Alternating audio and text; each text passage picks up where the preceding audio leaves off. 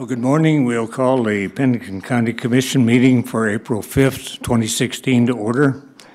We'll stand for a moment of silent reflection and the Pledge of Allegiance led by Commissioner Ron Buskerud.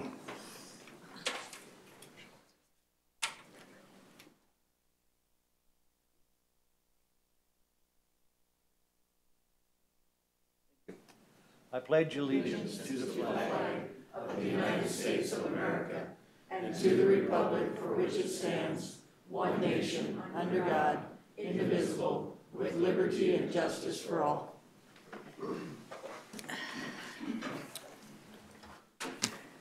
Thank you. The next order of business is the rendering of the oath of the County Board of Equalization, Circuit Judge Jeff Davis presiding.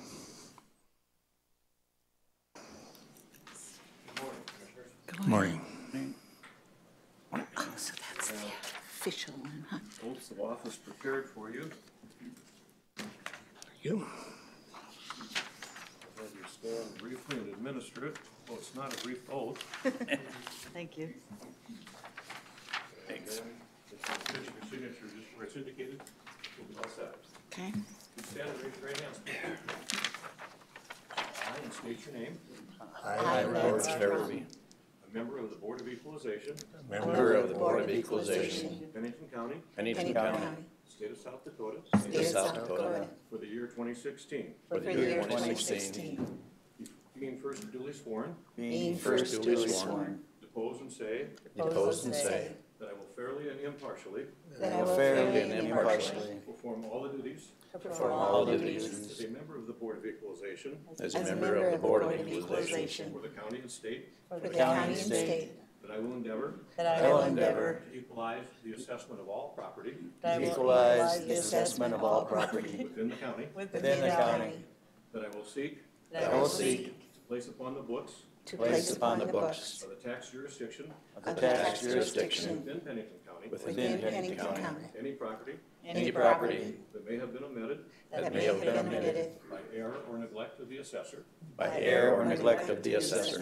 or the Board of Equalization. or the Board of Equalization. Equalization. I will faithfully and impartially I will faithfully and impartially perform all other acts perform all other acts enjoined on me by law enjoined on me by law to the end to the end that all assessments within the county That all assessments within the county may be complete and just, may be complete and just, equal as between property holders. equal as between property owners. Yeah, with these. There you go.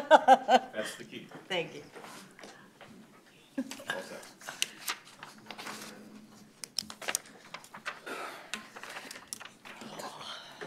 Thank you, Judge. Thank you. Obviously much more important than the president because it's much longer. Thank you, Judge Davis. You're welcome. Next item is to review and approve the agenda. Does anyone have any changes they wish to make to the agenda?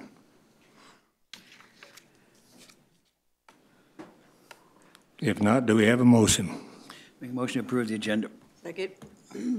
We have a motion and a second to approve the agenda. Any discussion on the motion? Hearing none, those in favor of the motion say aye. Aye. Aye. Opposed? Motion carried. Next item is the consent agenda. Good morning, Commissioners. Holly Hennies, Commission Office Manager. For public notice, the Board of Commissioners uses a consent agenda to act on non-controversial and routine items quickly. The consent agenda is acted upon by one motion and vote of the board. Items may be removed from the consent agenda and placed on the regular agenda at the request of a board member or a citizen. Today's consent agenda contains the following items: approval of the minutes of the regular meeting of March 15th, 2016, approval of the vouchers in the amount of $618,520.13. Number 8 is to schedule a public hearing at 9:15 a.m. on April 19th, 2016 for General Fund Budget Supplement SB 16-002 for the accumulated building fund budget. Number 9 is to declare surplus Bobcat skid steer asset number 05150 as surplus for the purpose of donation to the Central States Fair, Inc., as submitted by Buildings and Grounds. Number 10 is approval to send thank you cards to the state legislators representing Pennington County. Number 11 is to acknowledge the disinterment permit, number 1084338. Number 12 is to approve the permit to occupy the right-of-way for the Black Hills Back 40 mountain bike race as submitted by the Highway Department.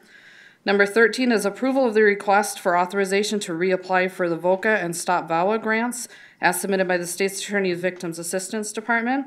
And finally, number 14 is the approval of the joint powers agreement for weed spraying services between South Dakota Department of Transportation and Pennington County as submitted by our Weed and Pest Director. Thank you, Holly. Does anyone wish any of the items on the consent agenda removed? Mr. Chair, Yes. I would request that number 7 be removed and put under consideration after item number 32. I'll second Any that. others? Mr. Chair, 10 and 12. 10 and 12. Whoops. Okay, 7, 10. Are there any other items on the consent agenda that anyone wishes to remove? If not, do we have a motion? Move approval of the consent calendar except for 7, 10, and 12. Second. Motion and a second. Discussion on the motion. Hearing none, those in favor of the motion say aye. Aye. Aye. Opposed? Motion carried. Item 7. It's been moved to, I wanted it moved to. Would you make that a separate motion? Okay, Mr. Chair, I would like to move item number 7, approval of the vouchers for consideration after item number 32 under committee reports. Is there a second to that motion? Second. A motion and a second. Discussion on the motion. Hearing none, those in favor of the motion say aye. Aye. Opposed? Motion carried. Item 10. Mr. Chair, I ask for number 10 to be removed because I will not personally sign cards for all the legislators. Okay. And the primary reason being is sales tax increase, and I don't recall how many of the 18 legislators that have part of Pennington County, how many have voted for the sales tax, but those folks, I would not sign a thank you card for them. Thank you. Move approval of number 10. Second. Motion and a second to approve item 10. Discussion on that motion. Mr. Chairman, Yes. I don't probably disagree with Commissioner Farabee, and he can do what he wants to do, but you can't judge a legislator by one item and one piece of legislation. You have to look at the entire program that they have voted for, and very seldom do any of us agree with everything that goes on in the legislature. But if you look at the majority of the bills that they got passed that are in favor of counties and gave us quite a bit of money, I don't think it's out of line. Any other comments? Okay, we have a motion and a second. All in favor of the motion say aye. Aye. Opposed? Aye. Motion carried with 1 no vote. Item 12. And Mr. Chair, I ask for that to be removed as like last year, I do not think because of liability they ought to be letting bike races out on public roads. Thank you. Any other comments? Do we have a motion? Mr. Chair, I move to approve the permit to occupy the right-of-way of the Black Hills, for the Black Hills Back 40 mountain bike race. Second. Motion and a second. Discussion on the motion. Hearing none, those in favor of the motion say aye. Aye. Opposed? Aye. Motion carried. Item 15.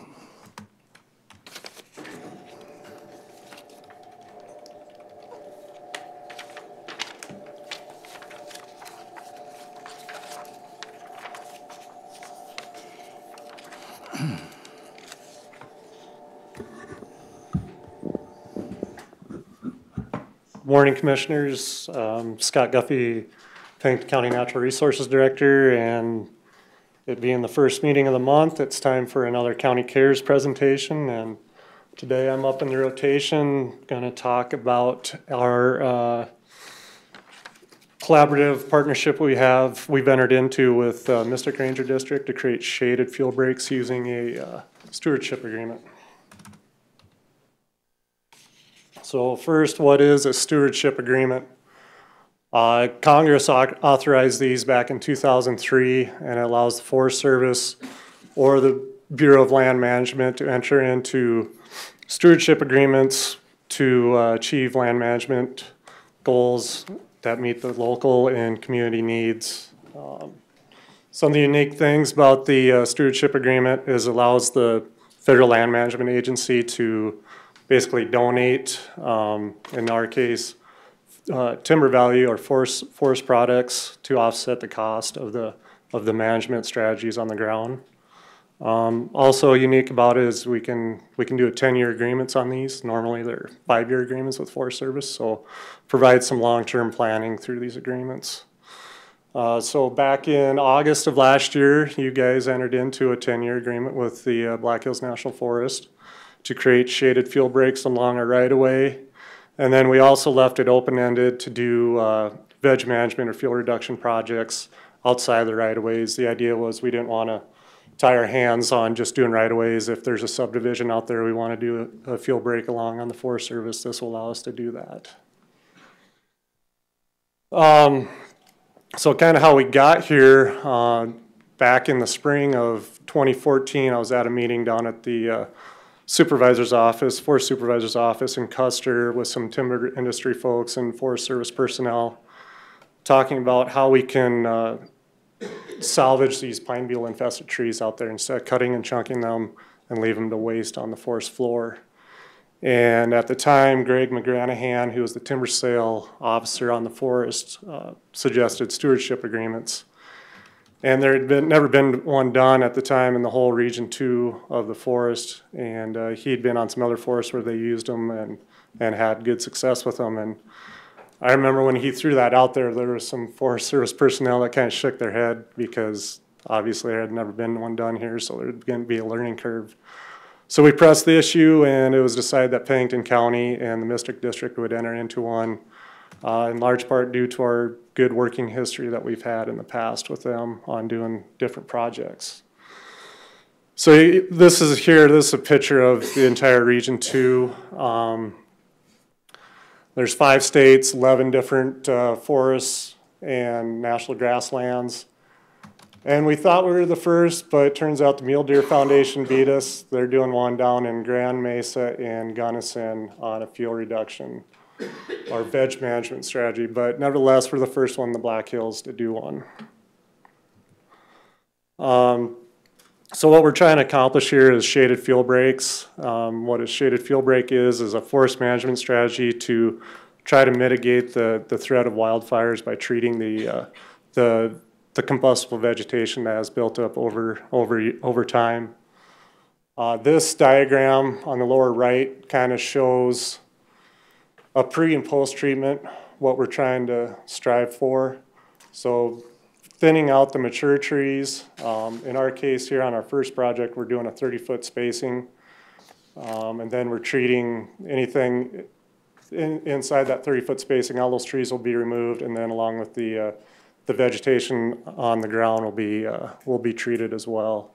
So you'll end up with a spaced out forest that's been thinned out. And what this will create for us and what it will benefit is one, provide a safe egress route coming out of the forest. So if there is an emergency event like a wildfire, emergency personnel doesn't have to worry about trees falling across the road or debris when they're trying to get people evacuated. Obviously a fire line, if a fire is moving through, it'll create a place where firefighters can defend that fire. It's going to make our tree stands along the road more mountain pine beetle resilient. By thinning them out, it's going to allow air to travel, and it's going to be less susceptible to mountain pine beetles. It's going to benefit the highway department by increasing snow and ice melt on road surfaces, so hopefully they don't have to use as much salt and sand. Open up that stand, allow the sunlight to melt off that snow. And then also increase the line of sight when you're driving down the road and hopefully prevent some wildlife vehicle collisions. So why do we need a shaded fuel break here? Well, if you haven't noticed, we're hopefully coming to an end of a nearly 2-decade-old mountain pine beetle epidemic in the Black Hills. You can see the graph there. This is just from the last 6 years, the totals, and why the last 6 years. In 2009 is when they started using the aerial photography to get a good grasp of number of acres impacted by the mountain pine beetle. But just in the last 6 years, you know, Pennington County's more than doubled any other county with 75,000 acres impacted. You add another 10 years to that, we're well over 100,000 acres. It's estimated the Black Hills as a total have 400 to 450,000 acres impacted of basically dead trees out there. Our first project area underneath the master agreement, so once you decide on a project area, you enter into what's called a supplemental participating agreement, or a SPA is what they call it. And it kind of narrows your project area focus, identifies the work and the budgets and stuff like that. The first area we picked, which is probably our worst road, is Idlewild Mountain Road, which lies to the south of Pactola Reservoir. It runs from Silver City on the west end over to just about to where Black Forest Inn is along 385 there. It's an 8-mile road. 3.2 miles of that road is county maintained. And what we're going to do here is create a 400-foot shaded fuel break along the right-of-way. So 200 feet from center on each side of the road is going to be treated.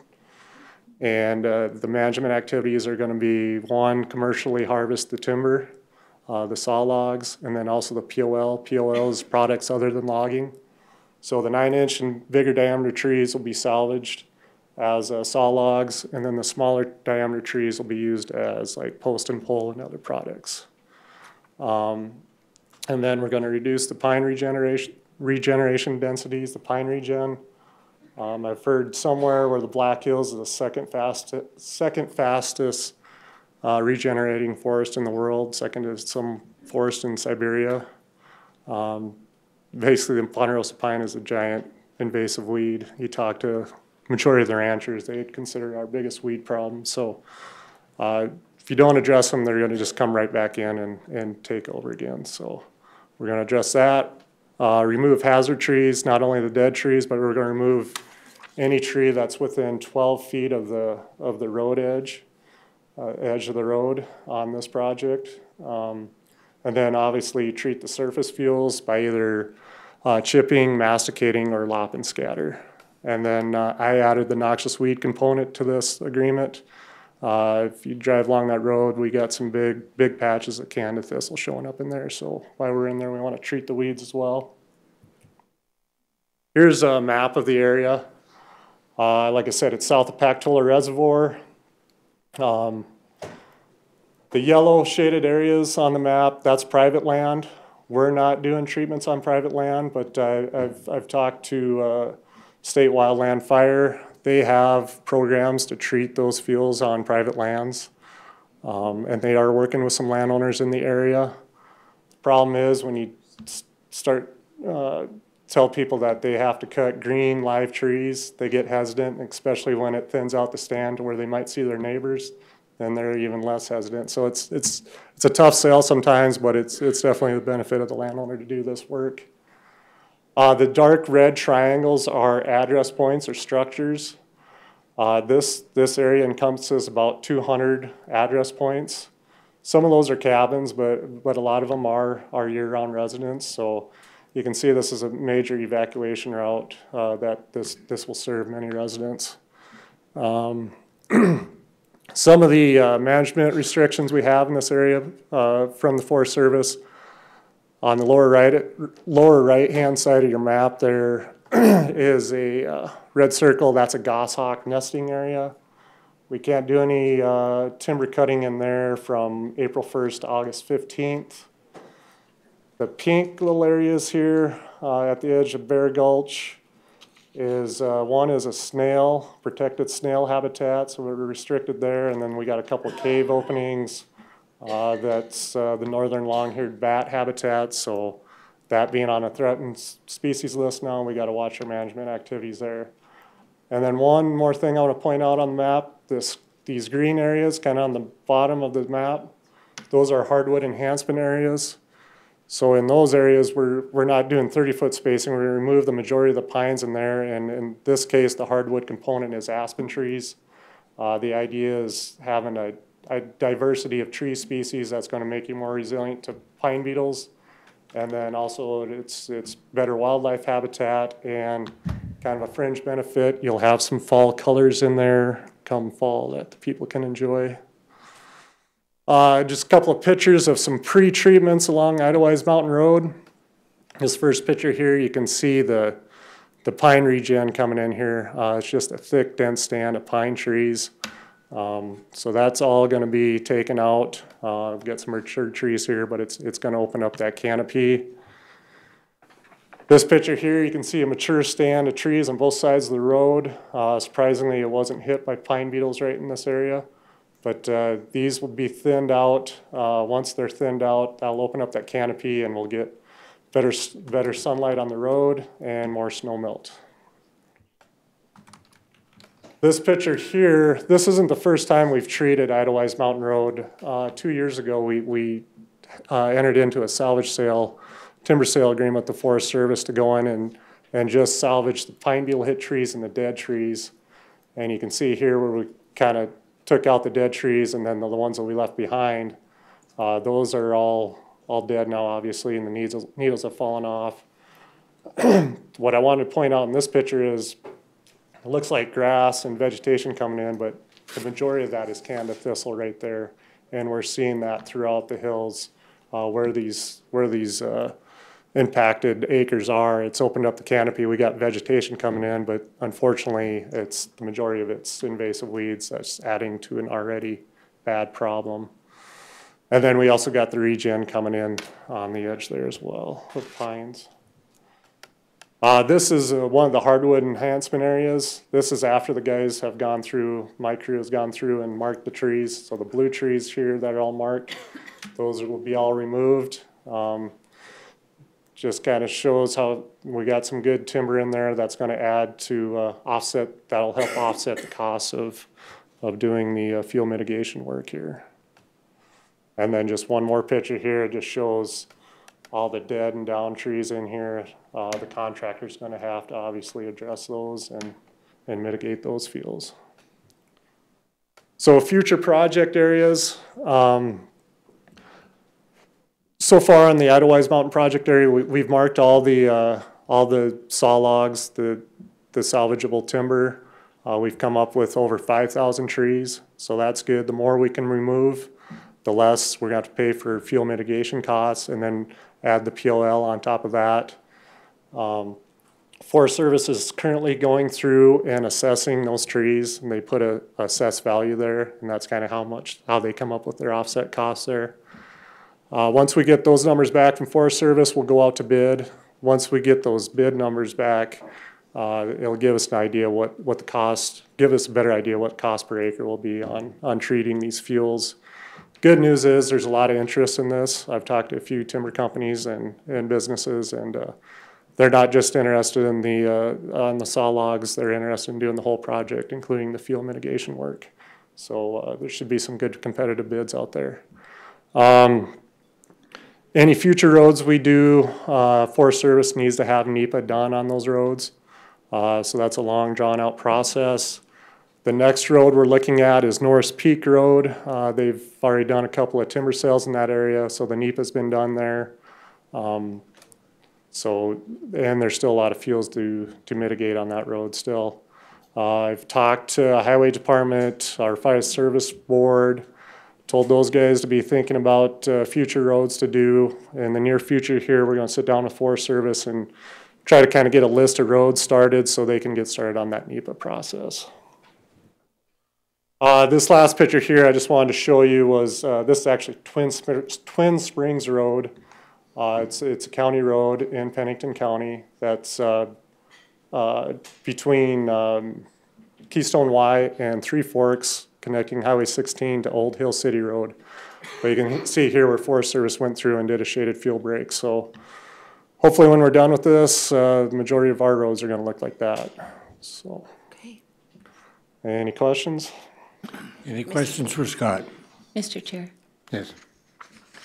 I just don't want to, I don't really have a question, but I just want the audience to understand that Scott's ways of thinking are out of the box.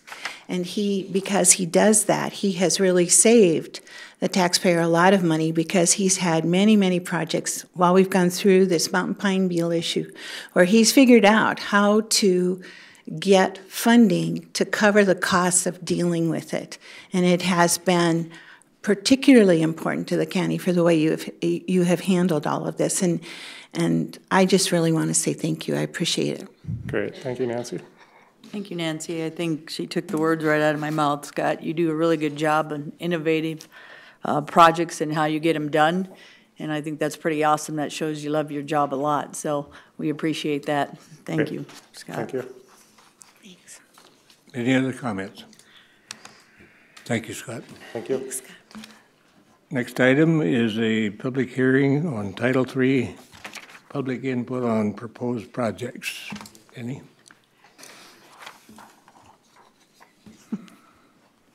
Good morning, Denny Gorton, Pennington County Fire Administrator. The Secure Rural Schools and Communities Act, which is generally known as Title III, which is funded by logging sales from the U.S. Forest Service. Pennington County's utilized those funds for probably 20-plus years, long time. The act requires the county to hold a public hearing. We have to put a notice in the newspaper. We did that on December 30th of 2015. Requires a 45-day comment period, and then the county commissioners have to hold a meeting in which they seek public input. That is today. The act is very specific about what it can and can't be used for.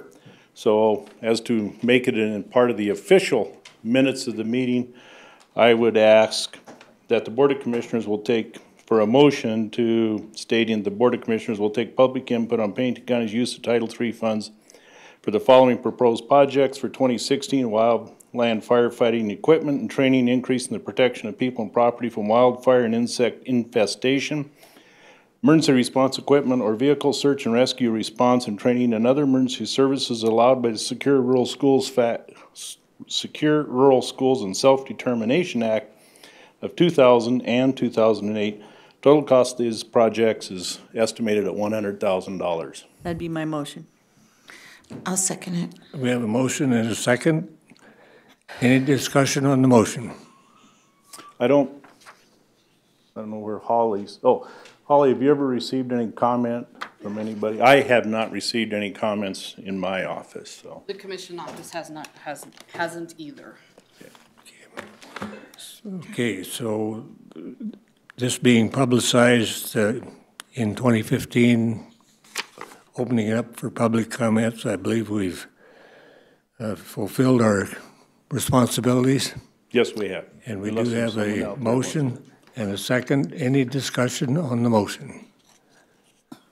If not, those in favor of the motion say aye. Aye. Aye. Opposed? Motion carried. Thank you very much. Thank you, Denny.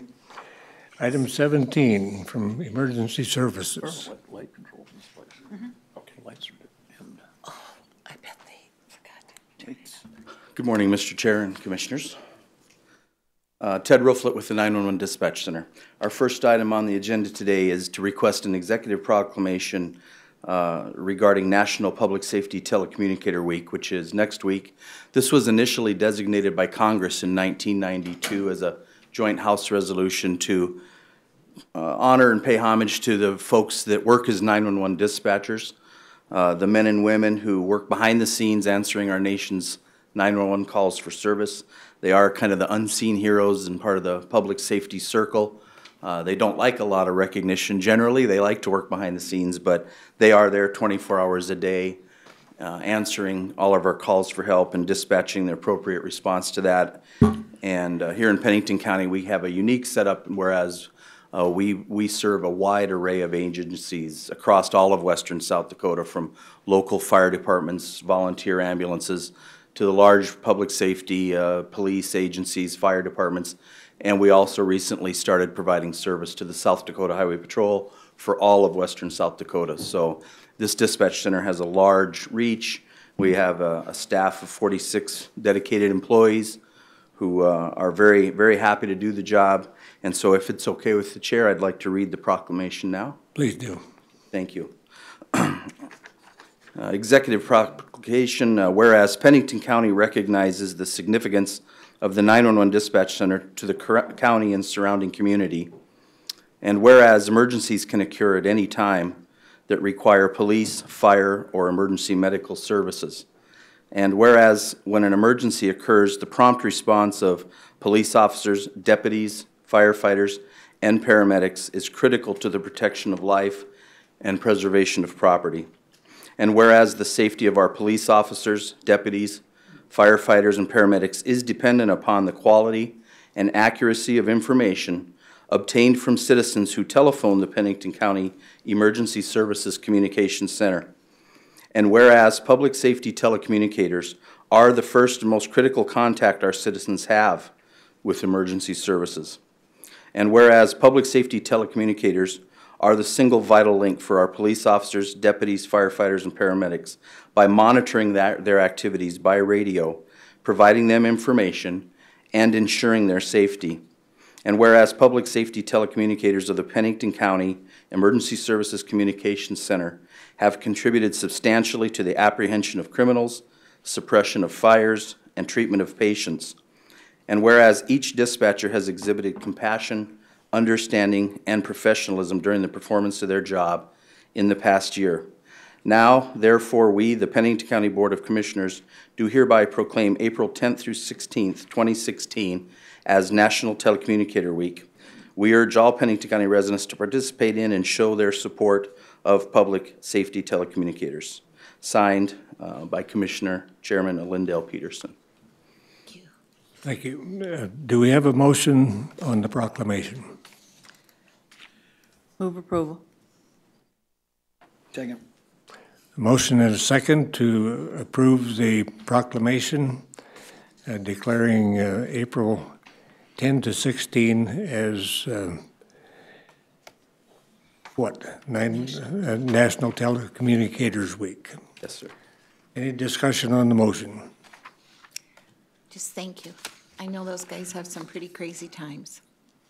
They deal with a lot of tough calls, but they also deal with a lot of happy calls. We deliver a lot of babies and reunite people with their lost pets and things like that. So there's a lot of good as well. Thank you, Ted, for bringing this forward. I truly believe they are a vital link to our emergency services and to our citizens. So I think it's a good way to show some gratitude for people that work hard at saving lives. So thank you. Thank you. Any other comments? We have a motion and a second. All in favor, say aye. Aye. Opposed? Motion carried. I will sign this and give it to you. Thank you, sir. You did. Share it with our staff. Thank you. And you have one more item, the public hearing on ordinance number 20. This is first reading. Yes, I do. First reading and public hearing of ordinance 20. This is an ordinance providing for an establishment and operation of a 911 system. This is a cleanup action, really, driven by legislative changes that occurred in the past. The past laws dealing with 911 surcharge required the county to have a lot of language in ordinance. The county commission previously would set the amount of the 911 surcharge and deal with a lot of disbursement issues. That was all relegated to the state and to a state 911 board in the past. And so what is now required to be in the county's ordinance is simply a statement that the county is establishing a 911 system, which is already in the ordinance, and then setting what the 911 service area is. So in our case, that is Pennington County, That is all that's needed in the ordinance anymore. So everything that was in there previously from 1990, there were several amendments that were made to this ordinance dealing with agreements with Ellsworth. Those have all been, are no longer needed or have been removed from the ordinance previously. The only other thing that will stay in the ordinance is some language dealing with physical addressing and addresses that was added back in '92 when we were doing rural addressing and giving all of the locations in the county a physical address rather than a mailing address for the purpose of enhanced 911. And we've worked with county planning, and they would ask that we leave that in this ordinance at this time, and at a future date, they may move that or ask to move that into a planning ordinance. But for now, it's proper to leave it in here. So again, this is just first reading and public hearing of the ordinance, and I'll stand for any questions if anybody has any. Any questions? Mr. Chair, I do have one. The violations and penalty section, is there authority for us to institute or enact that provision of the ordinance? Not in statute that I'm aware of. So then how do we enforce that? That was added to the ordinance originally, and There's separate authority in statute, 718A, I think it is, that authorizes a violation of a term of an ordinance to have a sanction of a fine and/or jail. Obviously, it's been a while since I've read it. I think the fine is $50. I think nowadays you can go up to $500. So obviously that was a fine dollar amount that was put in there quite a while ago. It's pretty small. But there's authority for any time you adopt an ordinance, you can add a sanction to the non-compliance to that ordinance, and that's found in Title 7, I think it's Chapter 718A. And Mr. Chair, I'd recommend that inclusion in the ordinance, the authority.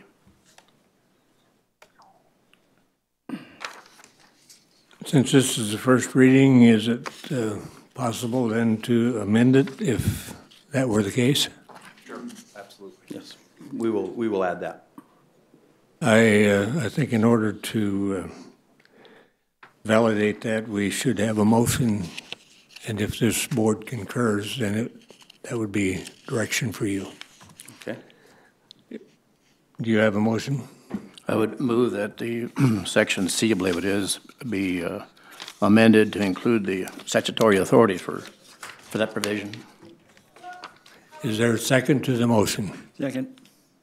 Motion and a second. Discussion on the motion.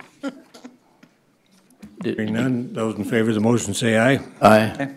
Opposed? Did you get it, Karen? Yeah. Okay. Sorry about that. Thank you. Thank you. So is the motion? We normally don't announce the next agenda item by turning off the lights, but we now present the county auditor of Pennington County. Lindell, what was the vote on the last? Yes, Were we changing it or not? Was there 2 yeses and 3 noes? No, Or has voted- everybody said yes? Did you vote yes? Well, Yeah. I made the Normally, motion. we vote to adopt the first reading. Okay, thank you. I move that we adopt the first reading of the ordinance. Second. So, okay. Okay, we have a motion to adopt The first reading. first reading. All in favor of that, say aye. Aye. Opposed? Motion carried. Now you're on. Thank you. Julie Pearson, Pennington County Auditor. Item 18A is a general fund budget supplement, SP 16001 for 9/15 public hearing. This is the time frame that we normally come in for supplements from extra cash technically available from unspent budgets from the year before or over-collected revenues, so we can get the reserve affected before we go into budgeting for 2017. And then only one in, separate from that is the mathematical error in the state's attorney's budget. We were doing some combining, and when the two worksheets got brought together, the subtotal wasn't including those lines, so even though they showed on the line items, they weren't included in the total, so we need to fund that entire budget. That's for $603,000, that's an estimate. So the motion needed, and I see our state's attorney, Mr. Vargo's here if you have any questions, which is detailed as these spreadsheets are. It's an easy mistake. I'm just glad I didn't do it. Because mine mistakes would be much bigger. This is the time for the public hearing for the general fund budgets, the state's attorney, mental health for $603,700, sheriff's budget for $113,321.03, the John Vakurovich grant $7,115.62, the Mountain Pine Beetle $62,773 from unassigned fund budget totaling $762,159.65, and from non-budgeted revenue received in 2016 totals $24,750. So, Ms. Julie, may I ask you a question? On over-collected revenue for this year and last year, what are you saying? We only have 24,000 in there at this point? Or what are you saying on the 24? No, the 24,000 is revenue that we've collected in 2016 that was not budgeted. Okay, so how much do we have in over-collected revenue at this point? From leftover from 2015, we did not have over-collected revenue. We had about 1.7 under-collected. So we carried that over into our No, there's no reserves? carryover on an under-collected. Okay, never mind. Yeah. Well, So- there really is no carryover for over-collected. That goes into our reserve. It goes into our So there's no reserve. such thing as a over-collected fund. We have to remember that. Yeah, it- When we do this, we are taking money out of reserves. I guess I was going there, Mr. Busker. Yeah. So at this point, we are taking from reserves of Technically, 700. yes. So what's that put our reserves at? Well, without the projections of what budget are, I think we're at about 18%. If I'm remembering correctly, that's in your budget direction. We're at In your- 18 now, and then we're taking out 762,000? No, I think it's about 18% with Yeah. this amount taken out. Okay, that's what I needed to know. Yeah, which is, it's lower than the 20% goal, but when you have under-collected revenues that we make, and we only made an estimate of collecting over our estimates of 0.5, but with an under-collection, then that's why we didn't close at the 20% projected. Thank you. Any other questions? Mr. Chair, for clarification, after the supplement would be 18% of Approximately. whatever number. So right now, we're 19 or 20%. Yes. Normally, you use that as a projection or a percentage calculation against the next year's budget, but we don't have one, so we're using it against 2016, which is where we need the money for. Mr. Chair, I move to approve the supplement for the Vakurovich Foundation, the sheriff, and pine beetle, weed and pest. And at this point, not the state's attorney.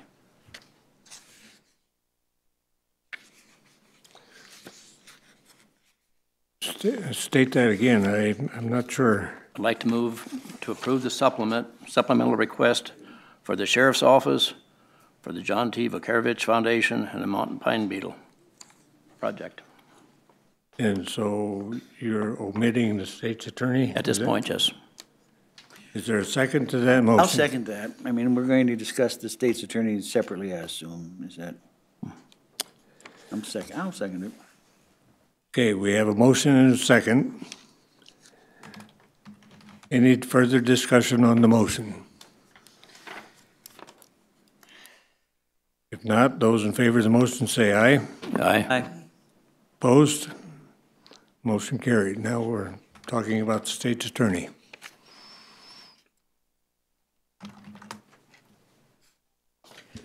Okay, so what happens if we decide we don't want to fund 603,000 for his budget? What happens if you don't have 222,000 for client liable, 300,000 for non-liable attorney legal? What happens to the state's attorney's district?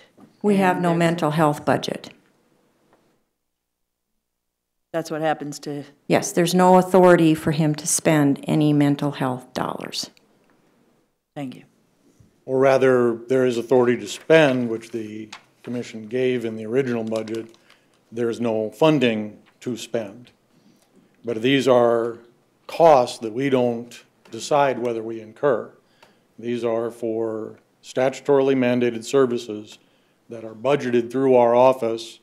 That's part of what happened here, is that the mental health budget existed separately. It became part of the state's attorney's office budget on a separate line item, and then it became part of the state's attorney's office as part of our general, when we consolidated budgets.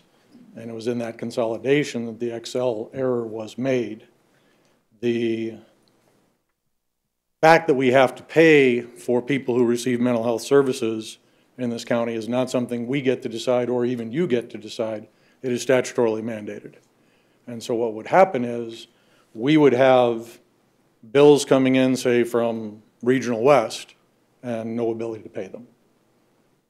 The line items were there. The board was given the individual line items on his budget presentation.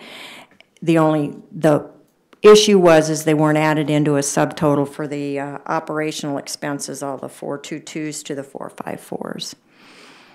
And that's because you also combined it with the state's attorneys, was the Yes. mental health, and that's why this year was the first year this happened.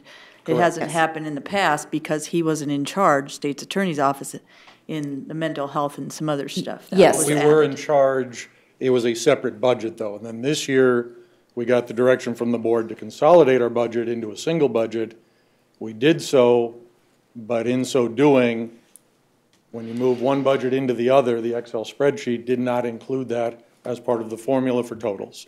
So the board saw all of these line items in making its decisions, but the number that the board saw at the bottom of the page was not correctly calculated. Ultimately, my office manager caught that fact shortly after the budget had been passed. That's when we advised the board back the end of last year that this existed. We thought it was advisable to wait until we knew how much money we were returning to the county from last year's budget, which ended up being a little over $229,000. And so that the board would have some idea of what its impact would be. But these are costs that the county is required to undertake. Mr. Chairman, Yes. what, the domestic abuse subsidy, is that wavy? That is, and that actually, I don't think belongs in here. Because that's not mandatory that we pay that. Correct. Since I voted against it at the time of the budget, I get one more shot at not paying it? You do, and as I said at that original budget, I believe that I can absorb it, and I would absorb it. Okay. Mr. Here, the entire 603.7 thousand is mental health, or there's other items? With the we'll throw it in there? exception of the last three items, they are entirely mental health. The storage and vehicle insurance were other items for which we had a similar situation. And then the domestic abuse subsidy was the last thing that had been discussed at the board meeting. So if the board removed that one, I would understand that part of it. The ones that we are statutorily required to do are the first four items in the memorandum that I sent you. $50,000 in attorney legal, $15,000 in board fees, $222,000 in client lienable, meaning we might have a chance at recouping some of those from the people who receive the services, and $300,000 in client non-lienable, meaning we're required to pay it, but we know that we're not getting it back. Mr. Chairman, Yes. since I might break a rule anyway, since the state's attorney graciously volunteered to make up the $10,000, I'm going to make a motion to grant the subsidy in $593,700. Second.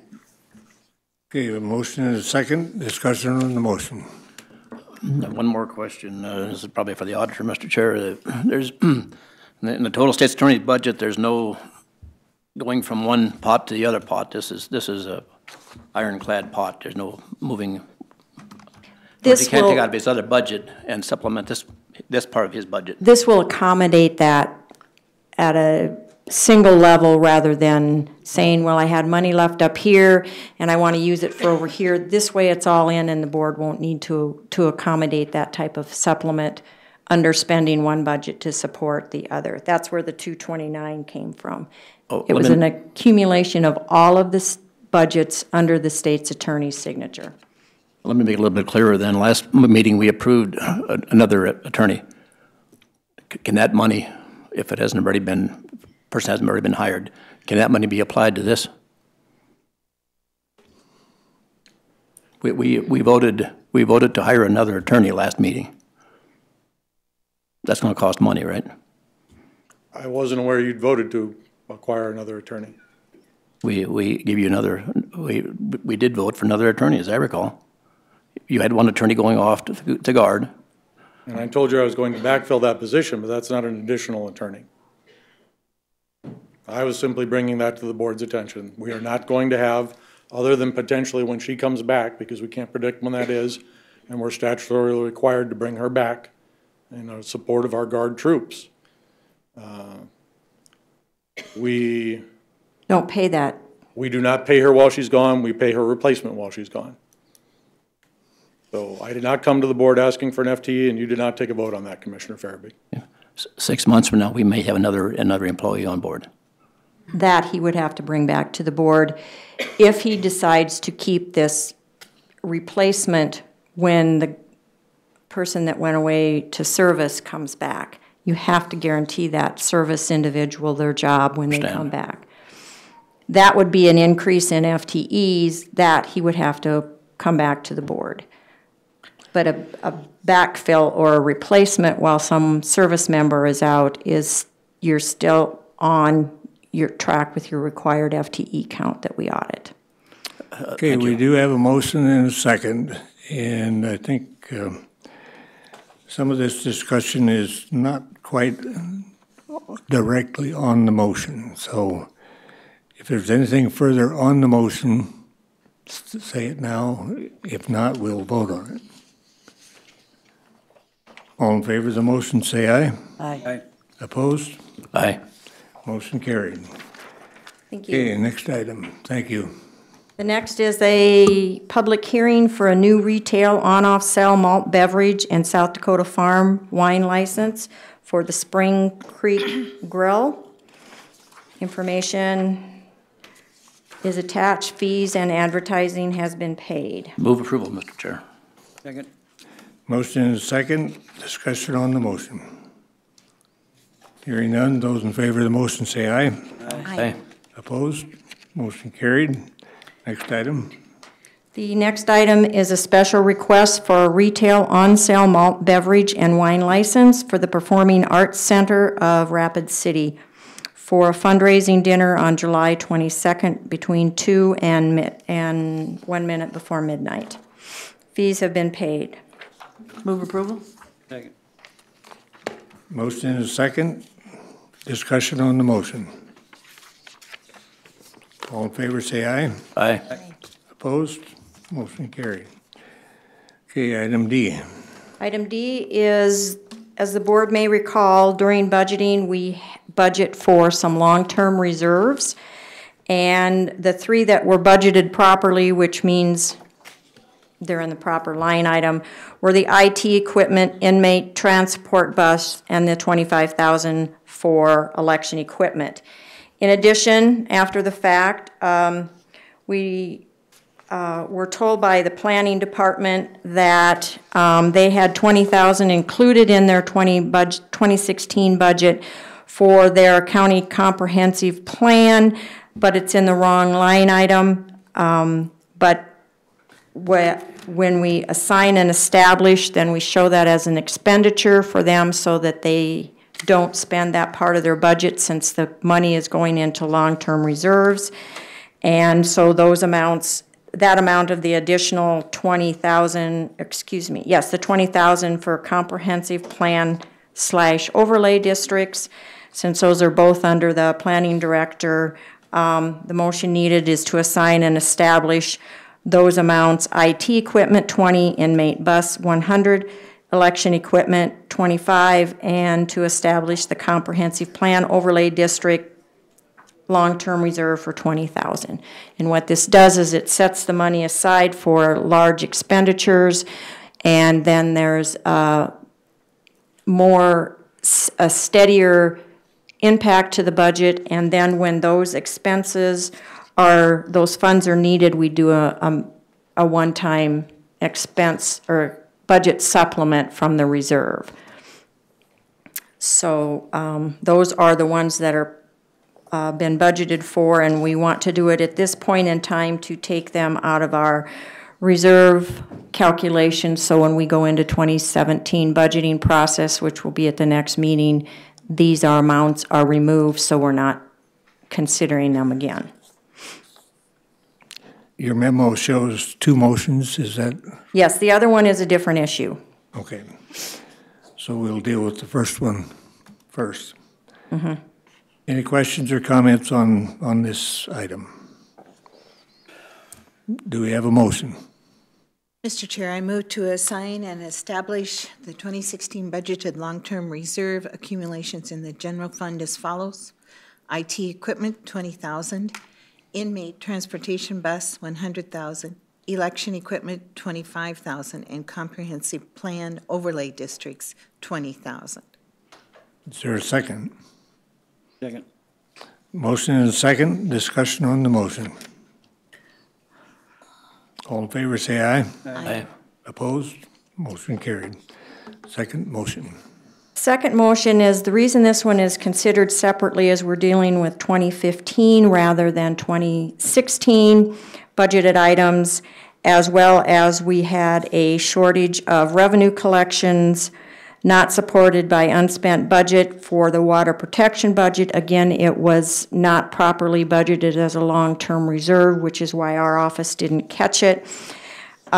So they had 30,000 budgeted. They had estimated revenues, yet they were under-collected. So the net result for the board is 25,756 to add to the comprehensive plan overlay district reserve.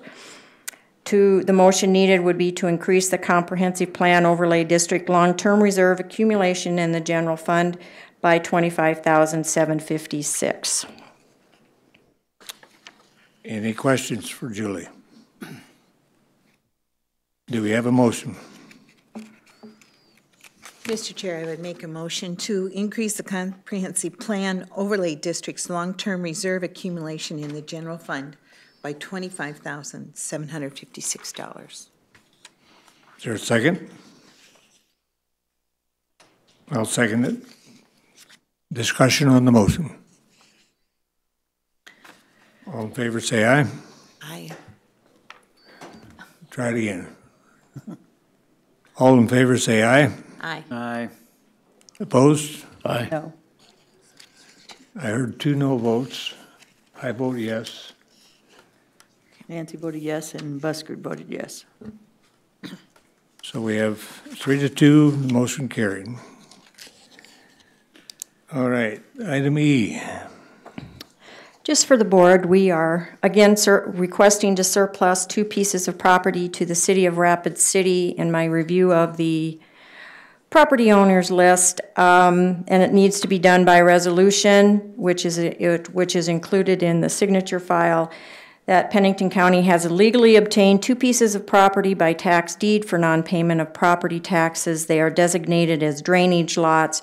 Therefore, according to the statute, if accepted by City Council, which they have done on their February 1st meeting. Move approval, Mr. Chair. Second. Motion and a second. Discussion on the motion. All in favor, say aye. Aye. Opposed? Motion carried. Item F. Same piece, same type of conveyance to Pennington County Housing. It's a 3.5-foot strip on, next to one of their pieces of property, and that they have acted. Approval, Mr. Chair. Second. Motion, is there a second? Yes. All in favor, say aye. Aye. Opposed? Motion carried. Ditto on Duffer Drive. Move approval, Mr. Chair, and before we vote though, what happened to Miller Road, or the other road? Have not heard back from them yet. Okay, They will have all road districts have to have their annual meeting and election the 1st of May, and I gave them up until that time to make that decision, so they didn't have to call a special meeting. how much tax will this get us? It won't, because road districts are a government entity also. Property tax though? Yes, road The- districts don't pay property tax on a road. Talk to you later. Move approval. Well, I thought we voted on it. Yeah, we voted. On Duffer? No. No, We no. haven't voted on Duffer yet. I think we're getting I think we to the said- point that the issue itself was not defined audibly. So the public and anyone watching the film later understands what we are moving approval on. Yeah. So would you state that, please? It's conveyance. Resolution to convey the Duffer Drive Road to the Duffer Drive Road District, as they have been maintaining it since their formation. Okay, we do have a motion and a second to approve that. All in favor, say aye. Aye. Opposed? Motion carried. Item H.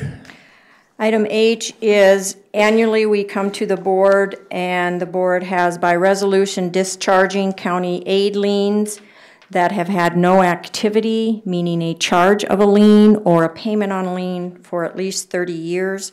That list is attached for the board. The resolution is in the signature, and it totals $431,431.38. Move approval. Second. Motion and a second. Discussion on the motion. Hearing none, those in favor of the motion say aye. Aye. Opposed? Motion carried. You set a record, Julie. Thank you. Thank you. Item 19.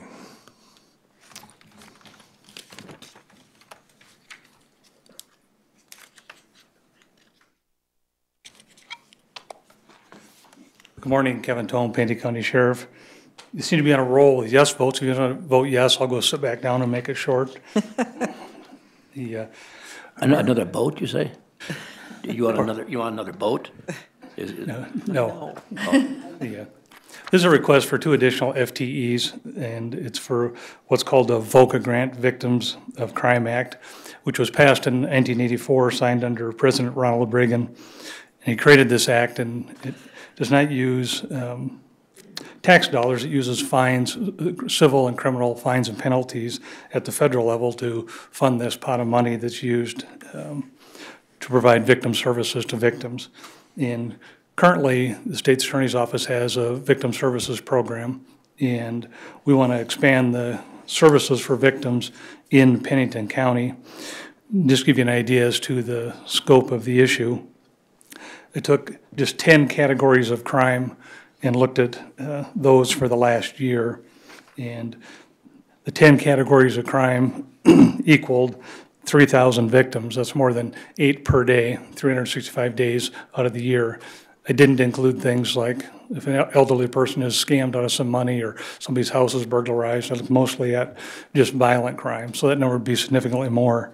And if you included that, these 2 victim services providers would be Sheriff's Office county employees, but they would be embedded in our joint investigations with the police department. So they would serve both police department investigators and Sheriff's Office investigators, freeing up investigative time for investigators to investigate the actual crime, the victim service advocate to work actually with the victim and their families of the crime at the time of the incident.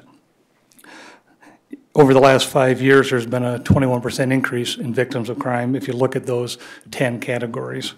And the police department had a study they did about a year ago with the University of South Dakota, And leading cause of victimization for Native American women was domestic violence, and that's included in here.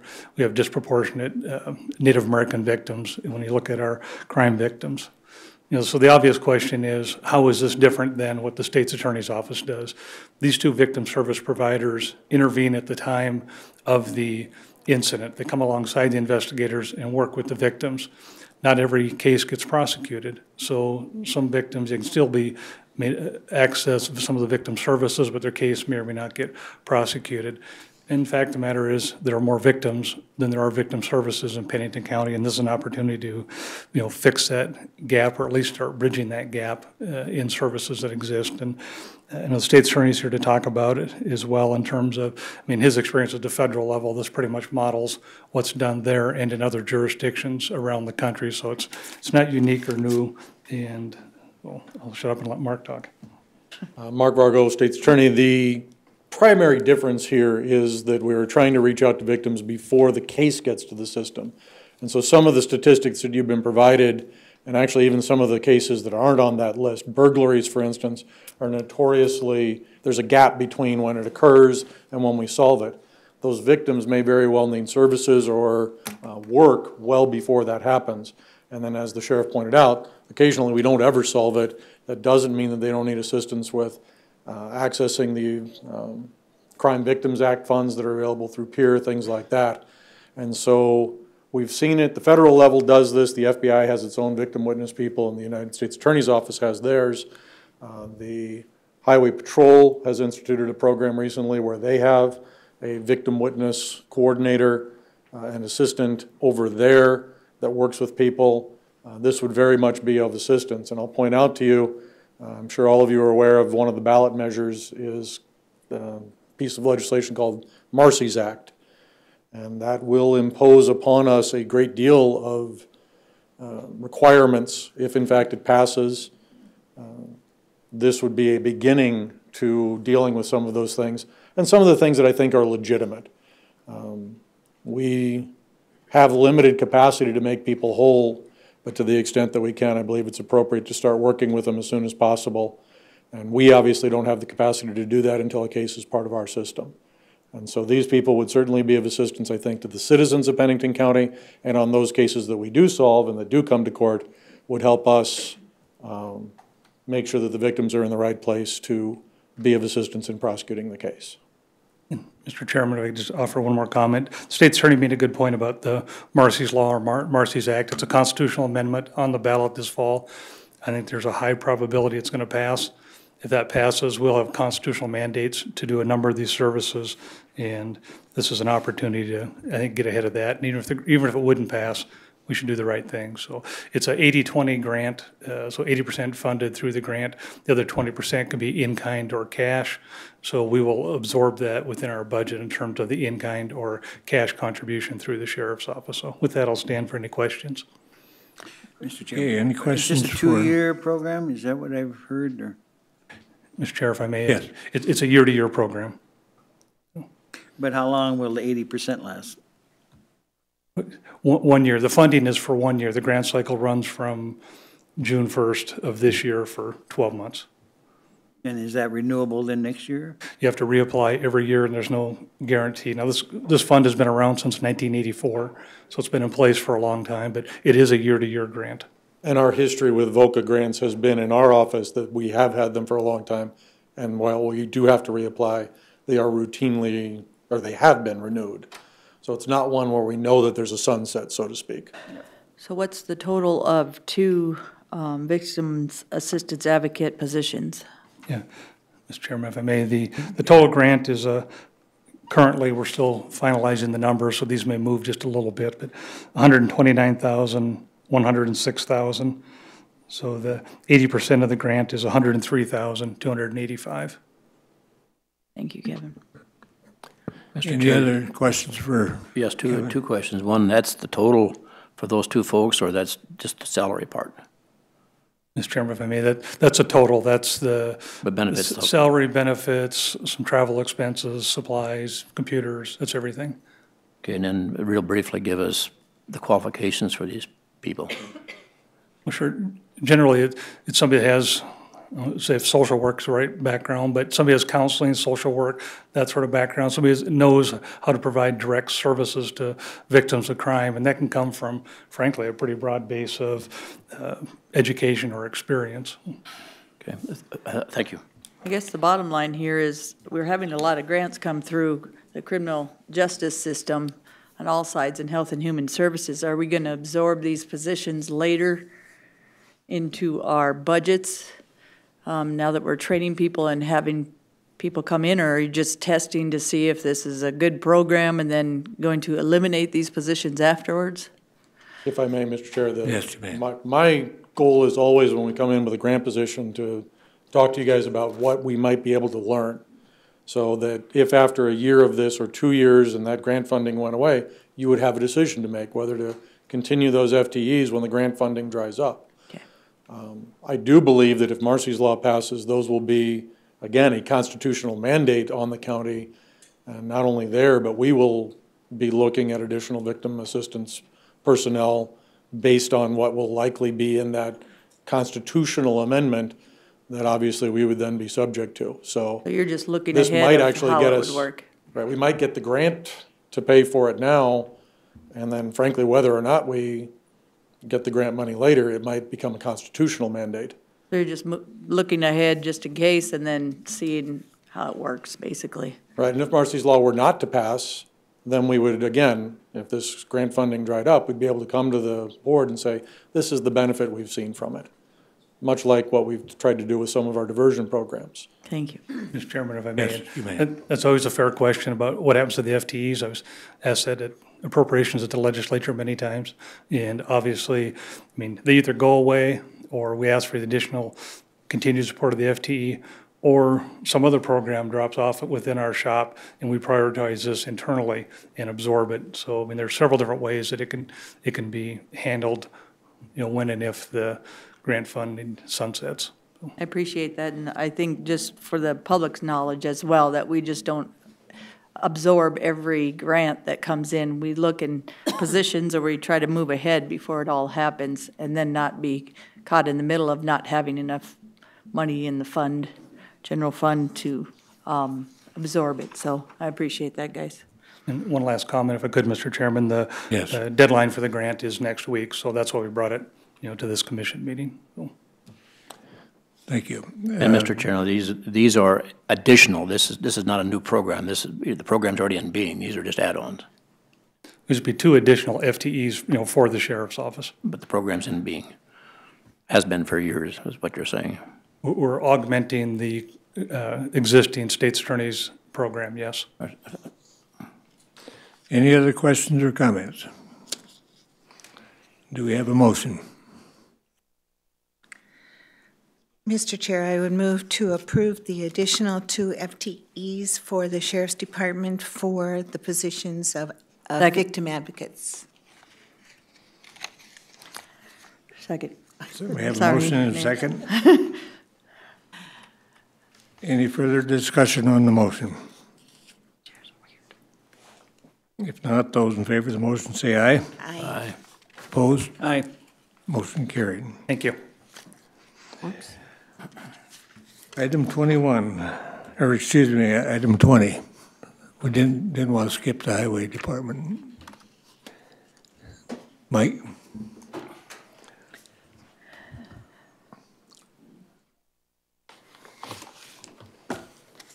Good morning.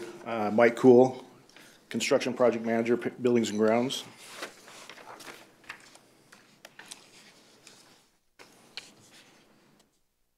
The item I have on the agenda is the highway shop design, highway office and shop design contract. This is a project that will relocate, provide a new fueling station and demolish the old one, construct a new office and shop facility, and include the demolition of the currently existing facility, and then all the associated site work with that. This project will be phased, and we'll determine how the phasing works as we work through the design process. Because of the location of the existing fueling station, of course, we have to get a new fueling station in place before we can demolish the other one, but we're trying to maximize the use of the site as much as possible and placement of the facility. Likely that will kind of impact the location. Well, they all will be tied together in regard to the location of the new fueling station, but the old fueling station plays a role in how the building is located. So we need to get that out of the way as well. We're expecting this design work to be complete and ready for bidding probably around the end of the summer. There could be a phased portion of this if there's a preliminary bid for the construction of the fueling station by itself. But completion overall of the project will be late 2017, maybe early 2018. Currently, the anticipated budget, construction budget for this project is about $5 million. We're looking at constructing a facility that will last 30 to 50 years. For this. The existing facility was completed in 1971, I think. So it's 40 years old, no longer meets the needs of the department. Some of the issues identified for that, well, one of the main driving issues relative to this project is water intrusion into the building and concerns about health risk associated with that. Currently, the building doesn't have enough square footage on the main level that we can have everybody on that level, so there are people in the basement. The basement leaks water. At times, they've had an inch of water standing down there trying to work. Chair, I'd like to make a motion to authorize the chair's signatures to the AIA document B101-2007 standard form of agreement between owner and architect dated March 21st, 2016. I don't know if the date is there, between Pennington County and Upper Deck Architects Incorporated for the professional services related to the design and construction of the project identified as the Pennington County Highway Department's facility for a lump sum fee of $447,000 plus reimbursable expenses. Is there a second? I'll second. Okay, we have a motion and a second. Discussion on the motion. Mr. Chair, I have a substitute motion, and I'd like to postpone this decision to go ahead with the architectural work until we sort out the impact of South Rochard Road. For those of you that don't know, the draft just came out here in the last week or so. And with that draft, that means that before long, we're going to have to make a decision on whether to pave that road or not. And two huge projects of this nature, I think we ought to let this one can wait a little while until we sort out the South Rochard Road thing. So a substitute motion is postponed. What specifically is your motion? To postpone this motion or this action until we get the South Rochard Road consequences sorted out. Second. There's second. Yep, second. Second to the motion. I just want to point out that this does have delaying this project has an impact in relative to when we get going with foundation work. So delaying potentially puts us into the middle of winter for doing foundation work. Well, Mr. Chairman, I hope it delays it until 2022, frankly, because we have more than one project, George. We have NAU too, that we got multi-million-dollar projects going. We don't need one more multi-million-dollar project. So Mike, how long? Not that it doesn't need it. It probably needs it. There's a Mr. lot Chair. of things that is needed that we can't afford. Mr. Chair, Okay. I just want to remind the commission that we have had these plans in effect for many years. We have been progressing one project at a time. We know what we're doing. We know that the fueling station has been in for a very long time, that there is a risk of it not properly functioning and spilling fuel oil into the ground. And if it does that, then we have a much more expensive kind of project to deal with. We know that we have problems with that building. We have had that for many years, long before we ever did the master plan and started working towards achieving the plan. So this is one of the very old, very long-needed kinds of projects. We have held off and tried to make sure that NAU would fit in, that we could do those, that we made sure the funding was available. We have done that. We are able to move forward with this. Okay, before we have any other comments, I believe the funding for this building has nothing to do with building a road. Correct. Right. Two separate funds. Correct. And to tie the two together, in my opinion, is misdirection. But we do have a motion and a second, a substitute motion in a second, and we're going to vote on that now. Mr. Chair, if I may, they may be earmarked two separate funds, but these folks are all one taxpayer. And we got to remember that we're the servants of the taxpayers. So yeah, you can earmark it over here or put it in this pen with the cows or this pen with the horses, but it's still all taxpayer money. So let's not proceed with some more spending until we see what South Rochford Road's going to do to us. Thank you. I just have one more comment, Mr. Chairman. That yes, I agree with Commissioner Troutman that this place out there probably needs a lot of work. It's probably even dangerous. But then we should have maybe, and not knocking the building committee, maybe their priorities were wrong. Maybe we should have done that before we did NAU. Well, the comment on the NEU project was not something that was, it was the needs that we're intending on putting within the NAU building were identified as needs, but the NAU building just happened to be an opportunity that we capitalized on. So it became available. We bought it for a very good price, and now we're trying to put it into use as soon as we can, and those are the things that we're currently working towards as well. And the problem is, guys, we keep putting things off and they cost us more and more. And that's why the building committee was formed before I got here, is because we kept putting it off. We've done it in Rapid City with water rates. We've done it with a lot of different things on capital costs, it looks like, in the county, and now we're trying to catch up. So at some point, there needs to be that change. And these guys have worked very hard on the numbers.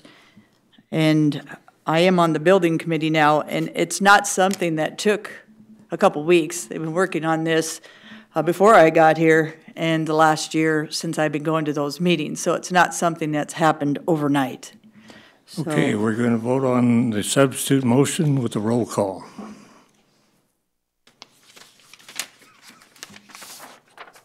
Buskerud? Yes. Farabee? Yes. Adcock? no. Troutman? No. Peterson? No. Motion failed. Back to the original motion. The authorization of the design services agreement, I move approval for the highway department. You already made the motion and it Okay, has sorry. been seconded. Thank you. And we will have a roll call on that as well. Buskerud? No. Farabee? No. Adcock? Aye. Troutman? Yes. Peterson? Yes, motion carried. Thank you, Mike. Thank you. Okay, item 21.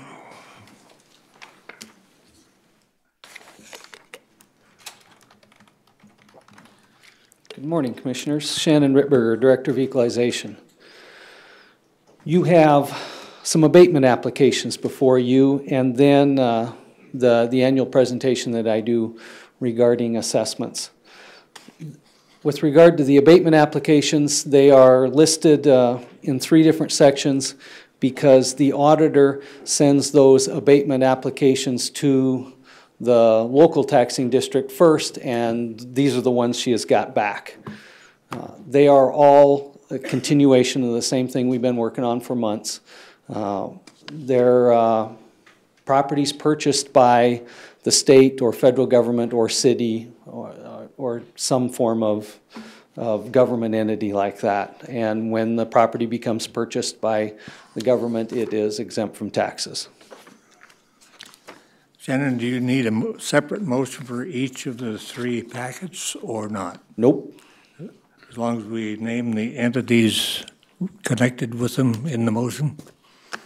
I don't know as if that matters. That would be her decision. I'll move approval of 1, 2, and 3, which would be Kanata Township Number 20, City of Box Elder, and City of Rapid City. Second. Okay, we have a motion and a second. Discussion on the motion. All in favor, say aye. Aye. Opposed? Motion carried. Item B. Mr. Chair, if I might, how long is this going to take for your presentation? 15 minutes, maybe more, depending on questions. Mr. Chair, can we defer this until we get done with the folks that are in the audience? I think we'll proceed with the agenda as presented. Okay, so I come before you every year and tell you something about our property assessment. This is more of the same thing. See if I can get slide work. Cool. All right. Our current assessment in Pennington County is now over $9 billion. We hit that this year. We added $242 million in new property to the tax roll this year. $242 million that wasn't there before. That is about 2.7% increase over last year. It's the same percentage increase for new growth that we had last year, more dollars, but the same percentage increase.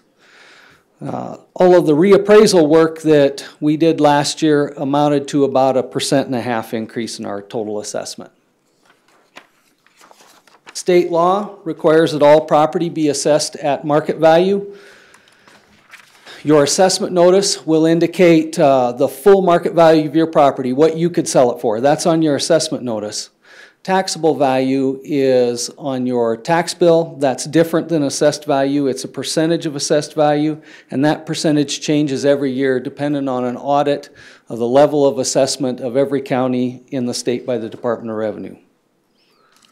I put together this to try and simplify an explanation of the difference between assessed value and taxable value. If you live in a house that you could sell for $100,000, you should expect your house to be assessed at $100,000. The taxable factor is applied to that. This year it'll be about 88%. Taxable value on your $100,000 assessment would be $88,000. Taxable value is multiplied times the levy, and that's where we get taxes. Assessed value is on your assessment notice. Taxable value is on your tax bill. The levy is multiplied against the taxable value. That taxable factor, that 88%, that's going to change every year depending on that audit by the Department of Revenue. If the closer our assessment is to market value, the greater that discount is down to taxable value. If our assessed value ever got below 85% of market value, the Department of Revenue would give us a factor over 1 to bring us up. The goal is taxable value will be 85% of market value. The office is called the Office of the Director of Equalization. That means, as far as equalization, that every property is assessed at market value. Not that every property changes at the same rate from one year to the next. And that's a comment we hear a lot in our office. The goal is to assess property at market value, not to change assessments at the same rate every year. An assessment change that changes every property at the same rate every year is a blanket change, and blanket assessment changes are wrong for 3 reasons. The first one is the most obvious. Properties experience physical change, adding or subtracting improvements, depreciation, remodel, all of that, and they're all affected differently by those. Real estate market reacts differently for different types of property in different locations. The most expensive homes in the county might have changed value more or less, at least differently than the cheapest homes in the county. The third reason, a blanket change in assessment would assume that every property was assessed at the exact same level of accuracy last year. And that is not correct, and that's why we plan reappraisal projects.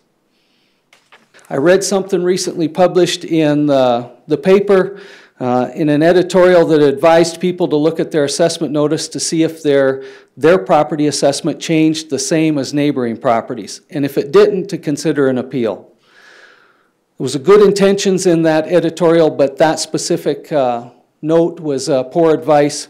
If your property is assessed more than what it's worth, you should appeal your assessment regardless of how much it changed last year. If your property wasn't assessed at full market value and all other properties in the county were, then you should expect yours to change at a different rate than all others. Every year, at the end of the year, we prioritize what neighborhoods to reappraise. We use statistical measures and recent sales to measure the accuracy of our assessed values in every neighborhood, and from that we decide which neighborhoods are most in need of a reappraisal inspection. Many neighborhoods in Pennington County have not been inspected for 20 years, some longer. We're starting to eliminate those. There's fewer of those today.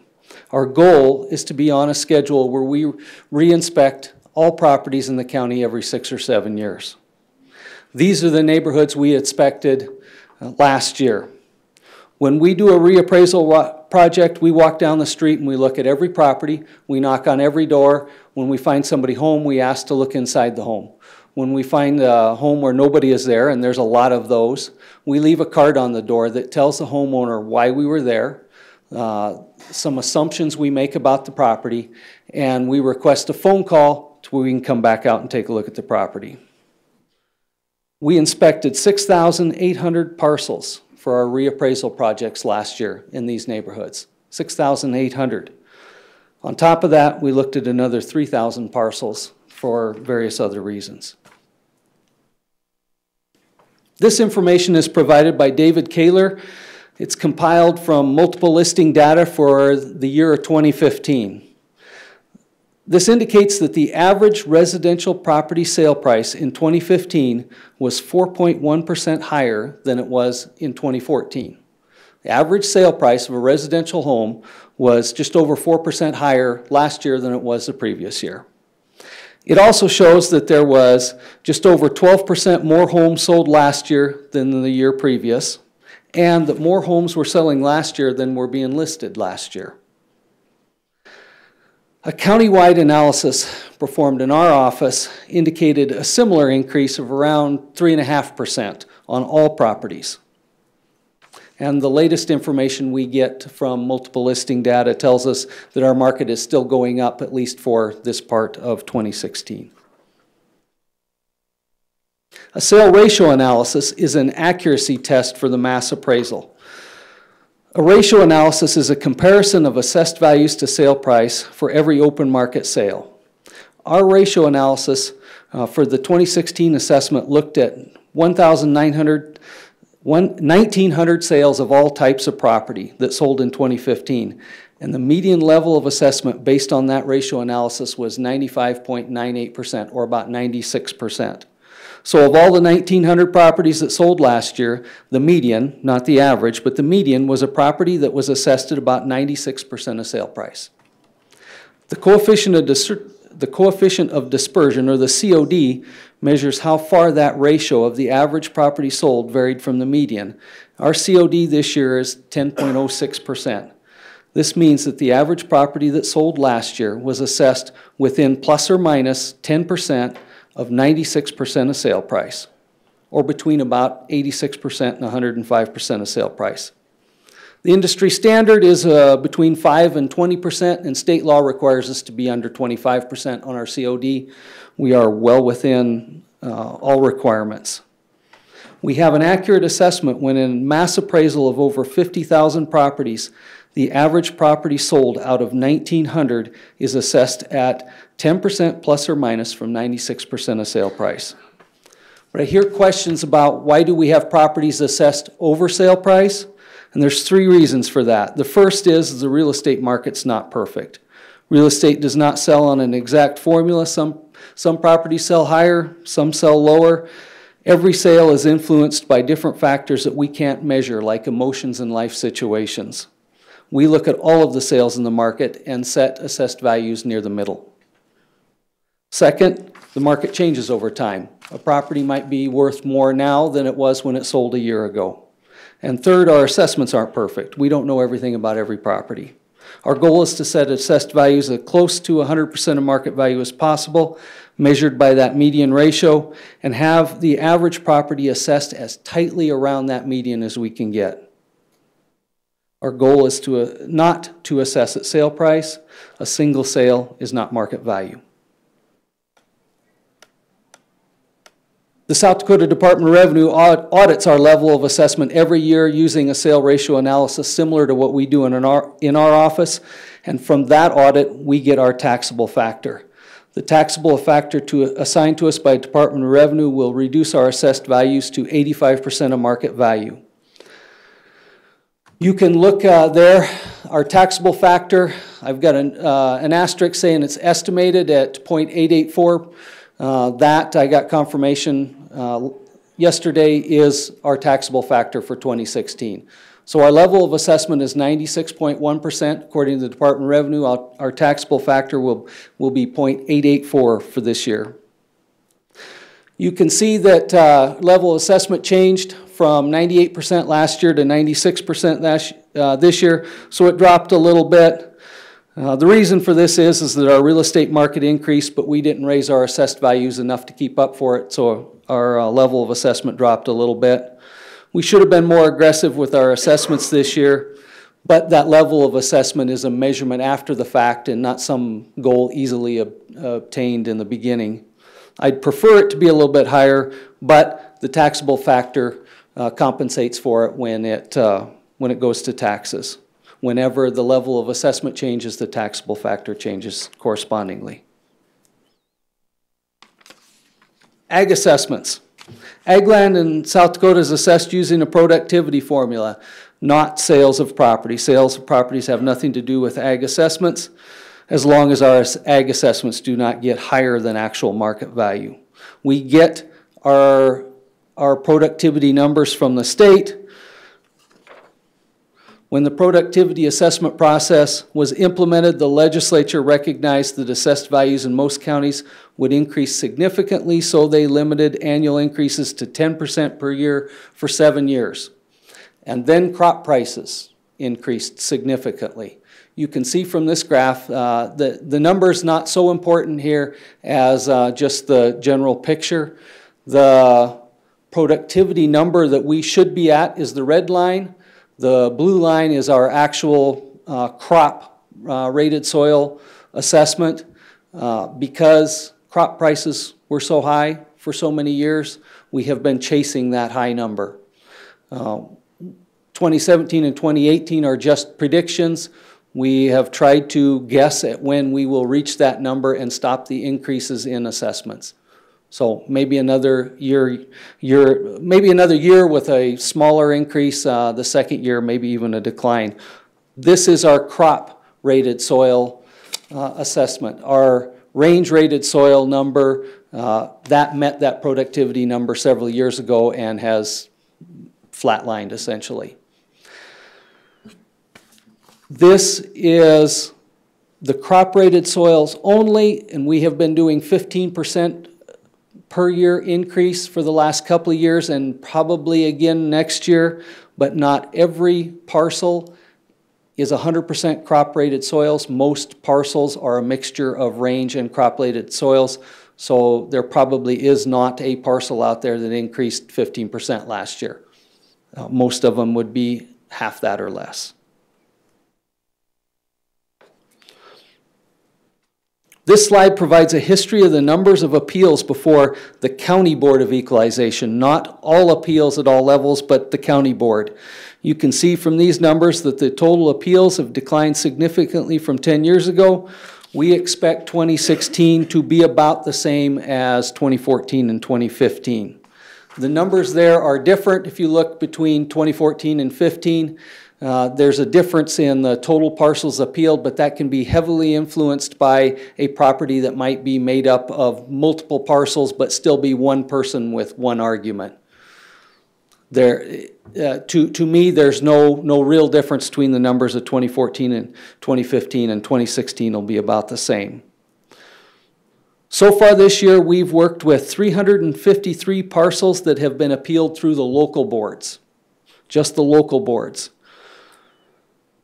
Total parcels appealed at the county boards and all local boards last year was just under 1,000 parcels at all levels of appeals last year. That number is less than 2% of all parcels in the county. And keep in mind that our office goes out and looks at properties, meets with property owners, double the number that actually appeal. So that 1,000 number, we always think that we're talking to twice as many, because there's a lot of people that have a question that don't actually appeal. We will never get to the point of 0 appeals, for good reason. Our assessment is not perfect on every property. There is always a property out there that we don't know something about. That appeal process is how that is fixed. The property owner appeals, we go look at the property, and we listen to their concern, and we learn something. So we will never get to 0 appeals. And that is it. Did I do it in less than 15 minutes? I wasn't timing you. You were so interesting, I didn't time you. Well, I like you. Thank you, Shannon. Thank you. Item 22.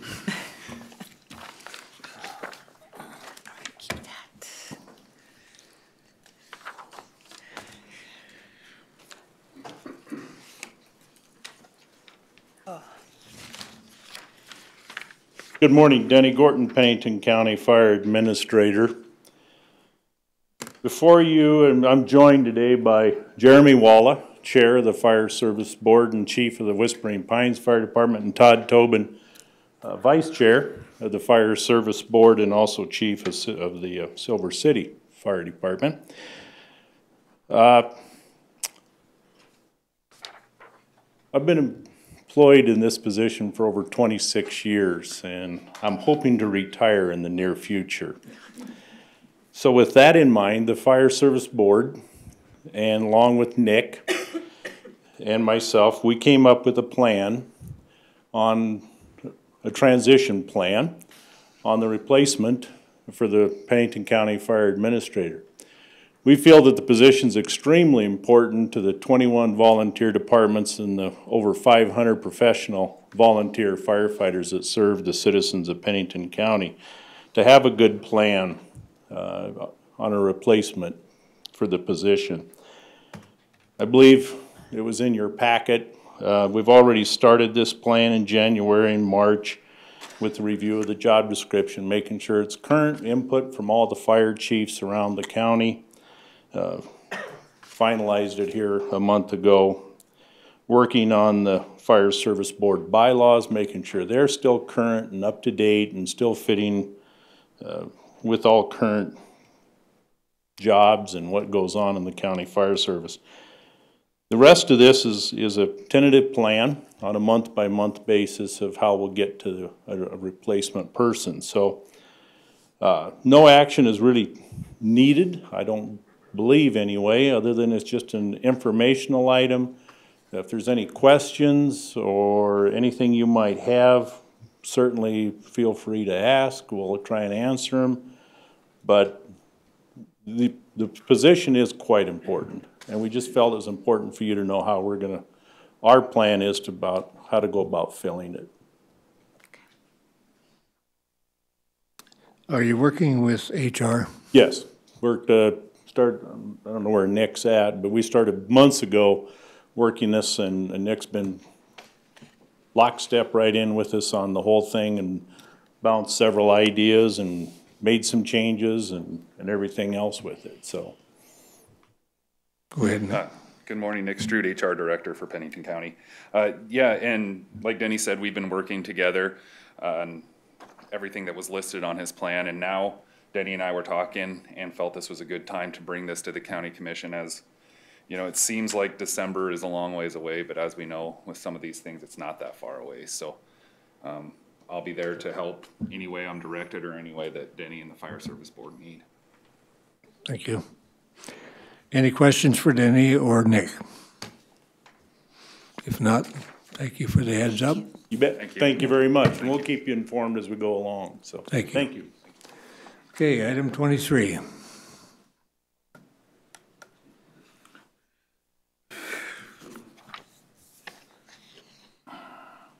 Good morning. Tom Wilsey, Highway Department. First item from Highway Department is resolution to delete structures 52, 530, 386 and 52, 638, 360 from the National Bridge Inventory System. Move approval, Mr. Chair. Second. We have a motion and a second. Discussion on the motion. All in favor, say aye. Aye. Opposed? Motion carried. Second item is a request for public hearing. We want to set a public hearing to revise the official Pennington County highway system. We are working with the City of Wall. They're going to take over 4th Avenue in the City of Wall. They have already acted on this and have approved moving forward with this. Move approval, Mr. Chair. Second. Okay, motion to approve and second, and just to make it known that am I correct, the public hearing will be? For us to get all the advertising done, it will be May 3rd at 9:30 a.m. Okay, thank you. Here at the commission meeting. Yeah. Okay. Have a motion and a second. All in favor of the motion, say aye. Aye. Opposed? Motion carried. Item C. Item C is costs and computations for application of magnesium chloride solution for year 2016. I have attached the computations with my request for how we come up with our dollars for application of magnesium chloride for dust control. We computed the cost to the county and set the cost for 2016 at $1.50 per foot. The cost includes some of the preparation costs for the application. We removed what we determined approximately what the cost for blading the road, as this is something we would do anyway. I have attached the computations for your review. This item was requested to be brought to the commission by Commissioner Farabee for discussion. Typically, it just gets done in-house in the highway department. I am asking if this is to your approval, I'd request a motion. If this is to your approval, I don't think there's a motion needed. If it is not, then I would ask direction from the board what you wish me to do. My interpretation would be, Tom, that if there was a change, we would need to change the dust abatement policy that was adopted in April of 2008? Yes, April of 2008. Okay. Any discussion? What do you think in-house that you believe that the mag water would make a difference and that you should change, or you believe the way it's working and how you've done it in the past is cost-effective, also works just as well as your mag water? I have been doing some research on our costs of everything. I have yet to determine if it's saving us any money. This is just dust abatement. Current policy is we don't do it, they have to pay, the landowner has to pay for it. For stabilization, it's a different thing. I'm still researching it, still trying to figure out what the costs are. So you agree with change, or you? I'm fine with the policy the way it is right now until I get better numbers. This is just as requested by landowners for dust abatement. Commissioner Farabee, you brought this forward. Do you have anything you want to add? And the main reason I brought it forward, it's that time of the year, and I've had several constituents already talk about mag water, and that was a good time to discuss the issue. And some things obviously can't quantify, and dust, how do you quantify that for the neighborhood? And most of the Magwater roads are in my district, and that's why I brought it forth for you folks to hear Tom talk about the costs. And One of the main things this year is, previous years, I believe, well, the policy says, price per linear foot to be determined by the county's annual bid price for dust suppressant and average labor and equipment cost to apply.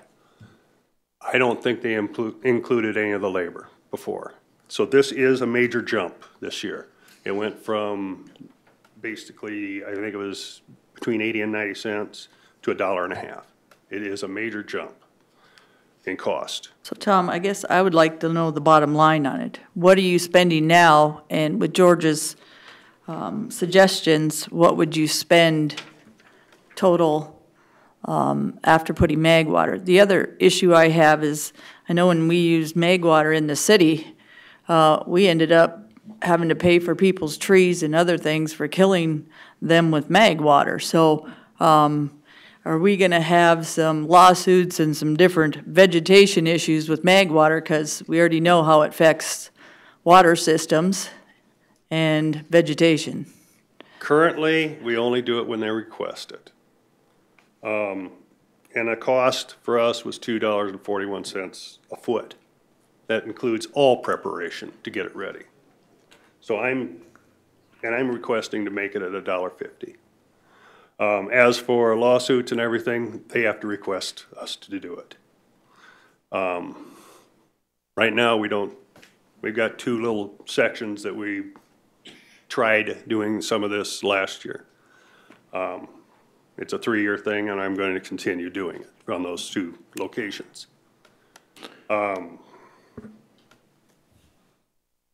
I will see if there's any cost savings for us. You're going to bring that back at next meeting, or? I can bring it back next meeting. Right now, I'm seeing no savings, but just, we don't have to be there as often. So we need to continue this till the next meeting. I am requesting that for the requested areas, as per our policy now, the $1.50 be approved per foot. I'd so move, Mr. Chair. Second. Motion and second. Discussion on the motion. And just be aware that the biggest single cost is for a short stretch of road is getting there and back, you know, to get the equipment and the people there. And that's why it's really tough to set a number for everybody. Yes. You know, where I live, would expect more, and if you're close to town, that's you know, a different matter. But anyway, we started the discussion, and I thank you for that. Okay, we have a motion and a second. Any further comments? All in favor, say aye. Aye. Opposed? Motion carried. Thank you, Tom. Commissioner, I would like to make a public announcement, if you would allow me to. Yes, sir. We have received the environmental assessment for South Rochford Road. We've received one copy. This copy this is for that. Don't read it. Trust me, I'm trying to read it myself. This copy will be at the County Highway Department for viewing, and you can download it off of the web at www.southrochfordroad.com. Also, for this environmental assessment, there will be a public meeting at Hill City High School on April 20th from 5 to 7 p.m. to discuss the project and the environmental assessment. Appreciate that And information. thank you, Tom. And if I might, Mr. Chair, I'd sure encourage all of us to attend that. It's after all these years, it's been roughly 5 years, as I recall, since this study was commissioned, and it's probably getting close to consequence time for us. And the consequence being a bunch of dollars. Okay, thank you, Tom. Item 24.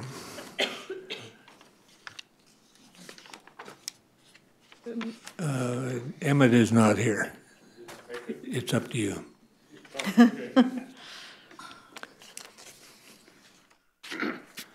Mark Schock, Pennington County Highway.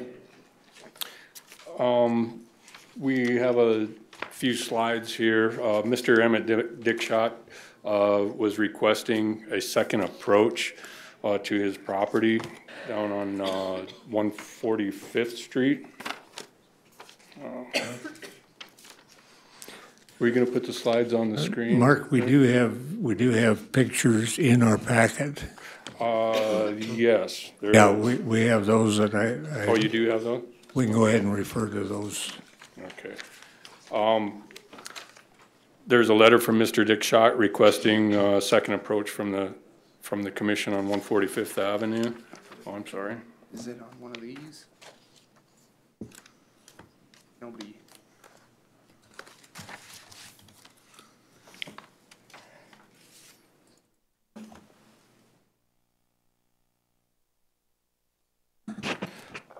Mr. Dick Schott submitted an application for a second approach on 145th Avenue. He did build constructed a calving barn and a set of corrals there. He's asking the commission's consideration to give him, he's requesting a second approach, which is in a variance basically from ordinance 14. 154th Avenue is a dead-end road there. I think there's about 4 or 5 residences on that road, which most, if not all, are part of the Dick Schott family, was my understanding. We don't have the pictures, I guess it appears here, but this second approach looks like it's in a safe location as far as sight distance goes.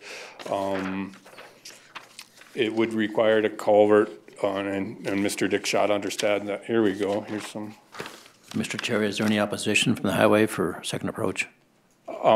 Pardon? Is there any opposition for a second approach? Yes, there is an application. Is there any opposition? Oh, Are you opposed to the second approach? No. I guess the highway department would not be opposed to it. It seems like it's in a safe location and sight distance is good. Mr. Chair, I move approval. Second.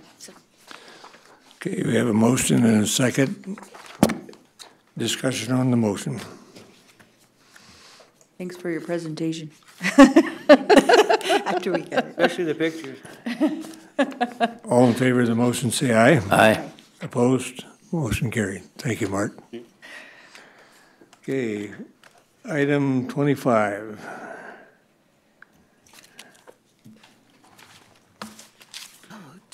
See, first reading and public hearing on ordinance 663.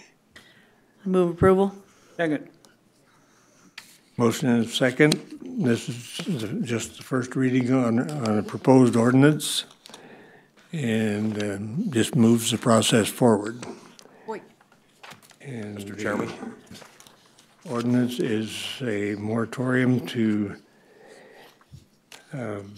deal with mining and mine permits, construction permits and mine permits. Mr. Chairman? Yes. The way this would be is, in my opinion, I guess, is that this is an emergency ordinance. So today, if you approved it, it would take effect immediately today. There would not be a second reading. Okay, so it wouldn't be a second reading. And did the maker of the motion understand that? Yes. Yes. Okay, so discussion on the motion. Mr. Chair, as I said last meeting, I don't think this comports or is consistent with the law. We have planning and zoning, we have comprehensive plan, and the way I read the statute is that this is a temporary measure if you don't have a comprehensive plan, which we do have. So I'll vote no again, of course. Any other comments? We have a motion and a second. All in favor of the motion, say aye. Aye. Aye. Opposed? Aye. Motion carried. Item 26. This is ordinance 664, temporary relative to alternative energy. Who brought Move this? approval. Second. Motion and a second to approve. Discussion on that motion. Same discussion as previous, Mr. Chair. And for everybody out there, it's a 6-month moratorium on the issuance of new permits or approval of land uses for proposed alternative energy systems, including wind energy systems, and I guess that's it. Wind and light. Okay. Moratorium on approving any new wind energy farms is basically what it is, for 6 months. Okay, we have a motion and a second. Wind and solar. Any further discussion? Sorry.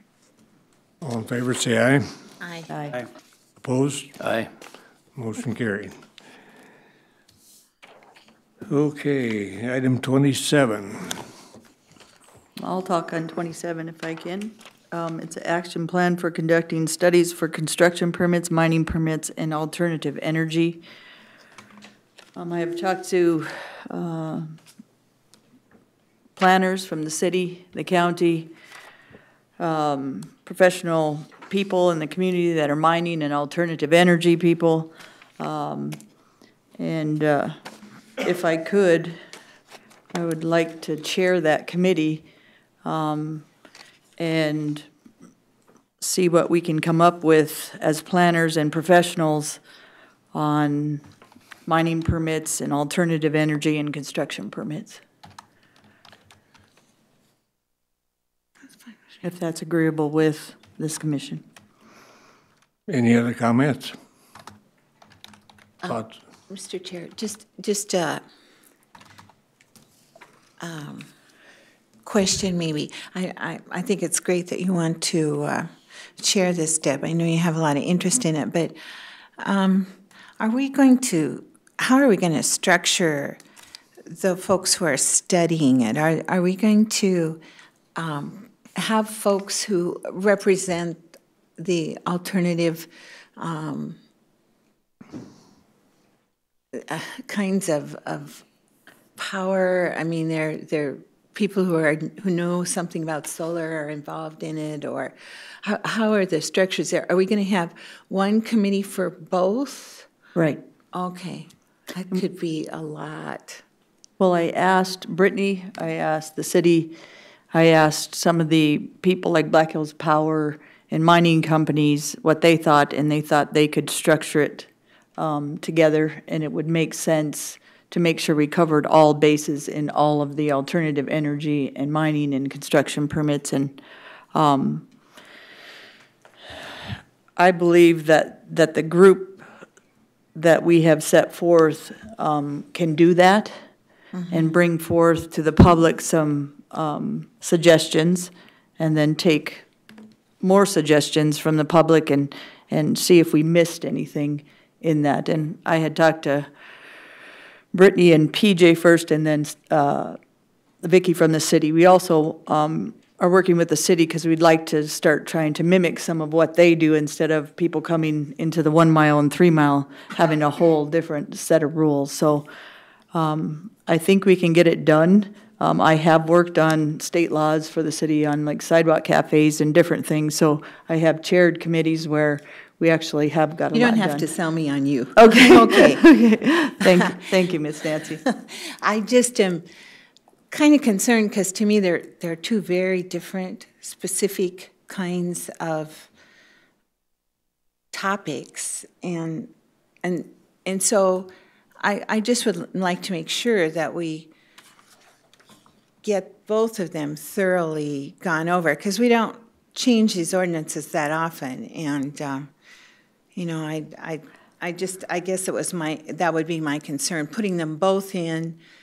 You can chair both of them if we did two committees, but I just am a little worried because they are very diverse in purpose, and so I would just like to bring that up.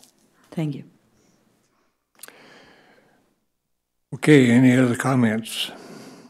To move this forward, then do we have to have a motion to do that, or do we have to bring that to the next meeting of who we want on this? I mean, or can we just start doing this committee and? I'm going to make a motion to appoint Deb to be the chairman of a committee to take a look at the construction permits, mining permits, alternative energy, possible ordinances for Pennington County, and to bring back a list of who she wants on that committee at the next meeting. Is there a second? I'll second it. Okay, we have a motion and a second. Thank you. Discussion on the motion. Mr. Chair, where's our planning commission in all this? They will be in it. Shouldn't they be the one driving the train? There'll be help driving the train with a couple of them, but they won't drive the train, George. I don't see the difference. Their suggestions are part of this. I kind of agree with Commissioner Farabee that perhaps at least the chairman and 1 or 2 members from the planning commission should be on it. And we actually talked about that, and I apologize. We did say that when we had discussions with Brittany and PJ, so I apologize for not adding them to it. Okay, we have a motion and a second. Any further discussion? All in favor of the motion, say aye. Aye. Opposed? Aye. Motion carried. Okay, we're on item 28, and this issue has been before us for some time. I think started back in February with the granting of a construction permit through the Planning and Zoning Commission, and brought forward to the County Commission. It has been appealed. The decision has been appealed and been continued through March. And essentially, at this point, we are prepared to hear from the South Dakota Department of Environment and Natural Resources. Their ability to be here previously didn't match up with their schedule, so we're very appreciative of them coming now. And I will turn this over to Kelly. Good morning, Mr. Chairman, members of the Commission. I appreciate the opportunity to be here today to answer your questions. In the invitation that we received from the Commission, there were a number of different issues that you raised. So we wanted to be sure that we had the right people here today to answer the questions and address any issues that you had. So if I may, I'd like to introduce the people that we brought today. Got Brian Gustafson. Brian is the administrator of our air quality program. He's here today to answer any questions you might have about our air quality program and our permitting processes related to that. We also have Mark Mayer. Mark is the administrator of our drinking water program. He's here to answer any questions about how we regulate drinking water in South Dakota and any concerns you might have related to drinking water. We have Tom Klein. Tom is here representing our minerals and mining program and will answer any questions that you have about the processes involved with the permitting that DENR does for sand and gravel type operations.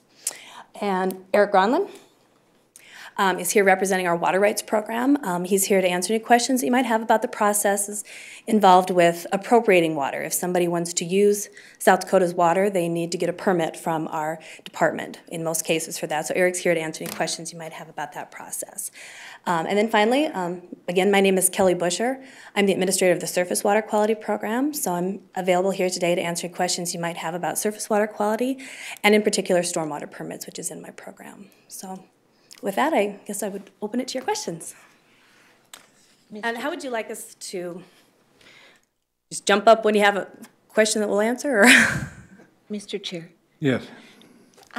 For me, could I maybe offer a suggestion? I think it's really important for me to understand how a mining permit is issued, what the process is, you know, what the two, I understand there are two different kinds. Mm-hmm. Maybe I'm wrong, but I would like to understand how that works from the outset, because that could explain to me a lot of my other concerns. Yeah, that sounds like a great way to begin framing our discussion. So I guess, Tom, I'll turn it over to you. State your name so that folks looking at the film later can. My name is Thomas Klein with the South Dakota Department of Environment and Natural Resources, specifically the Construction Aggregate Mine License Program. I did not present or bring a presentation. I would address any questions you guys have in regards to your mine license or mine permit questions. Mr. Chair, I do have questions. Yes, you go ahead. So when a company comes to you and asks for a mining permit for aggregate, what is the process? We better start with the definition. when you're dealing with construction aggregate, state law 45-6, we call it a mine license. This was a law set forth in 1983. That time it was decided that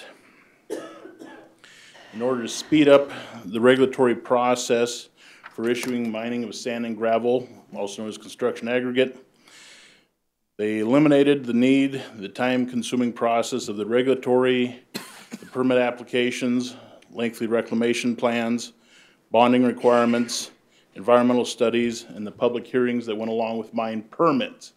That really kind of dealt with the gold mining, large-scale mining operations. The sand and gravel portion of that, they streamlined it into a mine license. Under that mine license, one of the requirements is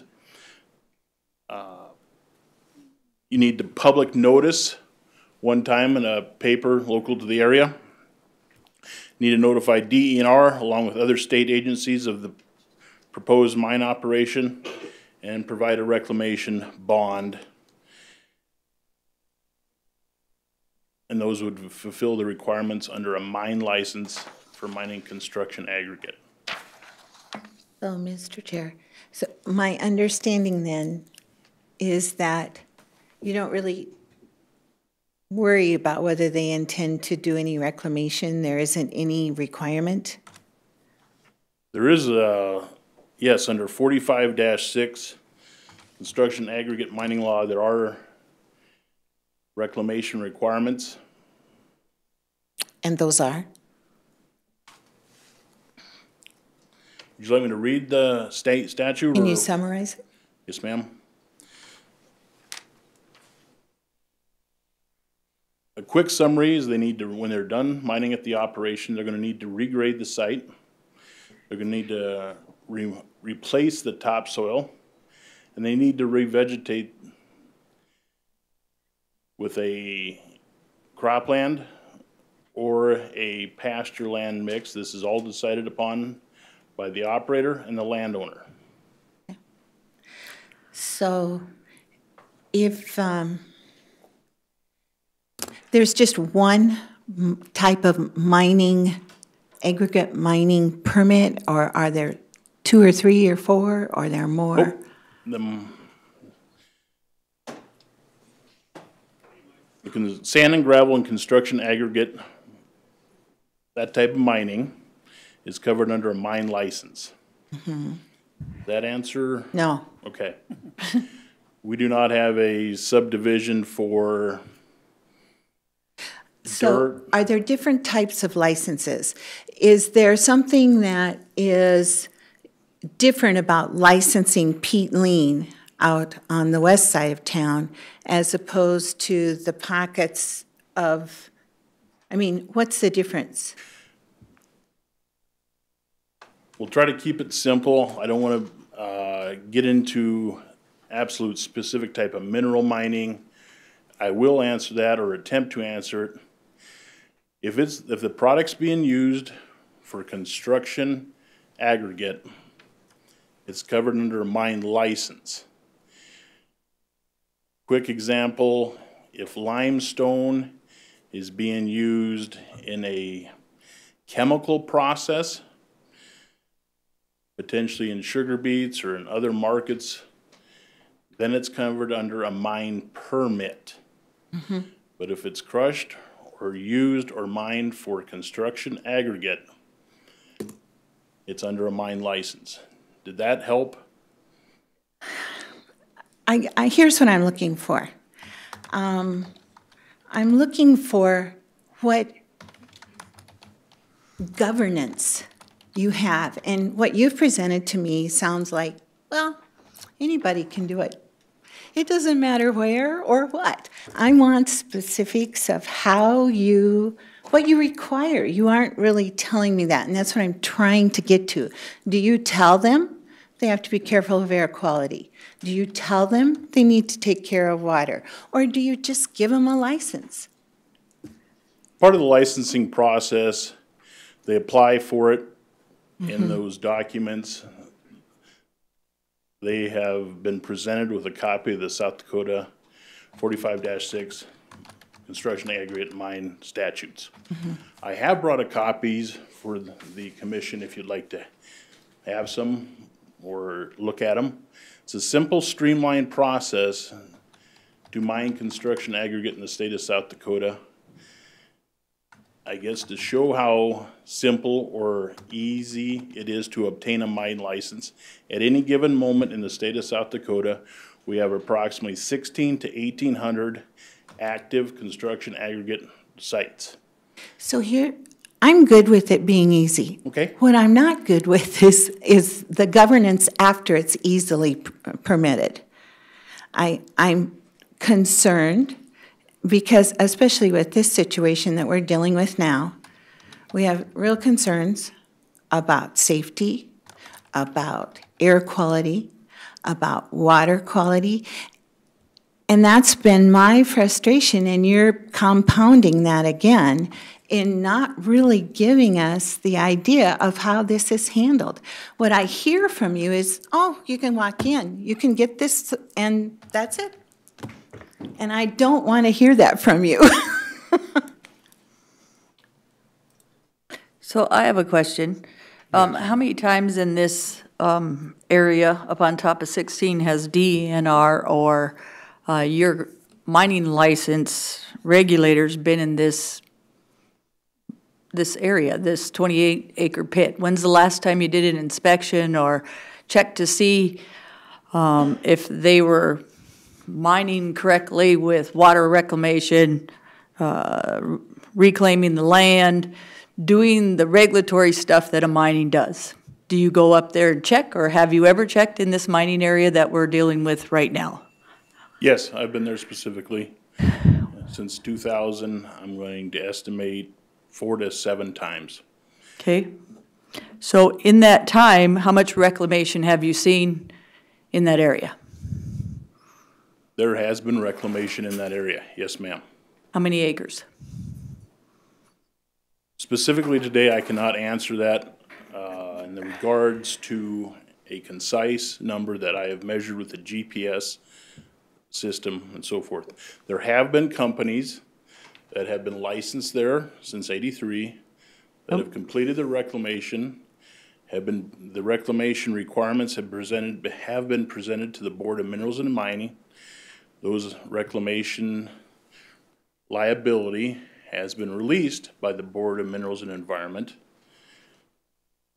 So respectfully, the reclamation has been completed by that company at the spots that they have mined at.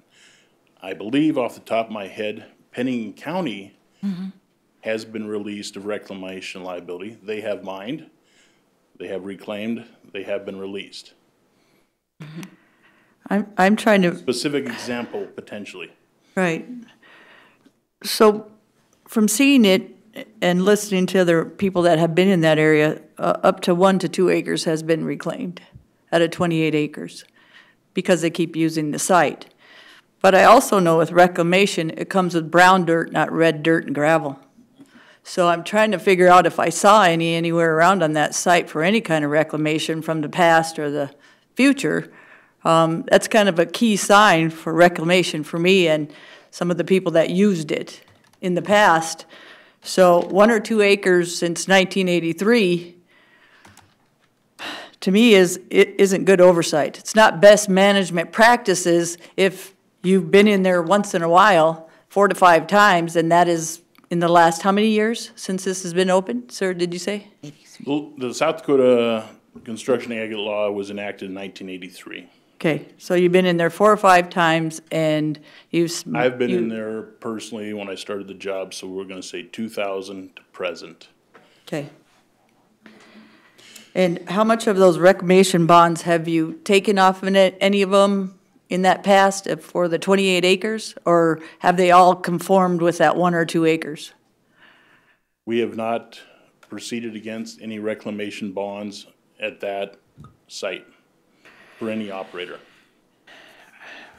It kind of frustrates me to know that 1,600 to 1,800 mines are going around with, once in a while since 1983, we do inspections, and then we make this big process of best management practices with soil erosion, water quality.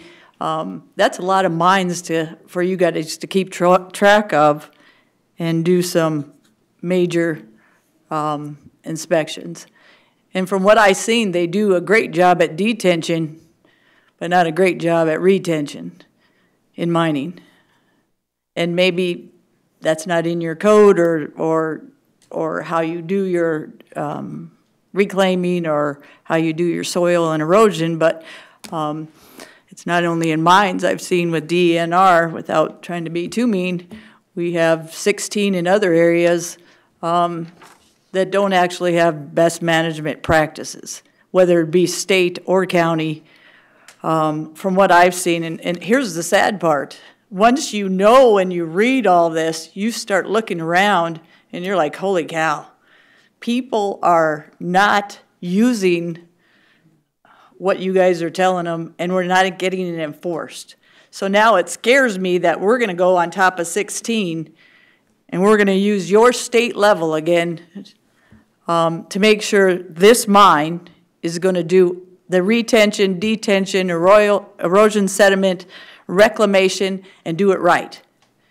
Because what I've seen so far is nobody's watching the cookie jar.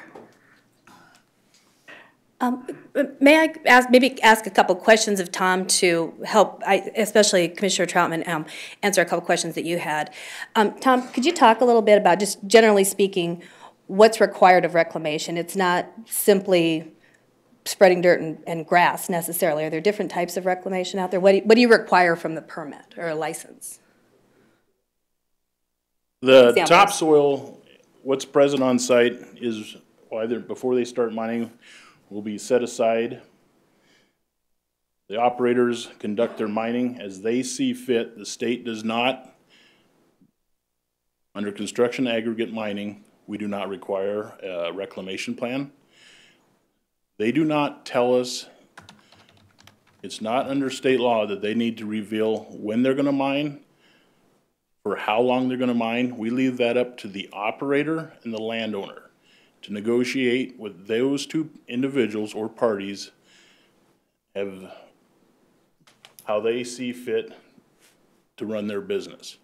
When the operator is done mining, they notify us that they have completed the requirements of 45-6. We go out and inspect it to find out if they've reclaimed it. That would be one example of why we could go out for an inspection. The other ones are complaint-based or to ensure that the surety bond is adequate for that site. Does that help with some of the questions? So you do require a bond a surety bond on? Yes, ma'am, under state law 45-6, we do require a surety bond. And that's held until the reclamation is done, which might be at the end of the mine life, is that right? Until the reclamation is done and it has been presented to the Board of Minerals and Environment to sign off or to release that liability. Wow. So, Mr. Chair. Yes. I believe I just heard you say that you don't have anything to do with the agreement of how it's mined. So I have been hearing this, I'm just curious, where the people who have been mining there most recently were allowed to go 3 months with blasting, actually doing the mining, and then the remainder of the year they did the processing of the rock and the hauling out of the aggregate. And I understood that that is also an agreement that I thought was with DENR, with Kroll's. And so I'm curious about that. I've also heard, what I've been trying to get from you, I've also heard that that's considered a temporary permit. It is not a permanent location. There will be a time when they can no longer mine that area because there won't be any product to mine. And so it is not like a peat lean where they are constantly always doing something out there. And so I'm trying to figure that out. That's where I'm heading, and that's why I asked, are there a couple of different kinds of permits? Are there different requirements? We need to understand, because we have to make a decision based on great concern, as you can see from this full room, of people who don't want it mined every single day of the year. They want the dust control. They don't want the water running down the ditch and caving in the side of the ditch and running down into Spring Creek. There's many things that they're concerned about, and I am just not getting any assurance from you that you're on it. We need you to be on it. And what's the difference between a commercial and A1 general ag or residential? You don't have everybody that applies on a mining permit, whether it's Nancy as a farmer gets the same as a Kroll Mining Company. Same permit, same inspections, same DNR rules, same everything. So the question before me, you'd like me to go through some different scenarios on when people mine or where they mine? There isn't any difference between a residential or commercial mine, right? That when you apply for a mining license, it's a mining license and everybody's on the same rules. If I have 250 acres and I'm a commercial mine, I am on the same page as a 40 acre. Yeah. A landowner there's an exemption in the state law that if a landowner uses the material on his own property, they do not need a mine license. As soon as they sell it or go commercial, then you need to have a mine license. So it wouldn't matter if it's a personal entity, for your example, or a company, or a government, a public entity, a governmental entity. So let's go back to my question. Is there something out there in a permit somewhere that says you can mine 3 months? And that's all for the year? Do you have any restrictions on how many days, timelines, how much they can take out in a year? No, ma'am. That's what she's asking. I have a question, Mr. Chairman.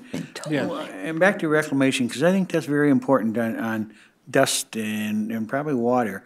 They have to start reclamation when they're done with the mine. Right, So that's if kind of they're an done end in 50 years, that's when they have to start reclamation. Yeah.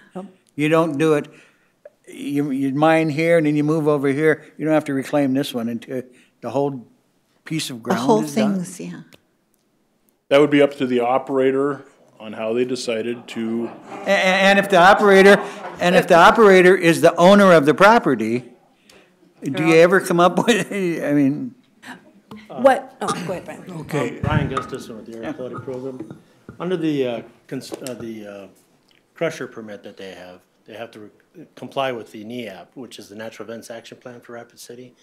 And they're within that area, that control. Yes, get close to a mic. I'm sorry. And they're in that area of control, and under the Natural Events Action Plan, they're required to have a reclamation plan, which they'll have to submit to us once they move on to the location. And in that plan, they'll have to explain how they're gonna reclaim. They can't just keep mining the whole thing, and then when they're done in here, just mine over here. They'll have to reclaim what's That's mined. what we're trying to get. And that's similar to what we've done with quarries at Pete Leeds, Dakota Cement. When they're done with a certain area, then they have to reclaim it, and that keeps the fugitive dust down, and that's why we require it in the NEAP. All right, thank you. So again, how much reclamation on 28 acres have they done in there? I mean, you said if they move on, but all I see is expansion without any reclamation, sir. Well, at this site,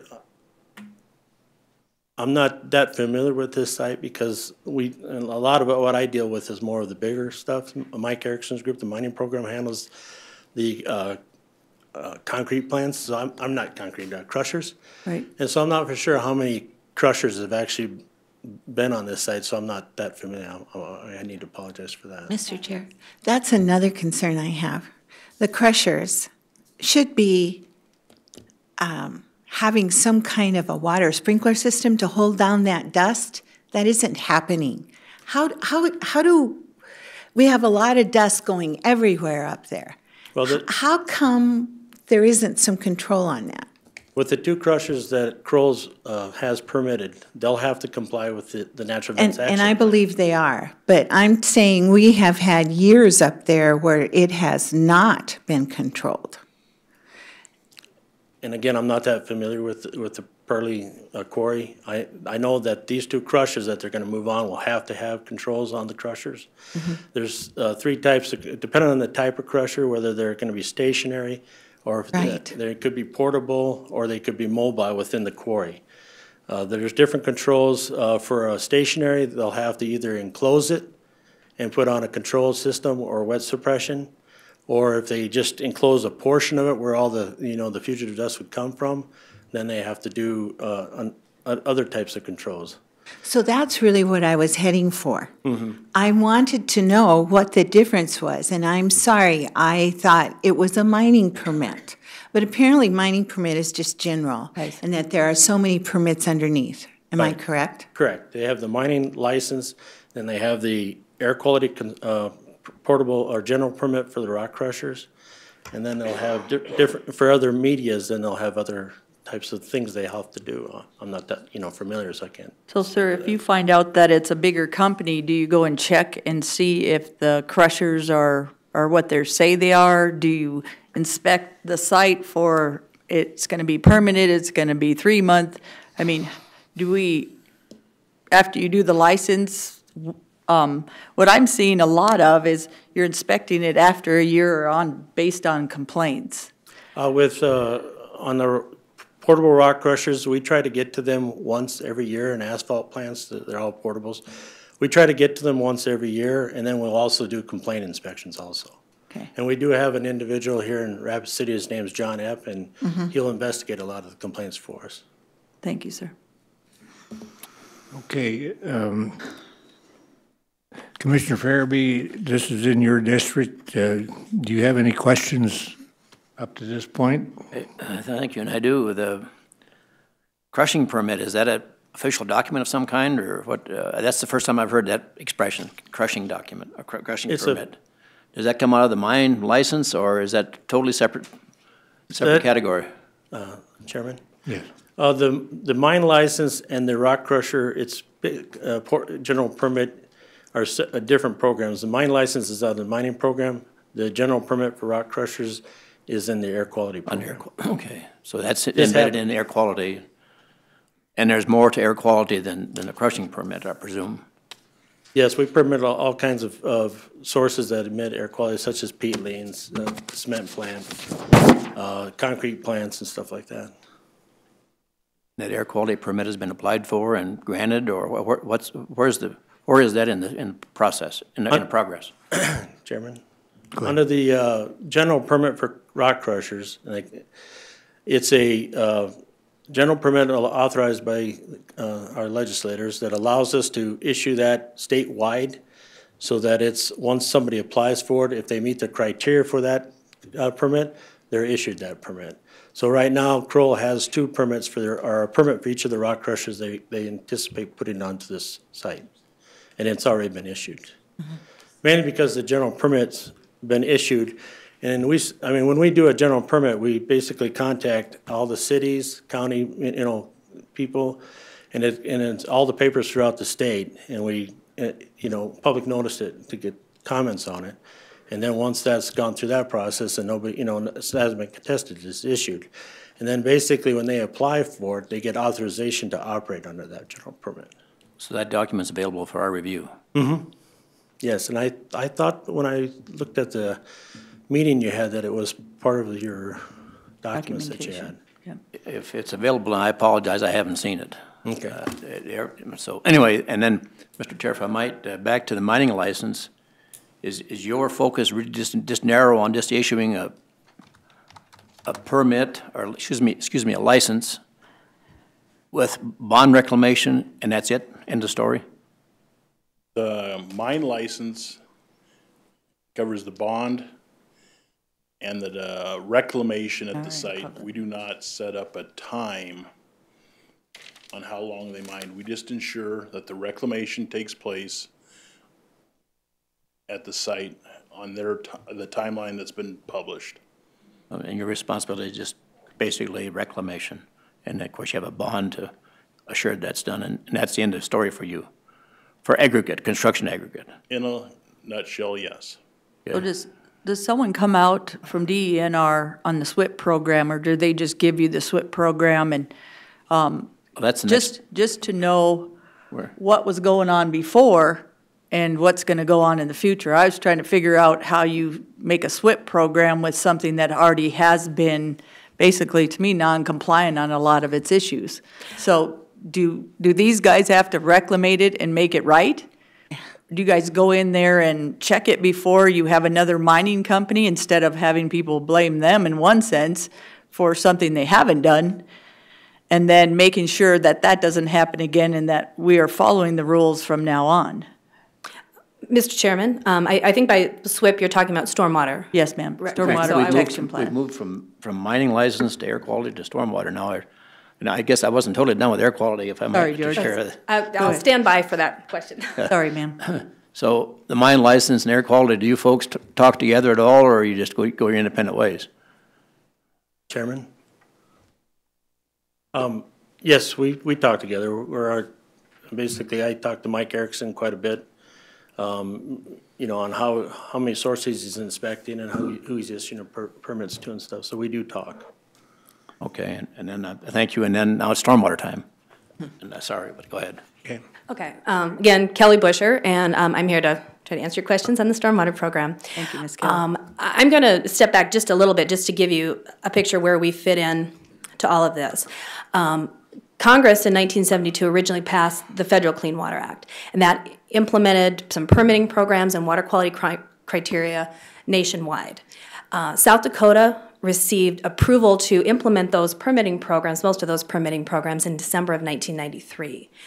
So we've been issuing permits for anybody that would be discharging pollutants into surface waters in the state from point sources. A few years after Congress initially passed the Clean Water Act, they proposed some revisions to try to get their arms around stormwater runoff. We'd made a lot of great strides with cleaning up water quality, but stormwater was kind of the next big thing on the horizon, so we had new requirements for regulating stormwater. EPA has basically set it up that there's 3 different areas that we look at stormwater broadly, and 2 of those kind of apply here. We look at construction activity, we look at industrial activity, and we look at runoff from larger municipal sources, so municipal activity. Pennington County has a permit for stormwater from the state of South Dakota for regulating stormwater activities, and that's where some of their permitting requirements come in, is kind of from those requirements from us, that you're managing stormwater within the county and looking at some of these issues. Specifically, though, with industrial activity, like a mining operation, we require a stormwater permit. The primary requirement under a stormwater permit is that you develop a pollution prevention plan. The idea behind that is that we want you to first, if possible, prevent the water from becoming polluted on site, having diverting water away or having controls in place to prevent the water from picking up any erosion, any sediment. Then also having controls in place to minimize the amount of sediment that's coming off the site and minimize the amount of erosion. So that's what our permit requires, is specifically regulating any pollutants that would come off a site like this. We currently have 2 permits on this particular facility for 2 different entities. Pete Lean has a stormwater permit, and they continue to keep that active because they still have some obligations at the site to finish the work that they're doing out there. And then in December of last year, we issued a stormwater permit to Kroll for potentially mining at that site as well. So, Mr. Chair, we're aware that there's a company that's been actively mining out there for quite some time, and it's Tallies? That's correct. So they don't have to have that stormwater? No, that's not true. We actually went out and did an inspection just last month. Correct to see? Went out last month and did an inspection. They did not have a permit. We talked with them about what their requirements were to get a permit, and we're working with them to get that permit in place. Because that has been a major issue. If you looked at that side of the hill that is next to the highway, it runs there. You can see the runoff, and when it's heavily raining, it's running right on down into Spring Creek. I've seen some pictures that were showing some problems out there, and that's why Jesse went out to, Jesse Allard is is our representative out here in Rapid City that deals with stormwater issues. She went out and inspected the site and is working with them to get those issues addressed. But hasn't the state been in there as well, and you haven't noticed those issues before now? We hadn't done an inspection, at least on Tally. Jesse, do you know, had we done past inspections out there? I don't believe so. Yeah, I don't think we had under the stormwater permit. So we use the site, but we don't send people out there even for our own agencies to make sure that everybody's in compliant that's in that area. And we just now noticed when we were in that area a month ago that someone didn't have the right permit for stormwater. We received a complaint and went out and checked it out, yeah. All right. I can honestly tell you we have not been out to every single site in the state. We do work hard to set up a schedule to get out to as many as we can, and we respond very promptly to any complaints that we get. And we'll continue to do so. Thank you, Ms. Kelly. Okay, another category that that there's been questions about and concerns is the water itself, in terms of wells and water supplies and so. My name is Eric Gronlund with the Water Rights Program. I'm not sure how you want me to handle this, question-based, or whether you want me to go through kind of a Water Rights 101 and where we're at right now with Kroll's and an application that they've made with us. I think our bottom line is the well that's there, the creek that's a half-mile away. Is there any chance of contaminants and concerns? I don't know if you have been watching this or read any of our summaries of the concerns of the citizens. I guess that would be our concerns as well. And what I will tell you in the Water Rights Program, we currently have an application pending for Kroll Ready Mix. And that is for, my understanding is that is for a new well that is proposed. So the well that you mentioned there, I am not aware of. Well, I guess I would be speaking of the new well and how that works going into the Deadwood Aquifer. Does it do anything to the Madison Aquifer? How does mining on a hill a half-mile away with a creek, is that going to be any concern for erosion, sediment, or anything for the water? And the mag water that you use on a site for mining, is that going to affect anything coming down the hill for vegetation or pollution? I mean, that's a good start, I guess. I think there was a lot there, and I'm not going to be able to answer it all. What I would tell you is Mark Mayer, the administrator of the drinking water program, stepped up by me. Some of your later questions, I think, might have been better placed towards Kelly Busher with the runoff issues and things on that order. What we do in water rights is every use of water in the state of South Dakota except domestic use requires a water right permit. So if you're out and you see an irrigation center pivot somewhere, they need to have a permit. The city of Rapid City has a permit. Commercial users, industrial users, things on that order require a permit. In the case of and that's a public notice process as well. In the case of Kroll Ready Mix, they made an application for a water right permit for a new well on January 27th. With us. We conducted a standard review that we would do of any permit application that is brought before us. Their proposal is for a well that's into the Deadwood Aquifer, 1,150 feet deep, that's approximate, to appropriate 150 gallons a minute with an annual volume of 6.4 million gallons. That's probably terminology that you're more familiar with.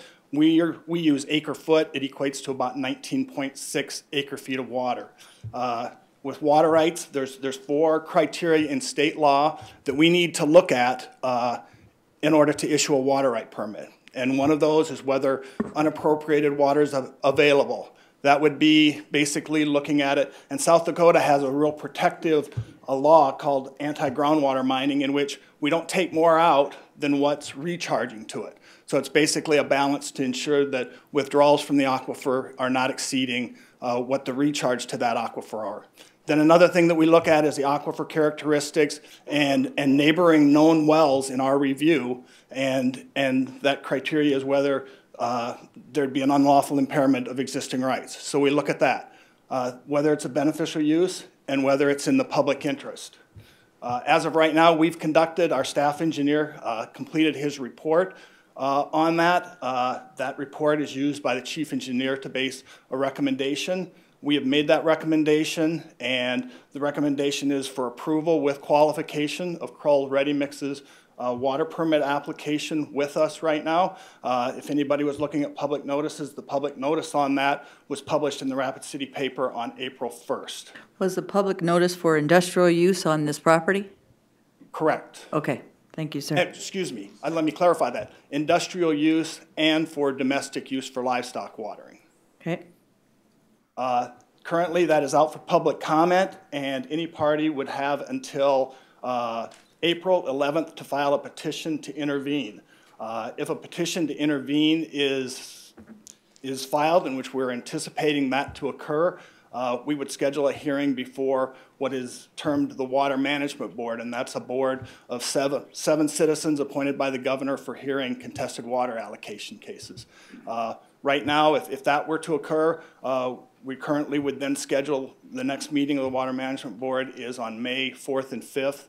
We would schedule for a formal hearing before that board. Our recommendation is not final and binding on that board. What I would tell you is anybody that files a petition would then be a party of record and get notice of that. There would be a one-time opportunity for anyone to make a one-time request for an auto delay for more time to prepare. If that were to occur, you'd be looking at a formal hearing on the water appropriation aspect of it in July. That's a lot of information. Very good. Another thing I would tell you is on DENR's website, you can go to denr.sd.gov and go under public notices and go to water rights, and you could get a copy, download a copy of their application, our staff engineering report, our recommendation, and our public notice as well. Thank you. Do you have any comments relative to quality? Mark Mayer with the Drinking Water Program. We regulate public drinking water supplies. This particular well is not deemed or not anticipated to be a public drinking water supply, and so we wouldn't be regulating this particular well as a public water supply, but we do regulate, neighboring public water supplies. So, Mr. Mayor, on Spring Creek, we have a program that we have spent, and DNR has helped spend to reclimate and try to clean up Spring Creek. Do you see any effects at this point? We've just got done with what have been issues from many different things polluting Spring Creek. Are we going to have this being a part of the next set of this by sediment and erosion or anything else that we have to come back and, as a county, clean this up if there is any reclamation on this creek that needs to be done? How about that? I mean, and I already know what I'm seeing is, okay, there might not have been a lot right now, but it's happened in the past because we are further up and it's happening. It might not have been from a mining company, but who cleans the creek up if there is issues? And is that water source for drinking, or is it just? We don't have any surface water, drinking water supplies on Spring Creek. Right. But Ms. Busher will answer all of the other questions. Because those were surface water. On the surface, Mr. Chairman, on the surface water side, the state does monitoring across the state, and that's how we identified problems with Spring Creek. When problems occur, we list it as impaired, we invite public comment on that, and when we can, we work towards projects to clean that up. That's an example of what happened with Spring Creek. Ideally, we want to prevent that from happening to begin with. That's the purpose of a lot of our permitting programs, is to minimize and prevent those problems from happening before they happen. So that's going to be our first objective, and our focus right now is preventing it. If, heaven forbid, the stream would become impaired because of this activity or anything else that might be going on in there, we do have programs in place to work to address that. Okay. But, excuse me, Mr. Chair, but the reclamation amount that is collected has nothing to do with whether or not, I mean, it wouldn't be used for water, it'd be used for soil types of? I'm going to defer that one to Tom for a minute. We'll just have the whole crew up here before we're done. Tom, could you speak to what you look at when you set a reclamation bond and how it can be used? Yes, the state law requires that $500 per acre set aside. And there's a $20,000 statewide maximum out there. So it's $500 per acre up to $20,000. And if you would need, No, go ahead. need to use that bond, what could you use it for if the state held on to that bond? That would be answered by the Board of Minerals and Environment, depending on what was petitioned for them. So for reclamation, it's $20,000? Holy crap. Ma'am, that's according to state statute set forth by I don't mean to be mean, sir, to you personally, but I'll have you take a look at Spring Creek at this point and how much has been spent just on different programs that we have used to try to clean it up. So that'd be on a creek and not on, vegetated areas. So that doesn't seem like very much. Mr. Chair, if I might, does anything in state law prohibit us, and I underline prohibit us from having a bond of a more significant amount for reclamation and quote-unquote damages? I stress prohibit us. Or I guess I probably should say, does state law allow us? In 45-6, the construction aggregate law that I work from, there is nothing that I'm aware of after 16 years. I'm not an attorney, but your guys' state's attorney could assist you with those type of questions. Well, when you do have it in 507A in our construction permit, it does say that we can ask for a bond. So if you have one legally from 507A, if I'm correct, George, I believe that we can have one as well. It's part of the construction permit. I just thought you guys might know offhand. Mr. Jeff, I might back up to air quality. Does that include dust going down the road or just on the site? What we have in the Natural Events Action Plan is controls to control the fugitive emissions on the site, so it minimizes what goes down, down the road. So we have controls for the unpaved roads that will be on the site, paved roads that are on the site, like I said, the crushers. During mining, blasting, the only thing we found that we can do there is ensure that they don't blast during what is called a high wind dust alert. I don't know if you're familiar with Rapid City. The only time there's an exception to that is if they've already set the detonation, and that's for safety reasons. If that's set before they call the alert, then they naturally have to blast. But typically we would try to prevent that during a high wind dust alert.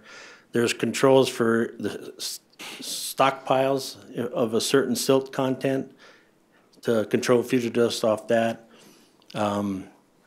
Let's see, there's different controls for different fugitive sources out there. Be more specific. A loaded truck heading down the road, that's out of your jurisdiction. That is correct. Okay. I guess my bottom line is we can talk about erosion, sediment, but we're not going to know until this company has violated. My big issue here is this is heavy industrial use in A1 General Ag by 507A and 507B.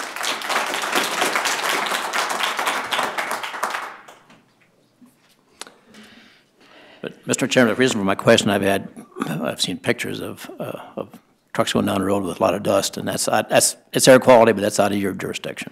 Right. Okay. One thing I do know is I think Rapid City has an ordinance or requirement that if you're coming into the city or in the city, they have to have tarped, or I think they can also minimize that through wet suppression by spraying the trucks, the top of the trucks. And I think what they do is they bypass Rapid City. It's great for us to have a bypass on that side, but that's what I think is happening. Well, that's in your neighborhood, right? Yeah. And I think all your rules and regs work really well and probably worked a lot better, which I haven't seen in 28 acres, but we're going up to 204 acres on this corner. Again, I believe it's a non-conforming land use at this point. You went from 28 acres to 204. You're going from A1 general ag to heavy industrial. And we believe that this is going to work on this corner. We believe that dust mitigation, erosion, sediment, water quality, and everything from 28 acres to 204 is A1 general ag. And that this mining license doesn't need a mining permit, but it also says that in 507A. It says that they need a mining license as well from the Board of Adjustment, which is us, and that this needs to be agriculturally related as a mining operation. So, to me, I'll keep saying it, based on compatibility with other permits, based on non-conforming use, based on its heavy industrial, and someone asked me, what's the difference between A1 general ag and a heavy industrial use?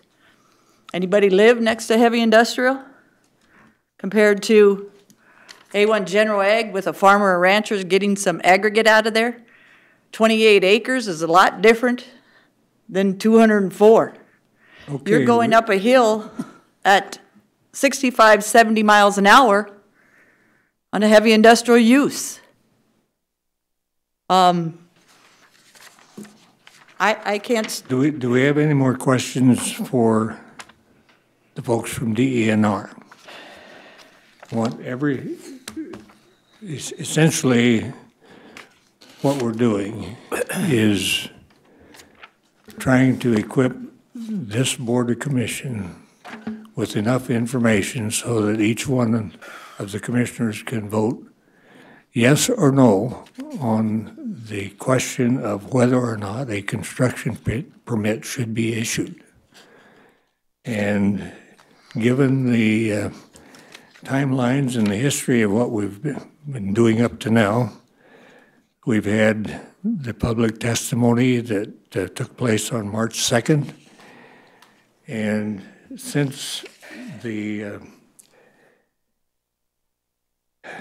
March 2nd meeting, there has been a request for a notice of appearance by Attorney Michael Hickey and Miss Kelsey Parker. And so unless there's any more questions for DNR, we're going to move to that phase of this proceeding. So, And Mr. Chair, before we do, I want to thank the DNR folks. That was helpful to me, some of the questions, some of the things I had in my mind. Thank you, folks. Thank you. Thank you very much for being here. Appreciate it. Sorry. And we're a little rough. Okay. We want to work with the county on this issue, so if you have any other questions, let us know. I appreciate that, Ms. Kelly. Okay, go proceed. Mr. Commissioner, my name is Mike Hickey. I've previously filed a notice of appearance. I represent a number of landowners adjacent to this property, and we have filed an objection to the application. I wondered if I could have leave of the commission to ask a couple of questions of Mr. Klein. Yes. Thank you. Tom, you indicated that they had posted a $20,000 bond pursuant to state statute, correct? Kroll Ready Mix has a $20,000 statewide bond. Okay, and that applies to all sites that they have a license for to remove aggregate in the state of South Dakota, correct? Correct, sir. Okay, and so it's not just limited to this particular site.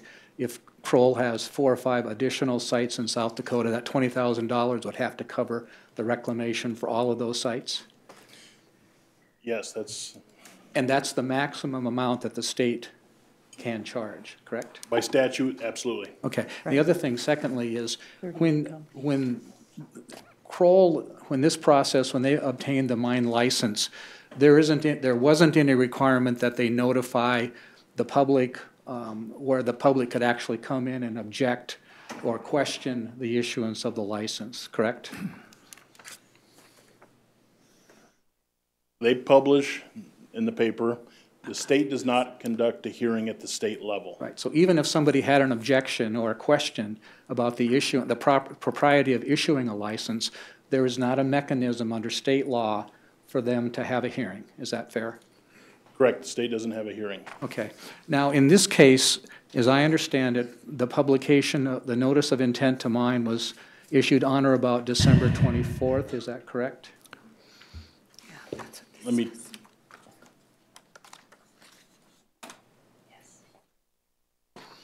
It says that. public notice in the paper?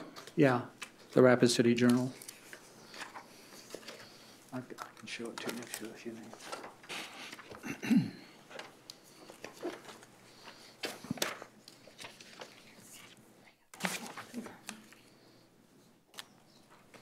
December 24th? That's correct. Okay, and then in addition to that publication, the Kroll is also obligated to provide certain notices to state agencies as well as, I guess, state agencies and as in the conservation district, is that correct? Correct, they're required to notify 4 agencies under state law. Right, and one of those is the Department of Education? And cultural affairs, correct? Right. I couldn't find a notice to the Department of Education in the paperwork that Mr. Erickson provided to me. Do you have that in your file? A notice? Yeah, where they sent They've sent a letter. Yeah, The notice would potentially be just a copy of what was in the newspaper or so forth. okay, do you have a copy of that letter to the Department of Education in your file?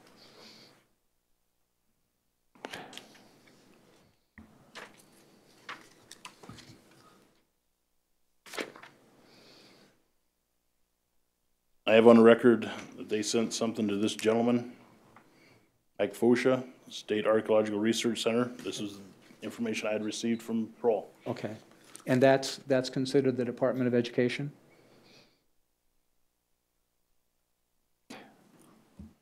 Let me find the state law Sure. and find out which agencies. Yeah, you'll read it. It's Department of Education. I don't mean to interfere, but essentially, the focus, I think, of this is whether or not Pennington County should grant a construction permit. I would agree, Your Honor. I mean, Mr. Commissioner. However, I wanna, it gets to the point that was made earlier about the lack of oversight on behalf of the state of South Dakota concerning the issuance of these permits. For your information, I think the testimony earlier was that Tally had never been issued a stormwater permit. The evidence clearly shows that they have operated at that site since 2009 and never had a permit. And so if you're going to depend upon the state to protect the public welfare of citizens of Pennington County, I think you're misplacing your faith. Secondly, there is a requirement, and I'll ask Mr. Klein this question because I think it relates directly to what you're asking. Tom, when you issue the permit, you also advise applicants that they are not permitted to proceed until they obtain all local, satisfy all local requirements, correct?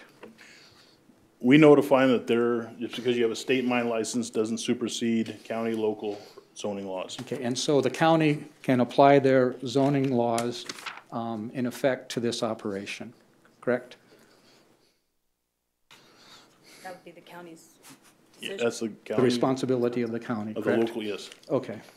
And that's independent of the obligations under the state license, is that fair? Yes, Okay. correct. And then one last question. You indicated that that a reclamation sometimes depends upon an agreement between the landowner and the operator, is that correct? That is how they reclaim and the pace of reclamation? Yes. Okay, and so if that's one and the same entity, they can pretty much decide what they want, how they want to proceed in the manner in which they want to proceed? From the under 45-6, this is correct. Okay. Thank you. That's all the questions I have of this individual. Thank you, Tom. Mr. Commissioner, I have filed a notice of appearance, and I did request that this matter be continued. The reason for that request is I asked for certain information that the planning and zoning had agreed to supply. They thought it would take longer than it did.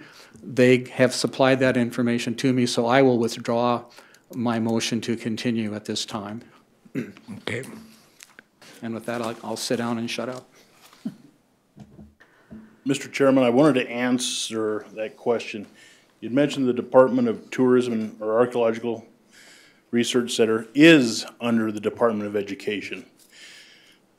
By them notifying Mike Fosha, they have met that requirement because that is housed under Department of Education, as I understand. Under state statute, that was one of the agencies they needed to notify. Okay, thank you. Okay. At this point, I think it's appropriate that we hear from Kroll. You've listened to what's been said. And I've heard. I'm Tom Brady. My senior junior partner appeared at the last meeting. He's senior in that he's slightly older than I. He's junior in that he's practiced law slightly less than I. And so I am back. I appeared before the Planning Commission. First of all, I would like to thank the commissioners that took the opportunity to come view the site. Kroll desires to be a good neighbor, a good citizen, and be cooperative with Pennington County and its staff, and with the state of South Dakota and its staff. We appreciate the efforts of the DNR and their personnel working with us in this project. We appreciate the efforts of the Pennington County Director and Planning Office in working with us on this project. There is some significant confusion, and understandably so, in that this type of a concept and the spectrum of it is foreign to most of us, and or certainly components of it. But the discussion is fine, and I don't want to offend anybody, but please be mindful. This issue that's before this commission is on an appeal relative to a construction permit that Kroll possesses. They have a construction permit. The record has been made, and I don't want to belabor the record, that we do not think that appeal was appropriate because it wasn't an appeal of an action of your planning director. The planning director has done nothing in regard to that permit. Secondly, it's even if you could appeal, the question is, what are the engineering reasonable requirements to address erosion and sedimentation control? Haven't heard one objection or an issue with the requirements of this construction permit that Kroll applied for. We desire to be treated fairly, and we're entitled to be treated equally. Although outside of that, yes, there's questions, and almost all of the discussion and all of the questions have related to issues outside the scope of a construction permit. And so I will proceed to talk about that because that is what has been mentioned here. First of all, Kroll recently acquired this property. They have not quarried a cube of rock off of this property. Those who have, it started by Pennington County in approximately 1985 to 89, Aggregate Construction, Quinn Construction, Pete Lean and Sons, and now the most recent Tally Construction from 2009 until April 1, 2016. The only involvement Kroll has had with the property they own, when they bought the land, they took it subject to an outstanding lease to tally. So they have no control, nor do they have responsibility for their predecessors to comply with permitting or the requirements of it. But if they're allowed to proceed, they're going to inherit it. And so if they're allowed to proceed, they're going to be allowed to clean up, do the reclamation and things of that nature that has not been done. And we'll talk about that in a second. The only thing that Kroll has done on that property is they did some core drilling, about 20 holes, to evaluate the quantity of aggregate reserves.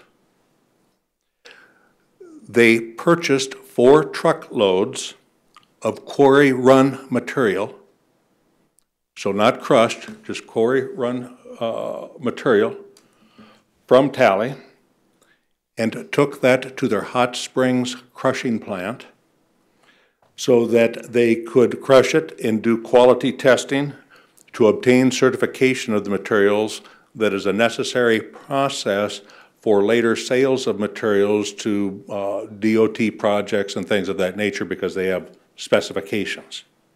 Okay? They have posted signs on the property, and they have attended a lot of meetings. That's all they have done. So the prior sins that you talk about, if there's non-compliance or things of that nature, those are issues of prior people. And for that, Kroll is not responsible. I can appreciate some concerns that if something has happened and the watchdogs didn't catch it, that that's unfortunate. Kroll realizes the dogs are watching. So they know that they're going to be held to be compliant. They have a mining license from the state of South Dakota, acquired January 12, 2016. They have a storm water discharge permit from the Department of Environment and Natural Resources, acquired December 11, 2015. They have an air quality permit on each of the pieces of equipment that they contemplate one or the other as may be on this site. If there is any other equipment that comes on there, it has to be permitted. It has to be evaluated, and that deals with the air quality. And that was obtained February 10, 2016. They have a water permit application. The recommendation to approve was made on March 24, 2016. Highway traffic safety has been, the South Dakota Department of Transportation has had a representative at the Planning and Zoning meeting and your last commission meeting. And if there is a traffic safety issue created by Kroll's operations at this site, the DOT can close the access to the highway. And they've assured us they would if there's a problem. Current operations is not a problem. Kroll, at the request of DOT, has initiated a traffic study of the area, and it's ongoing. It would have been completed by now, but for the department requested that they have the 2016 traffic counts to update the information. So this is all being done at Kroll expense. If the quantity of traffic were ever to rise to a level to create a safety hazard on the public highway, according to the standards of the South Dakota Department of Transportation, then to mitigate that is one, either reduce traffic, or two, pay all the costs associated with traffic safety requirements, whatever that may be. And so Kroll has been working with the DOT for months and shall continue to work with them and will in perpetuity as they are there. Workplace safety. They are subject to the MSHA workplace regulations. And so that's an ongoing process in anything of this nature.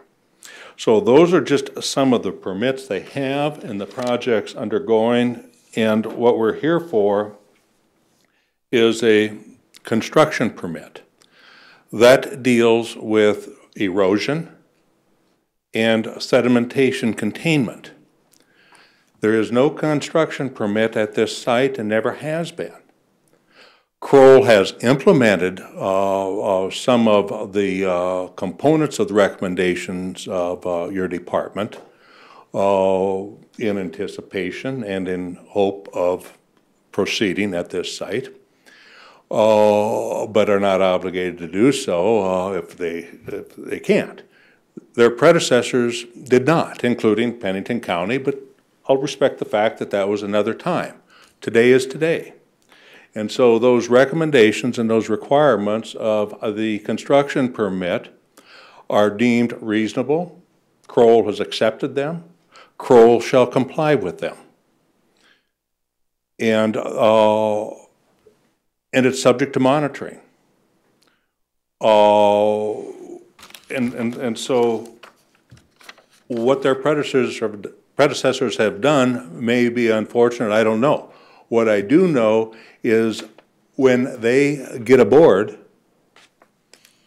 they basically inherit what's there and will become responsible to answer for it.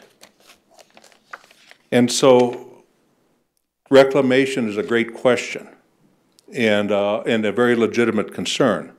But let's think about logic and business in a quarry process. Okay, there's 20-some acres currently disturbed. Not all of that acreage that's currently disturbed has been fully utilized as far as the aggregate capacity. So the balance of that which is disturbed will be a primary focus area of the quarry process. In essence, not more than, approximately 40 acres will be open at one time. Okay? And so what the process is, and think about it, it actually would be insanity to go out and open up 200 acres. Where do you put all the topsoil? Where do you take all the other surface? Then why would you want to have the cost of managing the runoff and the erosion of those stockpiles, of having all that exposed surface and creating all that problem that you have to manage? That's nuts. The way you do it is that you have this basically footprint of 35, 40 acres that is open, and it's a demand type industry. If you don't have a demand for your product, you don't go and crush mountains of limestone. You have some reserves and you go in there and you do it on a demand concept with limitations, having to meet all of your permit requirements of air quality, of runoff, of everything else. So let's go back to restoration and reclamation. Basically, the rational business plan and the plan of Kroll in regard to this is that as they clean up the area that's been disturbed now and complete the extraction of the available limestone in that area, then you just start moving, like taking a piece of paper over this table, and you slowly move that as a continuation of your quarry process. So in a given year, you will disturb approximately 4 acres of new area. And so that process contemplates removal of trees. You take the topsoil off, you take the overburden off, you expose the limestone that can be mined. Well, getting back to the logical business project is you don't take this stuff off and put it in a pile. What you want to do is take this stuff off and use it in your reclamation. And so you take this off and you move it over here, and so it's just kind of a ongoing deal. So as your quarry moves, your reclamation moves. And so you get the topsoil or the overburden on, you get the topsoil on. And so the life of this mine is, 20 years or so. When it's done, you aren't going to see what you see there. Basically, there's going to be the removal of approximately a 25-foot lens of limestone in this construction aggregate. And be mindful, these folks paid a lot of money for this property, and they want to, after they reclaim it and done, it will be development property and probably more usable than it is in its current topographical structure. So that is how the process is, and we intend to work with your planning department, intend to work with all these folks that sit here, that came here from Pierre on this project and any other project that Kroll's involved in the state. I mean, yes, they're a company, but they employ a lot of people. They generate a lot of jobs, and they provide a product that everyone in this room has used to get here, to build this building, to do the highways, the foundations in your homes, your sidewalks, and everything else. And this has been out there for 40 years, and this is the first time it's going to be done. I don't know if it's the first time it's going to be done right, but I do know it's going to be done right. And so all these concerns, we hear them. We can't solve the concerns before we do the project. And so it's kind of a, in due respect, a cry wolf proposition that what you're going to do to us. We aren't going to do anything to you. We're going to go out there and extract, Kroll's going to extract that limestone from that there in a responsible, appropriate manner. There's been some, I've been in discussion with Mr. Hickey last week and over the weekend, and did get a few questions yesterday from him, and one was the number of trucks, because there was that historical number of 150. That has nothing to do with this. What you were told last time and remains true, the average of number of trucks per day is about 15. That's the best guess, about 15. Some days there will be 0.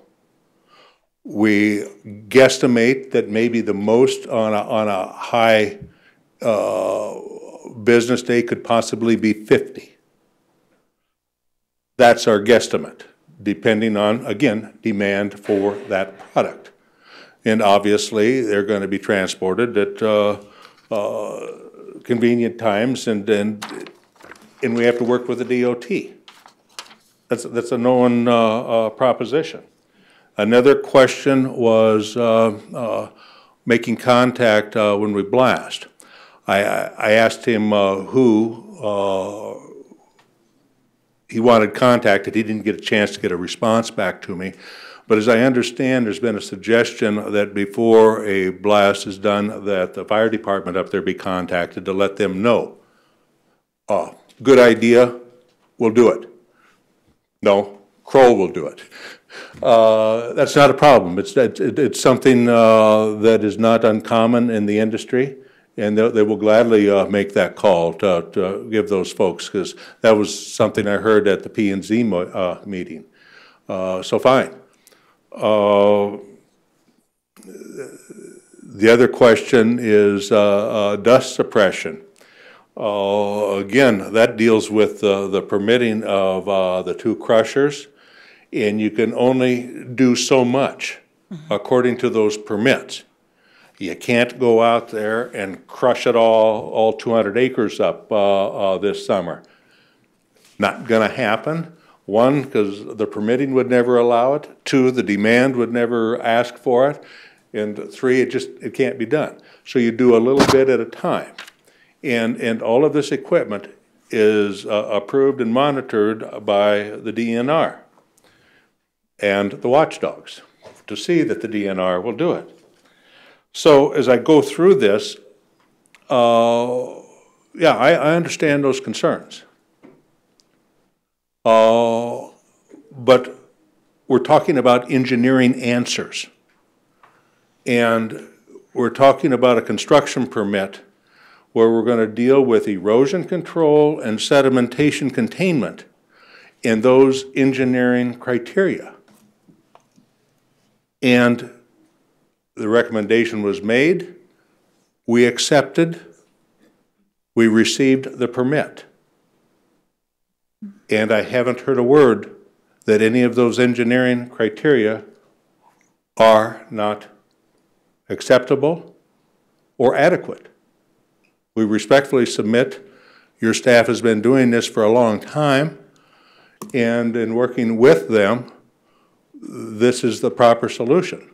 So really, it's a very limited issue, and we ask for your approval so that Kroll can proceed and take the responsibility for that site and do what they can lawfully do. It's a lawfully permitted use on that property.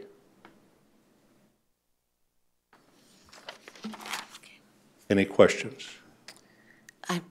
Mr. Chair, I have a question. If your truck count, that's just the Kroll's trucks, right? That would be the trucks hauling product out, yes. Because or Tallies, I know, is also hauling out. Let me explain that as I understand the lease document, and the folks can correct me. Tally's operations to quarry and crush ended April 1. They have a current inventory out there, and they have 1 year, is it? Yes. So that they can store their product there to, So they'll be, so that there will be some of their traffic, but theirs and ours is still not going to exceed any of those numbers on an average. He doesn't, I don't know what the guesstimate quantity they have there. Do you know, Kyle? I would say in my estimation. Identify yourself. Oh, excuse me. Kyle Freisinger, Kroll Ready Mix. Based on his current stockpiles and best guess at sales, he would be down to minimal quantities in a few months. okay, because, excuse me, but when I was out there, I noticed many trucks coming out. Sure. And with no production, he's limited to his stockpiles. And I would guess, like I said, the heat of the season, construction season coming up here, couple months, 2-3 months, it's going to be real minimal.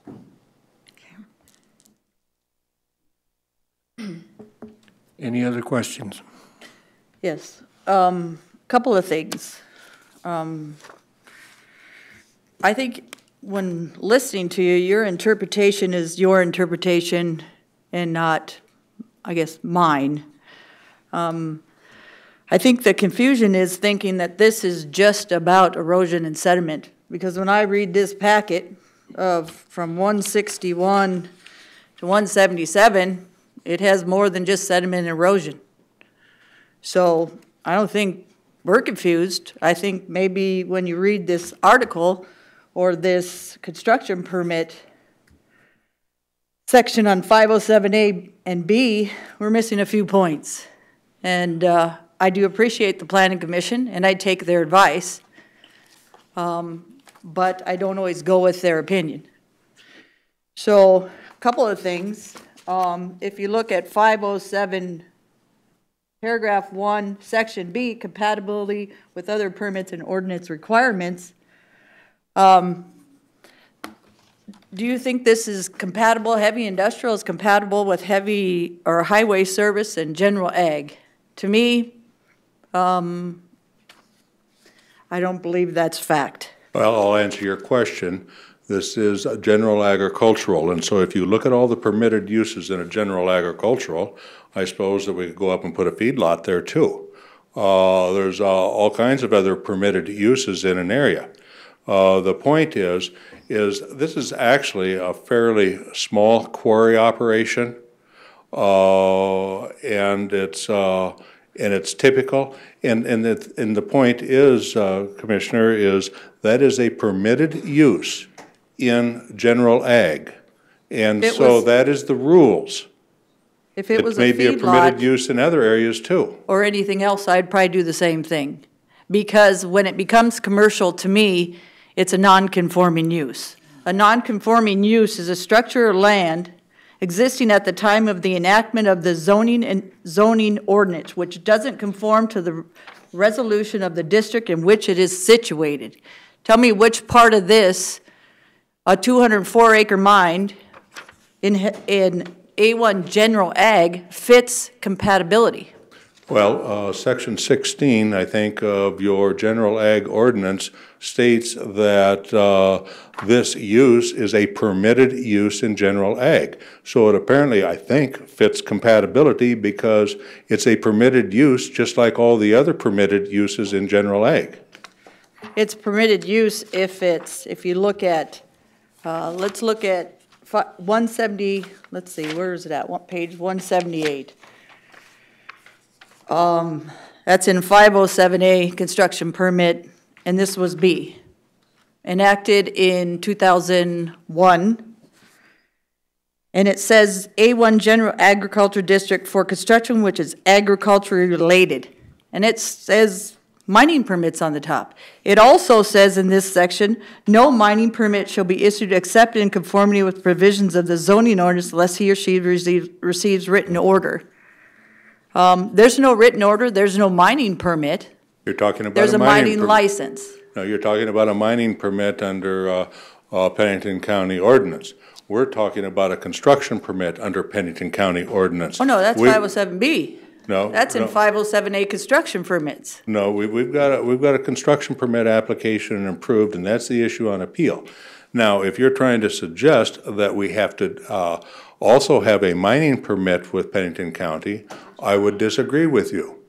But that's not the issue here today. But why would they put this in the section? Okay. Well, it's there, but I would submit that it's not something that we have to do because we are a pre-existing use, and so that you could not impose that requirement on this property because it's been a continuing pre-existing use. So pre-existing at 28 acres going to 204 is the same as A1 general ag use? No, you're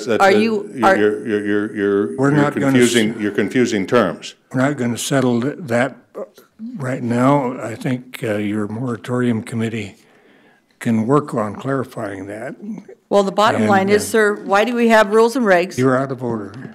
Well, I think you're out of order too. I'd like to finish. I have not given you the floor. Go ahead then.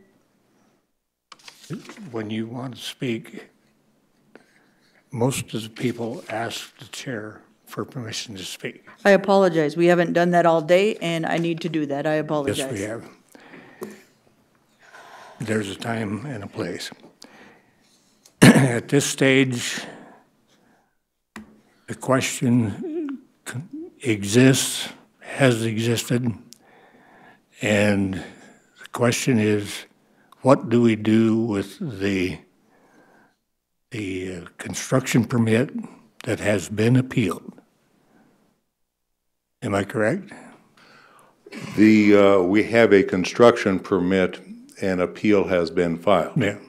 And so your appellate process is not a picture of clarity in that it does not indicate whether it's an appeal de novo or just a review of the procedure followed by your planning and zoning. And so, but those are legal issues you and I and everybody in this room aren't going to solve today. The question, I think, before the commission is sustain the appeal or reject the appeal. We would ask that you sustain the action of your planning commission in the issuance of the construction permit. That's what we'd ask somebody to make a motion to do and to vote favorably on it. And that's the goal that I see us trying to reach. Yes, sir. And I think we've looked at this thing from all angles, and unless there is something substantive that is going to affect that decision, and I don't know which way it's going to go, but making the decision today, I think, is very important, because to keep going at this level isn't going to solve anything. Mr. Hickey, do you have anything you want to say? I could. Because I'm going to put this to a vote shortly. I understand. I would like to respond to some of Mr. Brady's comments. I have filed with the commission a brief. I hope you've had an opportunity to review that and read it, because it does relate to the legal authority of this commission to do certain things. What the state did, the license has nothing to do with what the county does, okay?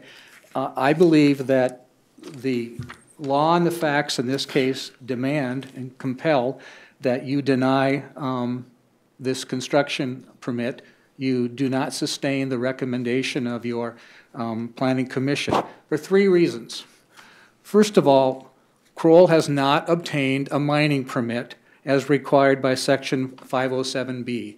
They never applied for one. They don't have one. They cannot operate a mining operation in an A1 general agricultural district. The second reason is the operations of Kroll constitute a non-conforming use within the meaning of Section 103 of the zoning ordinance. And the last reason you should deny this is that Kroll's proposed operations cannot be grandfathered in because its operation increases the nonconformity and expands the use beyond that which existed at the time the zoning ordinance came into effect. This commission must look at their entire zoning ordinance. You don't single out a single paragraph or a single section. You need to apply the whole ordinance.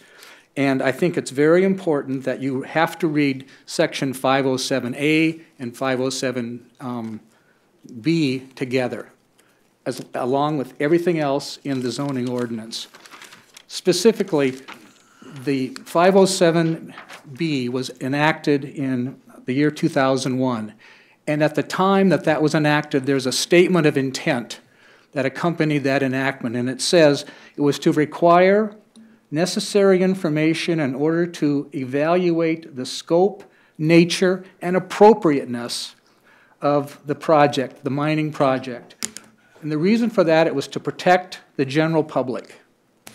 That's the intent of 507B. If you read that ordinance, the last sentence is very instructive for what it says and what it doesn't say. The last sentence says,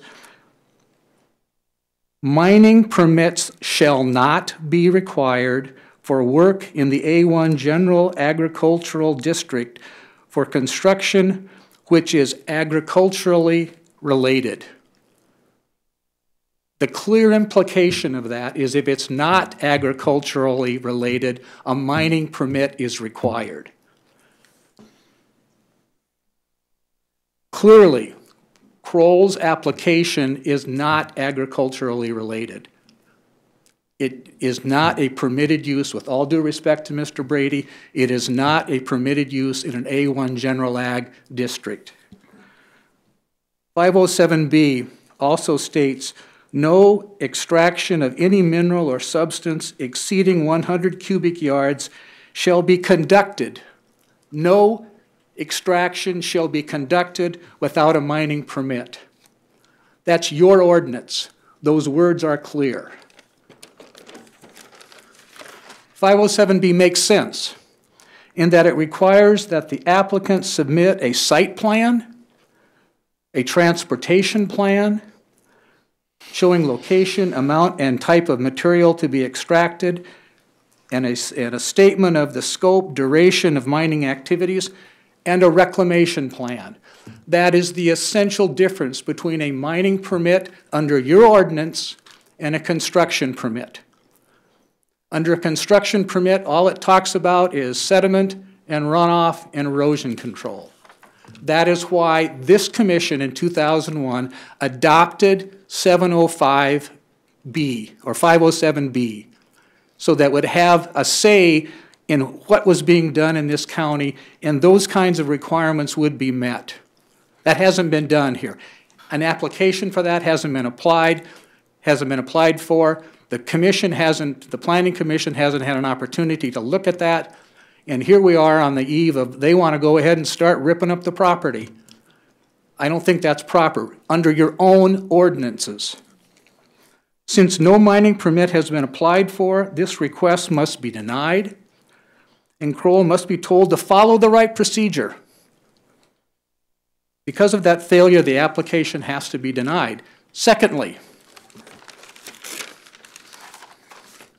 the proposed use of the property is not a permitted use. The property is zoned A1 General Ag. And if you look at that, that's section 205 of your zoning ordinance. And there are a number of permitted uses there. It says, mining provided a construction permit is obtained in accordance with the zoning ordinance, and temporary quarries. It's the entire zoning ordinance, specifically 507B, which requires a mine permit, which they don't have, haven't applied for.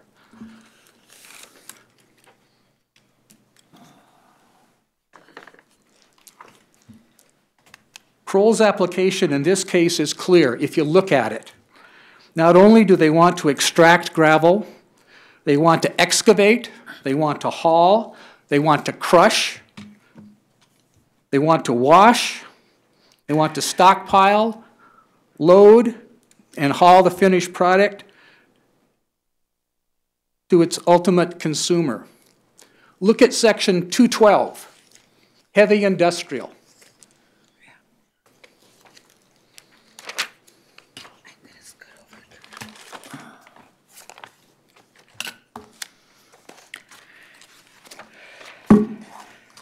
Heavy Industrial District, item number 12, rock, sand, gravel, or earth excavation, crushing, and distribution.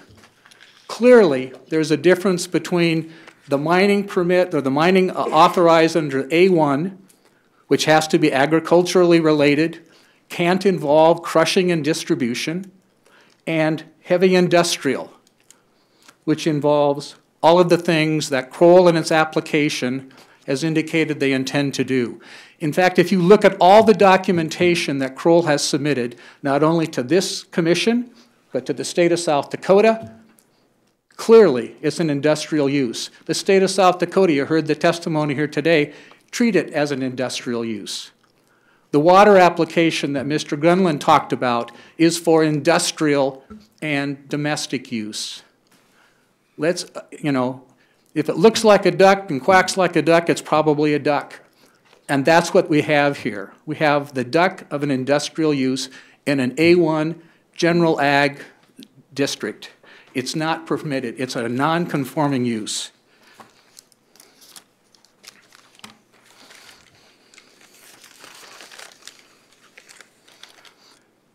Section 103 of your zoning ordinance defines a non-conforming use. And it's defined as a building, structure, or use of the land existing at the time of enactment which does not conform to the regulations of the district in which it is situated. That's what we have here, is a use of the land that is not consistent with the regulations at the time the ordinance was enacted. Any pre-existing use of that land is under section 401D. It goes on to state that nonconformities shall not be enlarged upon, expanded, or extended, nor used as grounds for uses prohibited elsewhere in the same district. That's exactly what is going on here. They want to enlarge upon, they want to expand upon, and they want to extend upon. Their mining license runs to, I think, the year 2041. If that's not an extension, I don't know what is. If you move from 28 acres, I heard today, up to 240 acres or 210 acres, clearly that's an expansion. That's a non-conforming use in an A1 district.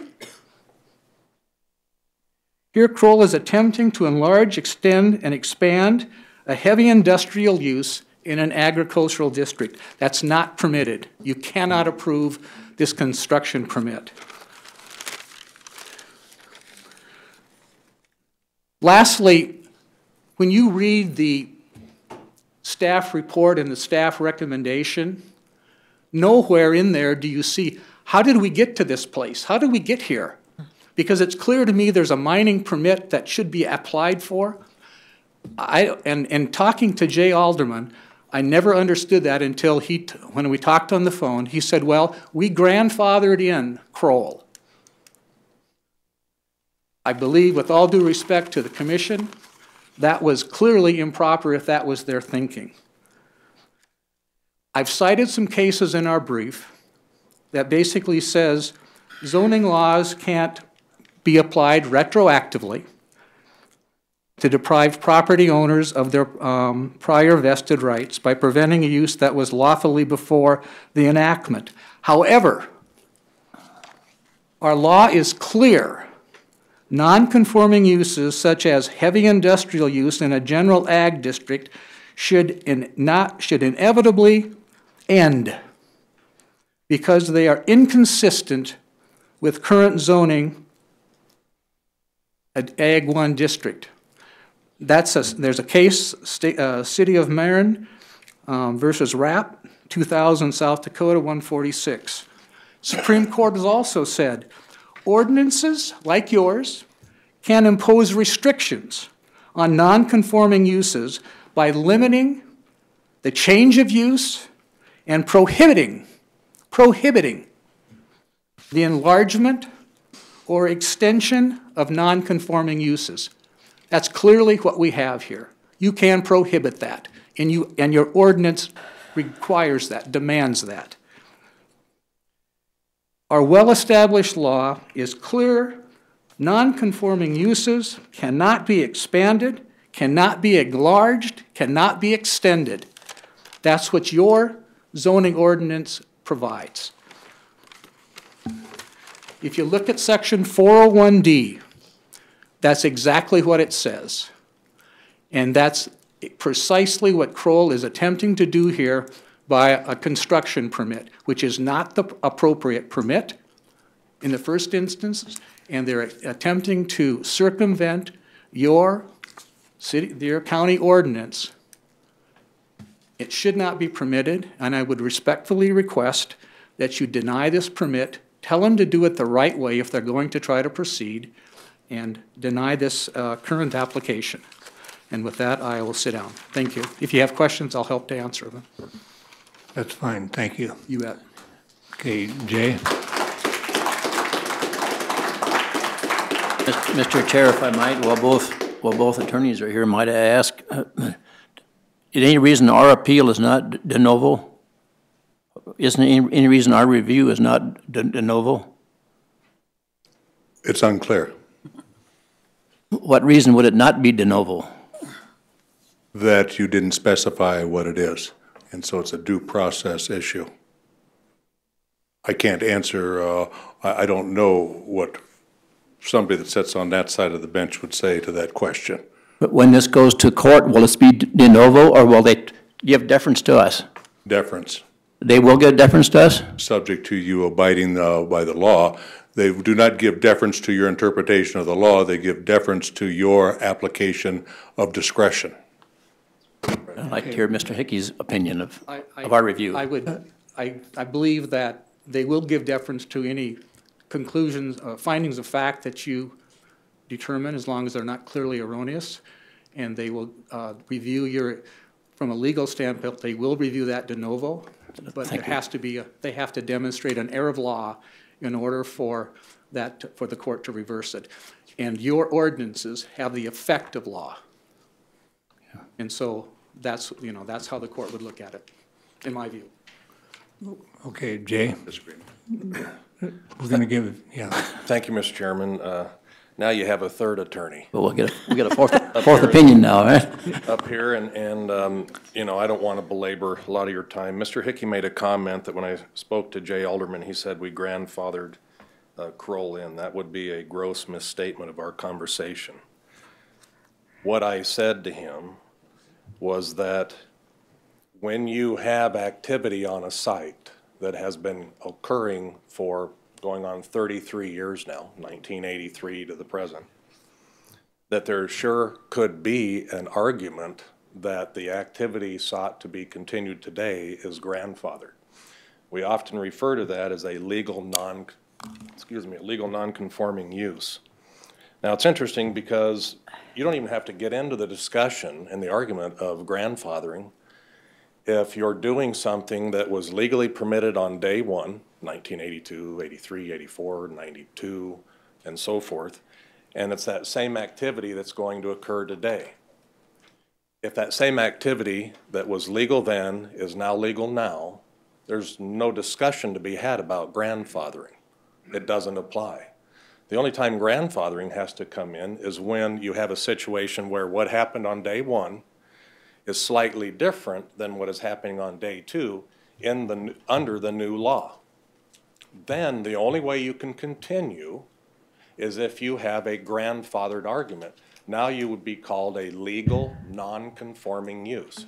Then and only then would you get into that circumstance where you're talking about down the road you can't expand upon a non-conforming use, because if you do, you lose your grandfathered status and you have to bring your property into full compliance with all the rules and regulations. That's when that happens. So I'll be as quick as I can on this particular issue. It's been my understanding, if somebody has evidence to the contrary, I'd like them to prove it. But it's been my understanding that this kind of mining, and including crushing, has occurred on this property for many, many, many years.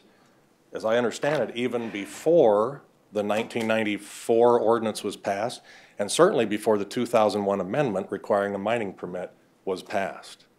In that regard, if that same use is being continued and is being proposed to continue yet today, then the question is, it's permitted. But if I want to go to one word, crushing, there's been a lot of reference that this is an industrial use because if you crush on the site, the only time you can find that word crushing is in that 212 or whatever it is on heavy industrial. So then would the argument become that, well, that might be a nonconformity because crushing is not specifically stated under the general ag criteria allowing for mining. Therefore, on that site in a general ag zone district, an argument could be made. I don't know if it would carry through and if the Supreme Court someday would agree, but could an argument be made that crushing in and of itself on this site is not allowed today under the current ordinance? Therefore, even if crushing had been occurring, you could continue to operate and do crushing there as a legal non-conforming use. It doesn't matter that it only says it over in heavy industrial. The idea is what has been occurring on this property, it can continue to occur as a legal non-conforming use.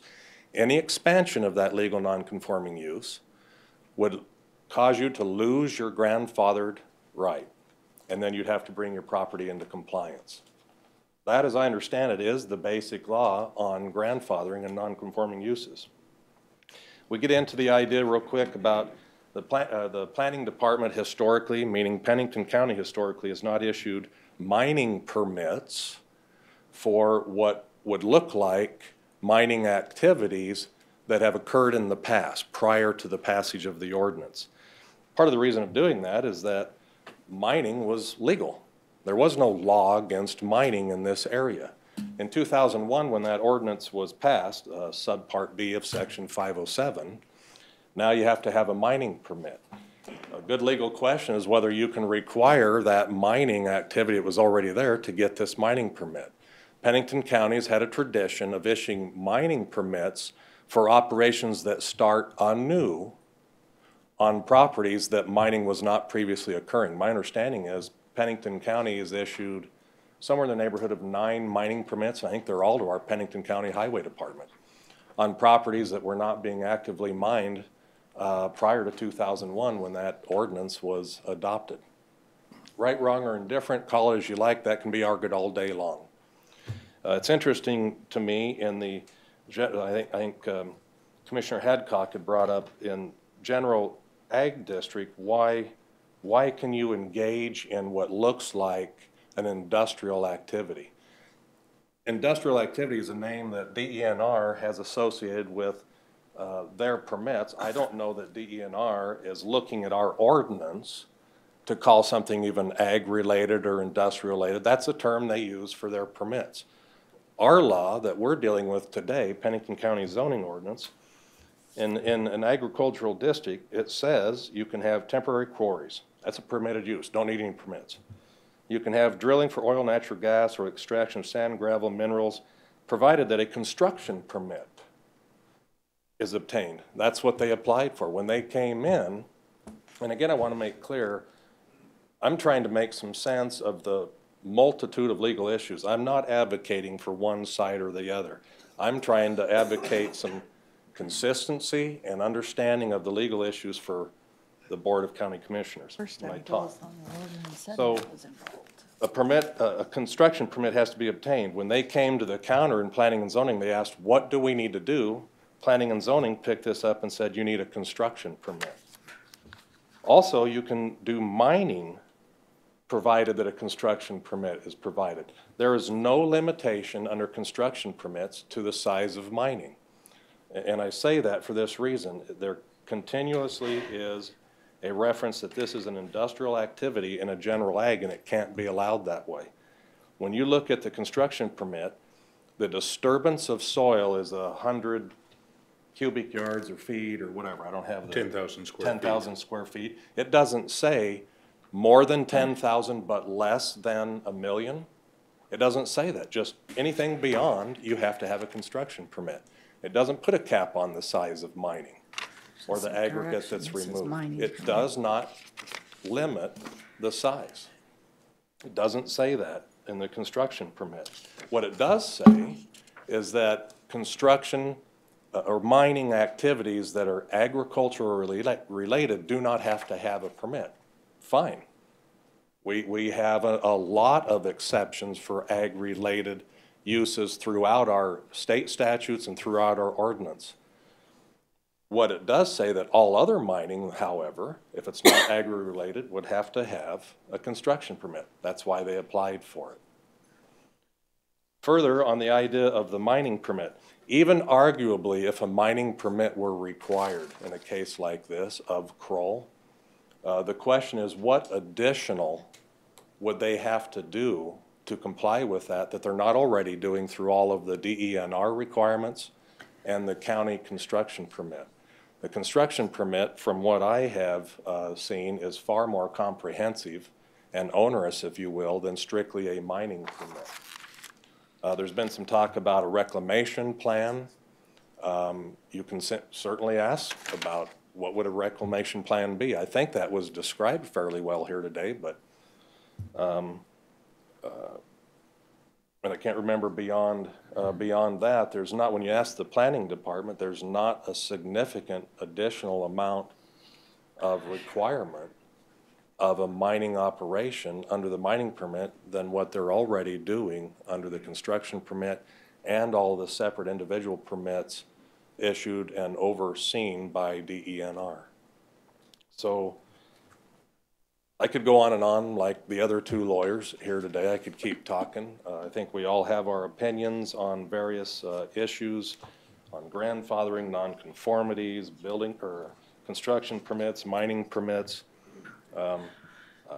I would ask the commission to make a decision, but certainly if you have some additional questions related to the reclamation and that kind of thing, ask those questions before you make that decision.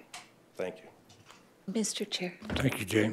Yes. Can I ask Jay a question, please? Jay? Oh, I'm sorry. I thought you were leaving. Don't go. No, I'm going to leave. Here's the struggle I have with grandfathering. This is a change of ownership. And once that change of in the past, many, many different times, when that change of ownership occurred, the grandfathering ended. And that's what's really frustrating to me in this situation is now we're saying that the grandfathering stays in place.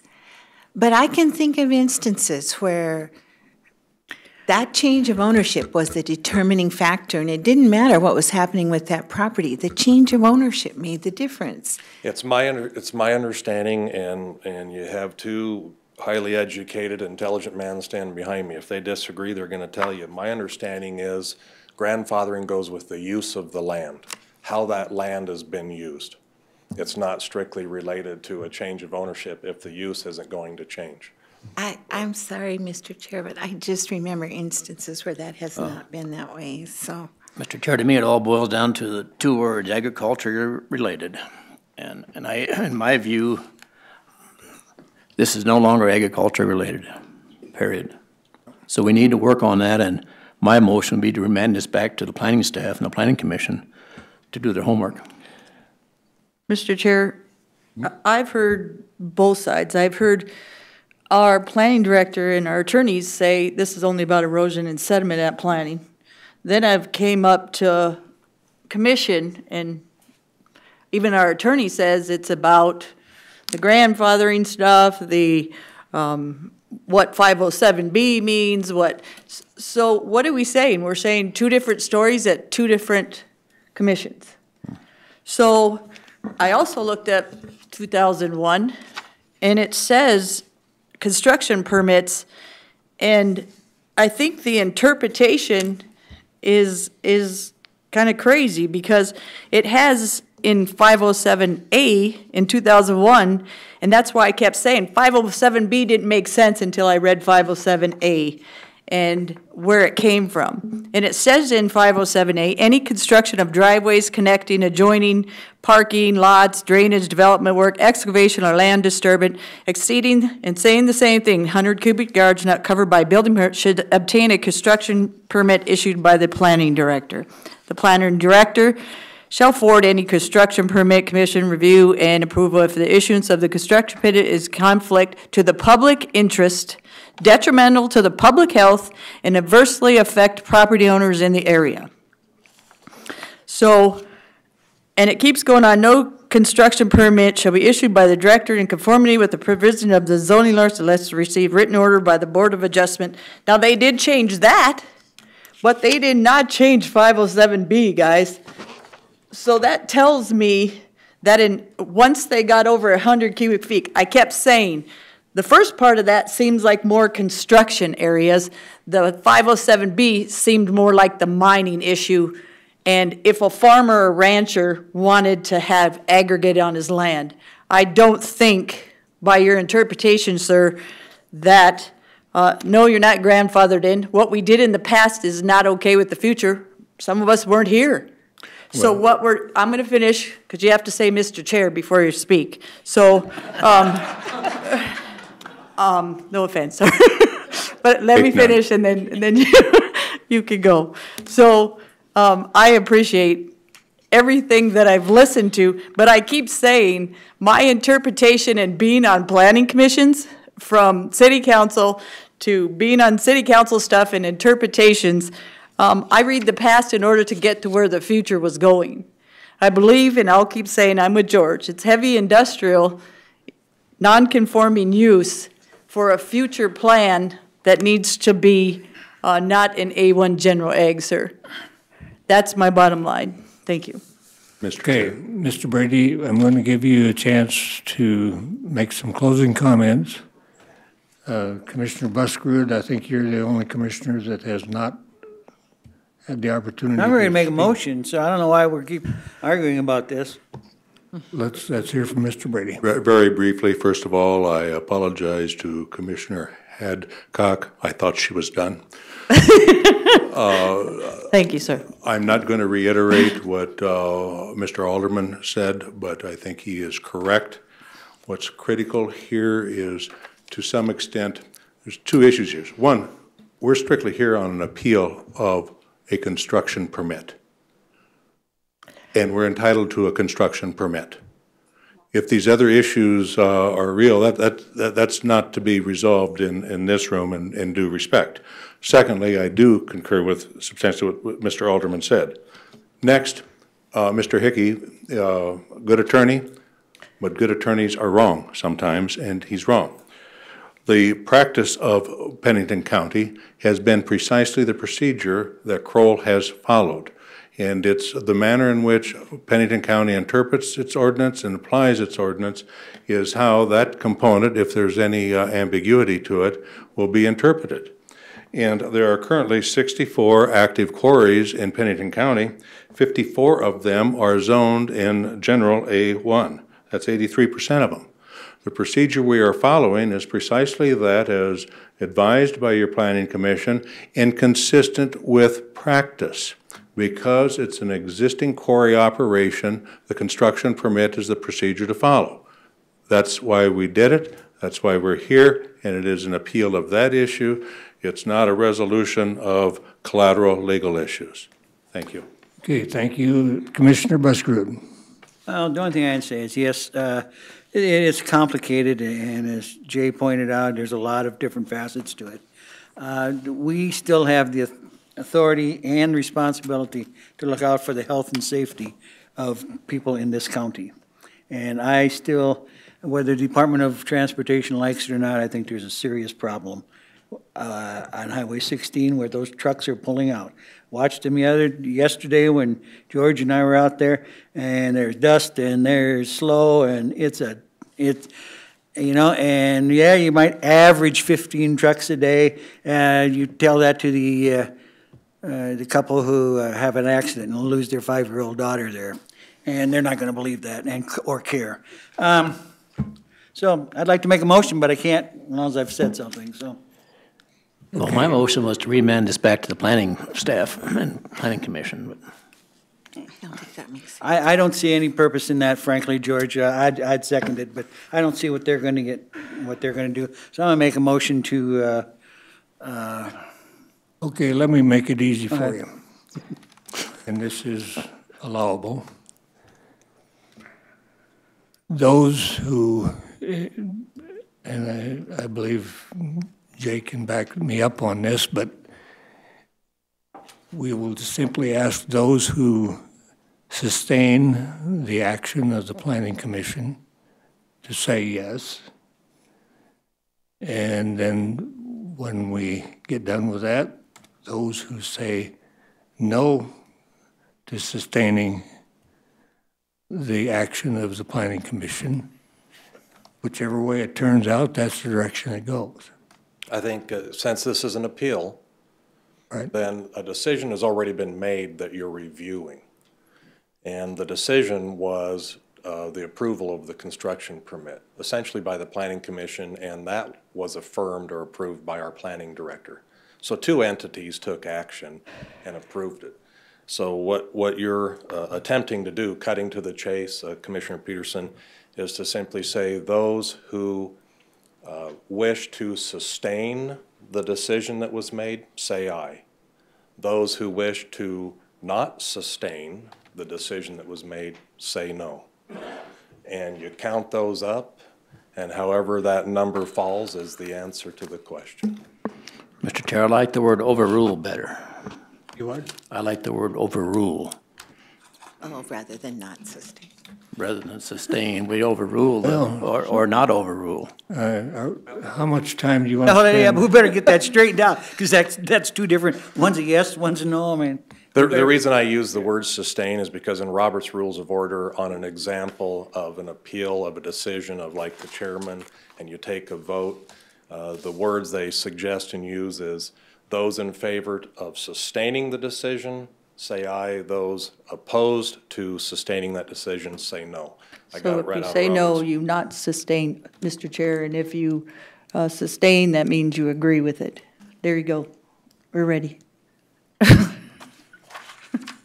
Roll call, of course. We'll do a roll call vote on whether or not you sustain the action of the zoning Okay. commission. Okay, to sustain the action of the planning commission? Yeah. Buskerud? No. Farabee? No. Adcock? No. Troutman? No. Peterson? Yes. Decision's been made.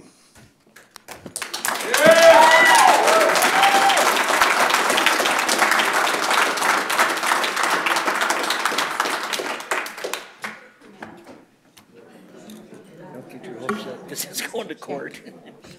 Mr. Chair. I make a motion for a 5-minute recess, Mr. Chair.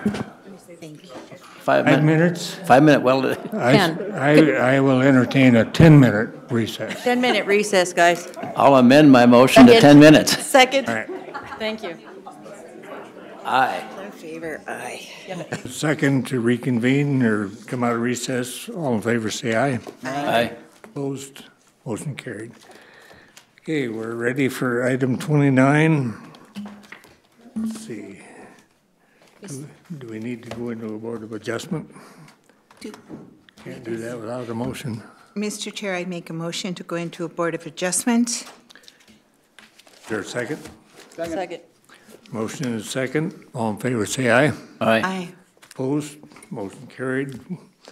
Item A. Good afternoon, Brittany Molitor, Water Protection Coordinator.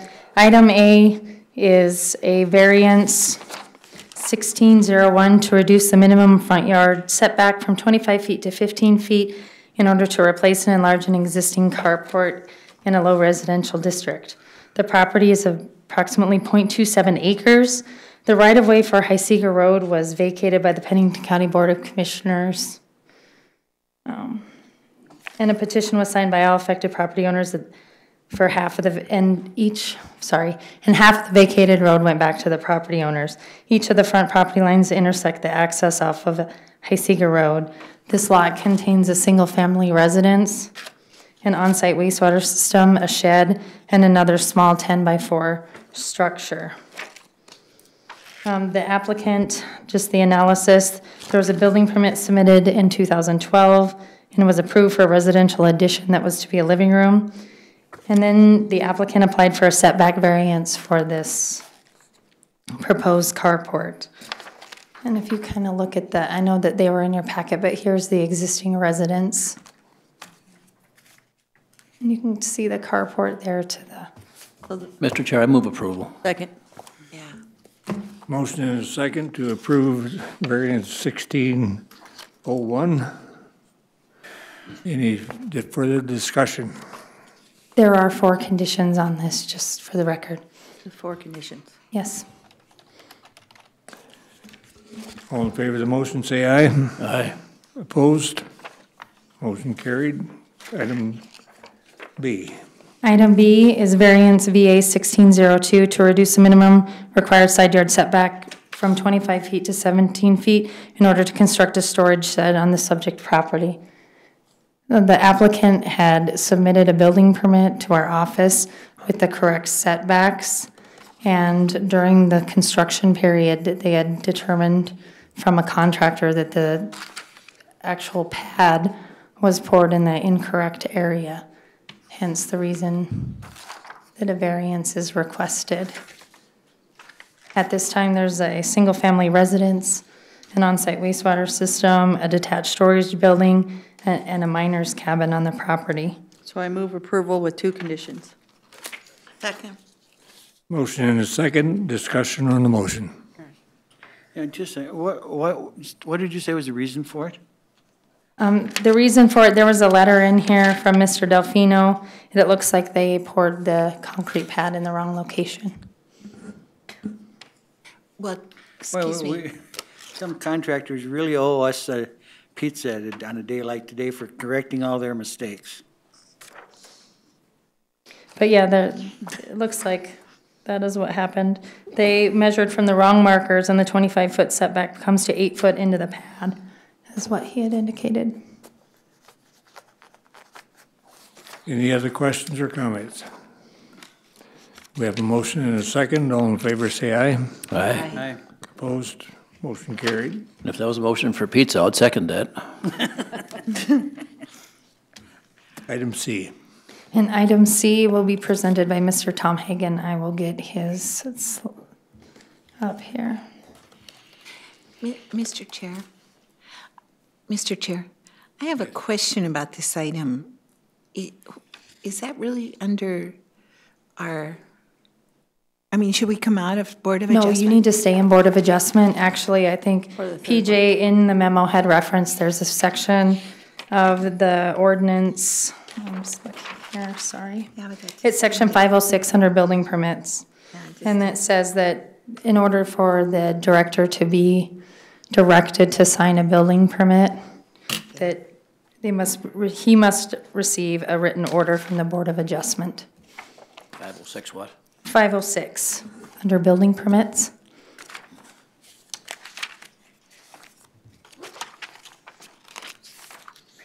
This is what it is, but it doesn't make sense to me.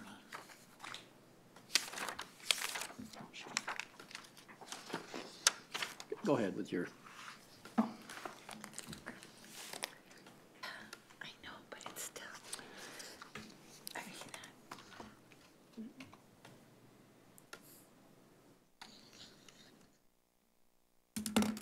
Okay.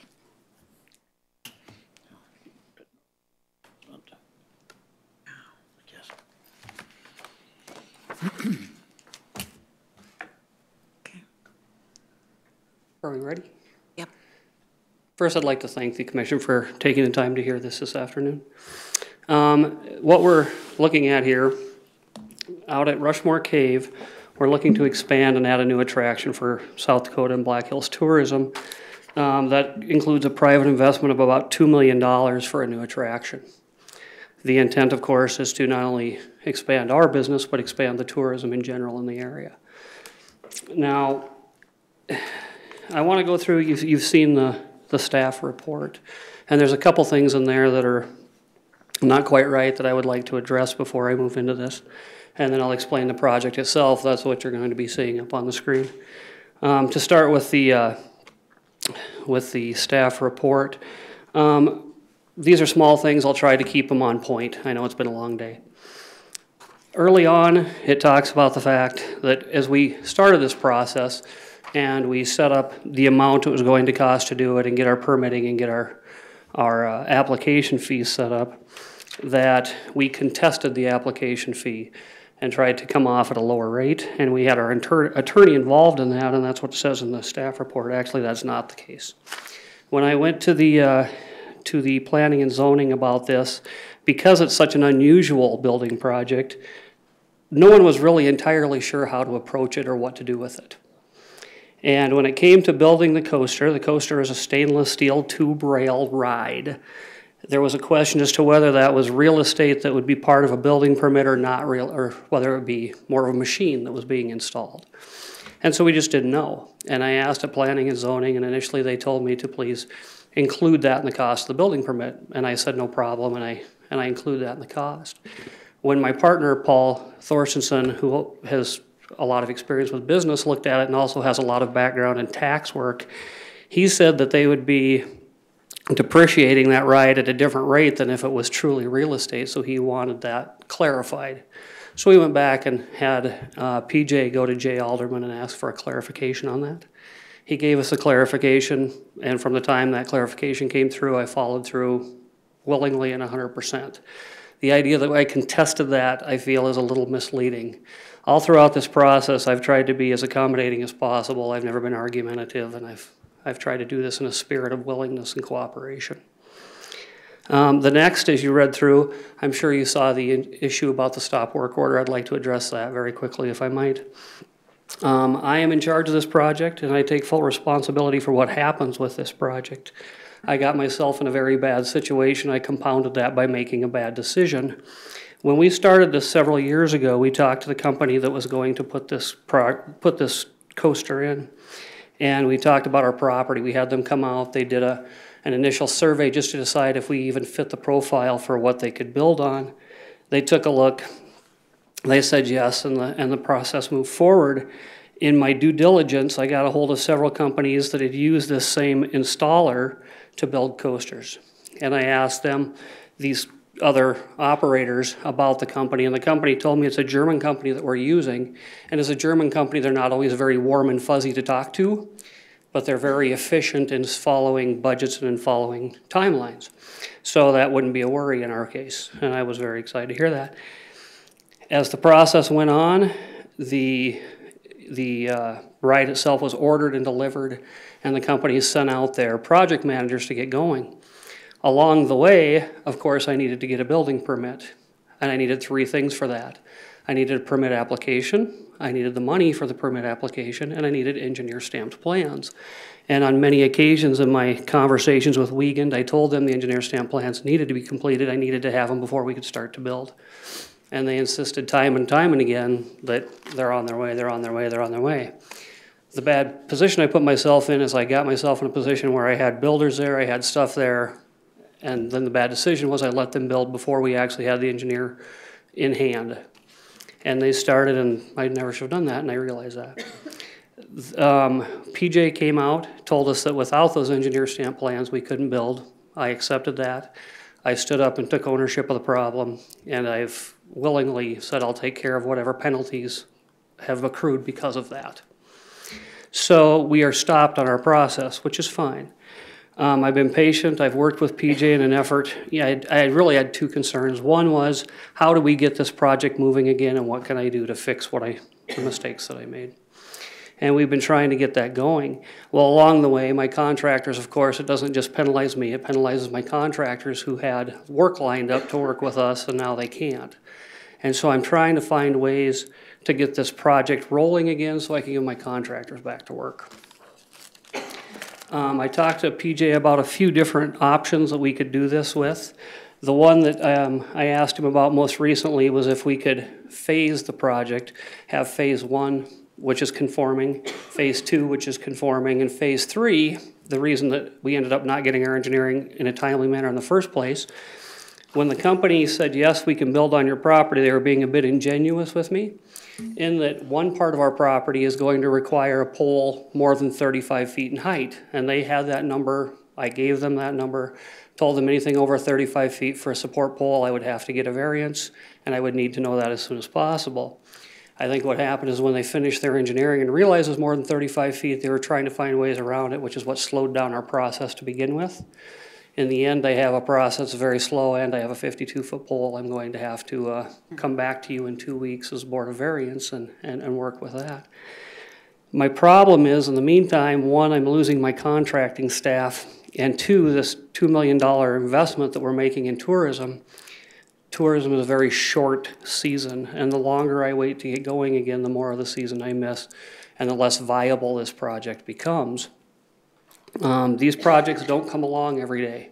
This is a very large project, a very large investment by private individuals.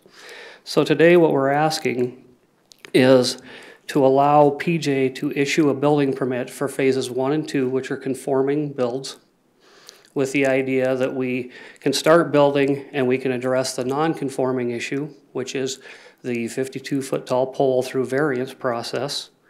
And at that point, everything will be permitted and we'll be able to finish our build. That's where we're at. As far as what the project is, I did bring a little bit of stuff so you could see it.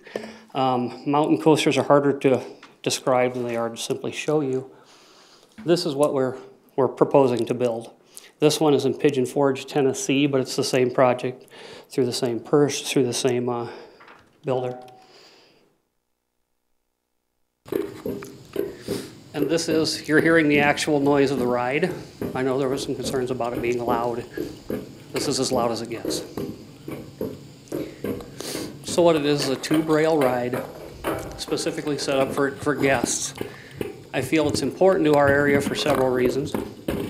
Not the least of which is these are built in areas that are fairly high-end tourist areas. There's one in Park City, Utah, Aspen, Colorado, Jackson Hole, Wyoming. It's a chance for us to bring a world-class, an actual true world-class attraction to our area and attract more guests into the Black Hills. So, but this is what we're building.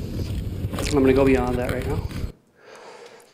The economic impact directly related to the coaster, we're going to be creating 13 new jobs.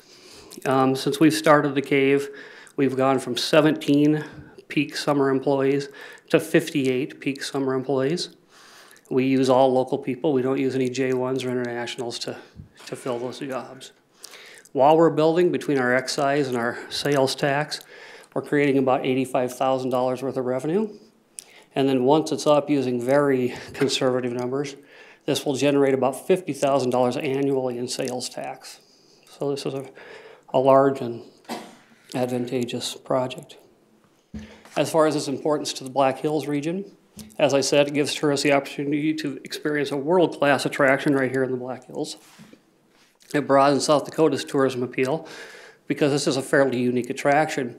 There's about 250 of these rides throughout the world, but only 20 in the United States. So it is fairly unique, something to bring people in. And by providing this, it provides guests with an all-day experience. Right now, the cave is about a 3-hour experience. This will make it more of an all-day experience. And anyone that knows tourism knows how important that is. Because where we make money on tourism isn't so much the money they pay at the tourist attraction. It's the hotel room, it's the gas, it's the restaurants, it's all the ancillary things. And this really promotes those.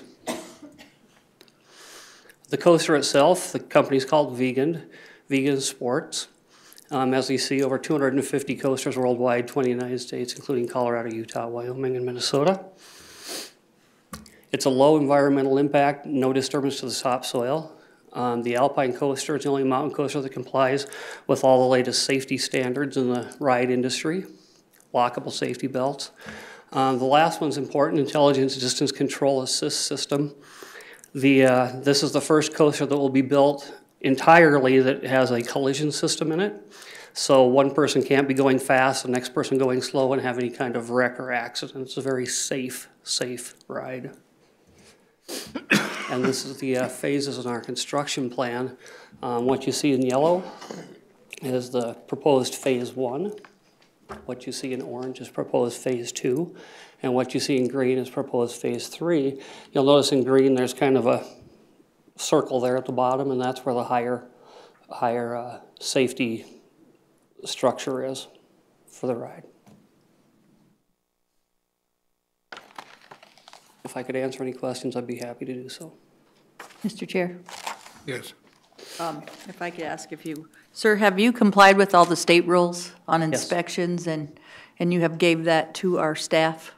Yeah, we have an existing ride called a Soaring Eagle Zip Line, and it also falls under the same standards, and we've always complied with that. So you have shown the staff, and they concur with seeing the American Society of Testing and Material Standard amusement ride devices for the inspector that comes in for the state. You have showed that to the... We'll be doing annual inspections once the ride is up. Right now, the ride isn't constructed. So the annual would be you, but it says that the owner of an amusement ride shall file an inspection affidavit attesting that the amusement ride has passed the most recent annual inspection required by 42-10-4. Isn't that through the state? No. I don't believe. Mr. Chair, I guess I was wondering about that too. I know that actually when the state came up with rules for amusement rides, right, the legislator that did that, and I'm trying to remember the gentleman's name, he's from Mitchell, I believe, actually came to me because we're the only ride in South Dakota. And he worked with us hand in hand in doing that, and we helped write that. And we take our very seriously the safety of our rides, and I'm more than willing to follow and move forward. When I talked to the state about building this ride, the only thing the state had to tell me was that when I had an engineer review the plans, that engineer had to be licensed in the state of South Dakota. That was their insistence on this, and I did that. Indeed. As far as our annual, we do an annual inspection. We have a licensed inspector that comes in every year. They look at our soaring eagle zip line. They go through all of the tolerances, everything there is to go through on the ride. We complete that every year. So, once this Mr. ride's completed, we'll do the same thing. Mr. Chair, sir, so you're saying you did have a state inspector, or you just have your inspector? It's a certified inspector through ASTM. ASTM is a body that provides safety standards through the thrill ride industry. And they're more of an overseer, not so much on the state level, but overseer in the whole industry. In the state, there is no licensed inspector that's licensed in the state of South Dakota to inspect this ride. So we get an ASTM certified inspector, and they can inspect any ride to ASTM standards in the United States. They come out, they go through our ride, and they assure that it falls within ASTM standards. But as far as in the state of South Dakota, there's no such thing as a state licensed ride inspector. That's weird, because that's what I thought I read in the new rules, or the rules through the state. In fact, that's where I was more concerned that your rules You're were certainly compliant with welcome to ours. check, and ASTM standards are generally considered to be more strict than state standards are in general in rides throughout the industry. And Tom, through your engineered plans, have you changed or modified anything that, based on your engineered plans that you had set forth? Have you changed, I asked PJ if you had changed anything from your set engineering plans, and he said something about your takeoff station, that the cement on there, that it was supposed to be one piece and not two, a couple other things on there. And I'm sorry he's not here today. And I can address that. I wish it was in this packet that you received. Okay, at the bottom of the hill, and it's right at the very bottom where you can see you can see kind of a rectangle. That is where the ride, there's two buildings associated with this. One is a retail space where you can walk in and buy your tickets, or when you get off the ride, you can buy your t-shirt, etc. as you leave. The other is actually a shop. It's a maintenance shop where we can hang the carts up and we can do work on them. When we designed it, what we have is the retail space sits on one side of the track and the shop space sits on the other side of the track. So each of those two buildings has its own footings and own foundation. Then it goes up, and it to get people on and off the ride without, like in a rain situation, we want it to be dry. We ran the cart in between them, but 14 feet in the air, we have trusses over the top. So basically, it kind of looks like a garage. You got a building here and a building here. They're connected by a peak with the ride going through. When we first came to work stoppage, I asked PJ if there would be an opportunity for us. When I went to get the permit application, I didn't really know how to do this, and so I stood at the desk and I talked to one of the planners. And I said, am I better off to get the permit application for the ride and the building on the same permit application, or should I do the permit for the ride and then the permit for the buildings? And at that time, they gave it a little bit of consideration and kind of thought, we don't really know. Put them both on the same one because it's just going to be a little easier in the end. So I did that. When we came to work stoppage, I asked PJ if he could sever the two permits, the permit for the ride versus the permit for the building. And the reason I did that is the permit for the building is under 4,000 square feet, so it's exempt. And I thought I could get my contractors back to work, give them something to do so they're not sitting there without work. And PJ wasn't sure about that because he thought that the ride and the buildings shared a common support, but they don't. Each building has its own foundation and its own footing. The ride simply is on a poured pad adjacent to and in between those two buildings. So PJ asked me if I could get an engineer to come in and basically give him a review of it to say just that. because that's the way it is. And the engineer came in and did a review and issued an addendum to PJ describing each of the two buildings has its own separate foundation and footing. The ride is simply running through the middle. So they are two separate things. Essentially, I could tear down the buildings and the ride would still be structurally sound and you could run the ride. Or I could tear out the ride and the buildings would both still be structurally sound because they sit on independent structures. So, Mr. Tom, I think if you engineer it right and you do what you're supposed to, then that's good. But I did make a mistake on the inspector. It's either an employee of an insurance company that insures the amusement ride or a certified amusement ride inspector. You said Right. we don't have any. So do you? Well, ASTM is a certified ride inspector. So you're insured, your insurance company is good to go with this and believe that those engineering plans and those things are good to go? Yes, the insurance company will insure us, and an ASTM inspector is considered certified through insurance. Do they check it off after you're all done with the Before we ride? open. There you go. Okay, so they do it before to check your plans and they do it after to make sure it's engineered properly? Yes, once it's built, they'll come through and they'll do a complete engineering study and go through a safety study. And then annually, they come back and they check to make sure everything's still within reason, within bounds. Mr. Chairman, where's this located at? I'm sorry? Where's it located? Where's the Screaming Eagle? And It's Rushmore Cave. We're at Hayward. Oh, you mean in reference to that on the property? Yeah, because when the people that live there actually find out about this, they're going to be in here screaming. No, they have. I've had meetings out there already. I've talked to my neighbors. I brought my neighbors out. Before we ever started this, I showed them the plans. We walked the hill. I've talked to them about it. I've been completely transparent, given them as much information as they wanted, or probably more than they wanted, and I've had conversations. Okay, good. Okay. Once we get the rapid map up and we see the property, I can show you exactly where it goes. No, I actually agree with roller coasters. I think it'll be a pretty awesome thing. I just didn't know exactly, like everybody else, how roller coasters or amusement works. So I did ask the fairgrounds how they did their amusement rides for safety and people, and they said they did have an inspector as well that has to. ASTM is the body in the United States that generally oversees safety in rides. Are the plans German, or are they converted into, since Well, it's a German they had ride? to be converted. That was part of the issue too, and we were trying to get them in a timely manner. Right. As everything shows up in meters and it's all metric, and they had to convert everything over. And plus, just the general verbiage was all done in German. So they had to send it to an independent contractor, which I didn't realize there were such people. They sent it to an independent contractor who goes through the whole thing and translates everything over to English. And then they sign off on it to show that it's right before it can go to our engineer in the United States. So that slowed things down as well. I appreciate that, Mr. Jones. Yes. Okay, I'm gonna walk over here. Yeah. So this is our property. Right above where it says Rushmore Cave, you can see a building. The coaster's gonna sit on this hillside directly above that. Okay. The building where you get on and off actually is just right above my finger right here is kind of where that is.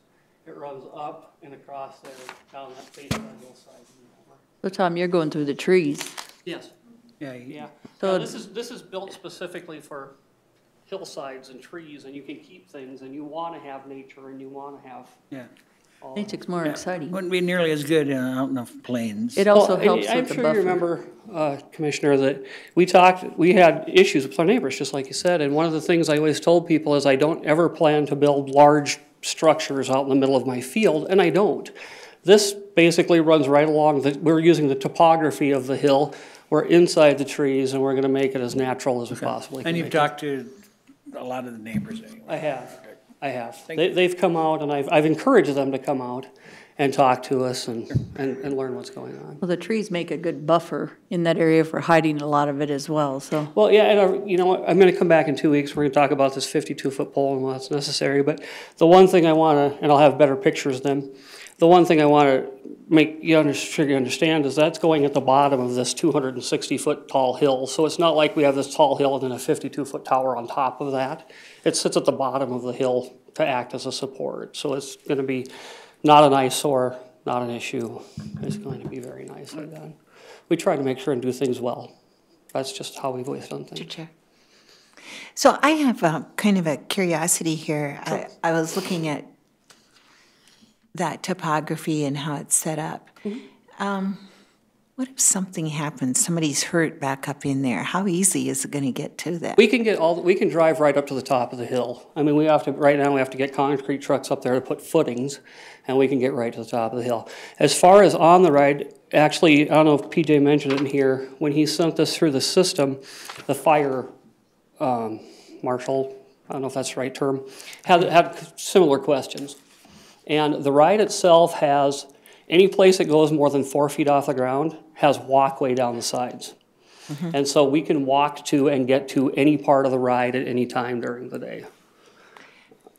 Mr. Chair, I also have Yes. another question.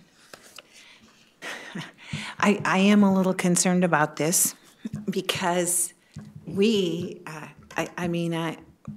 absolutely did not have a good rapport about your Screaming Eagle.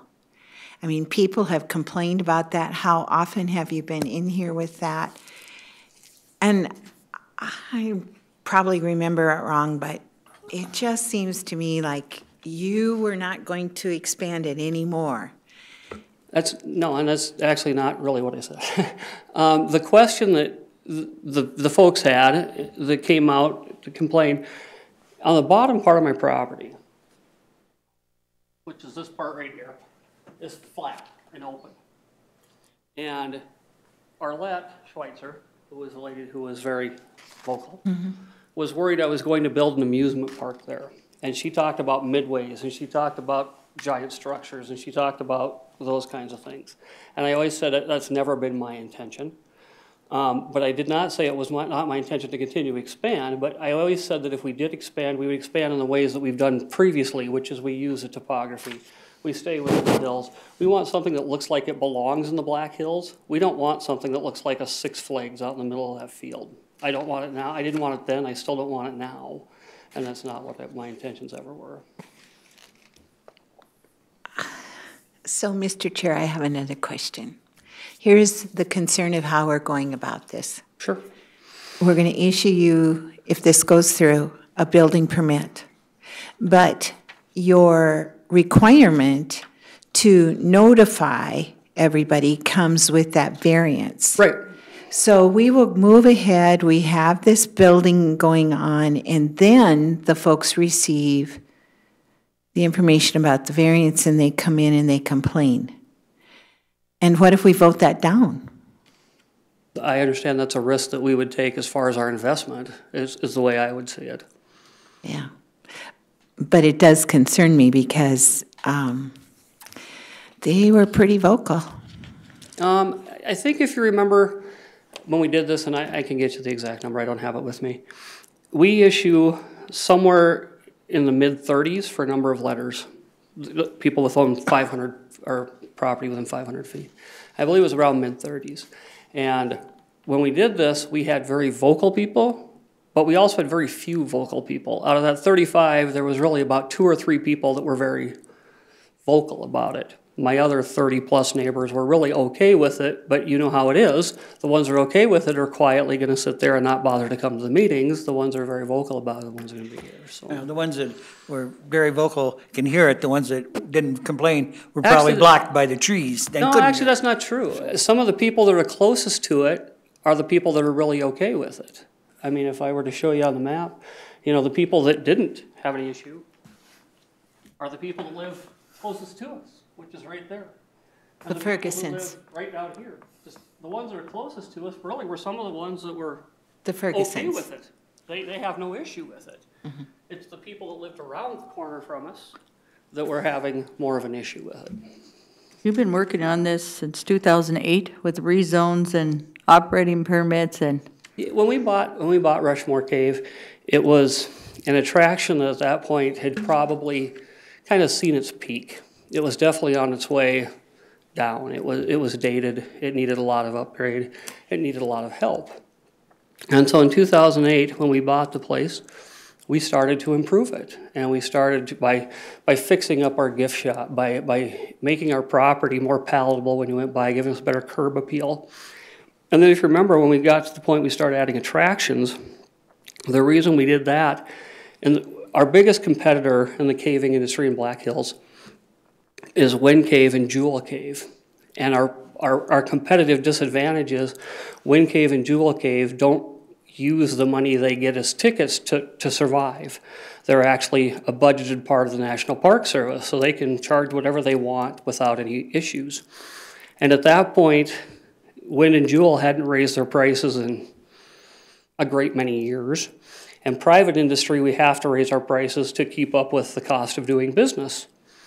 So when we first started doing things like the Soaring Eagle zip line, the reason we did it was to give ourselves a competitive advantage over Wind Cave and Jewel Cave, because we knew Wind and Jewel can't put in zip lines. They can't add extra attractions. So where we can't keep our prices at the same level as they were in 1995, they can't add things. So this was giving us a balance and a way to stay competitive. So, Mr. Tom, what do you have in 2011 and 2012? What are the conditional use permits on your property for? At that time, we were still zoned Gen Ag. So when we put in the Soaring Eagle zip line, that was in 2011, and that's that conditional use permit process. In 2012, we put in, it's called an interactive dark ride. It's technology, you sit in these chairs, big screen that wraps around you. It's like a motion ride you go through, but it's interactive. You have a gun, so you're being attacked by things and you shoot as you go. At the time we put it in, it was the second one in the world. It was pretty big coup for us to get that.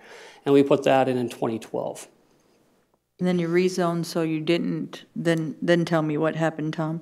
Well, we went through a rezoning process.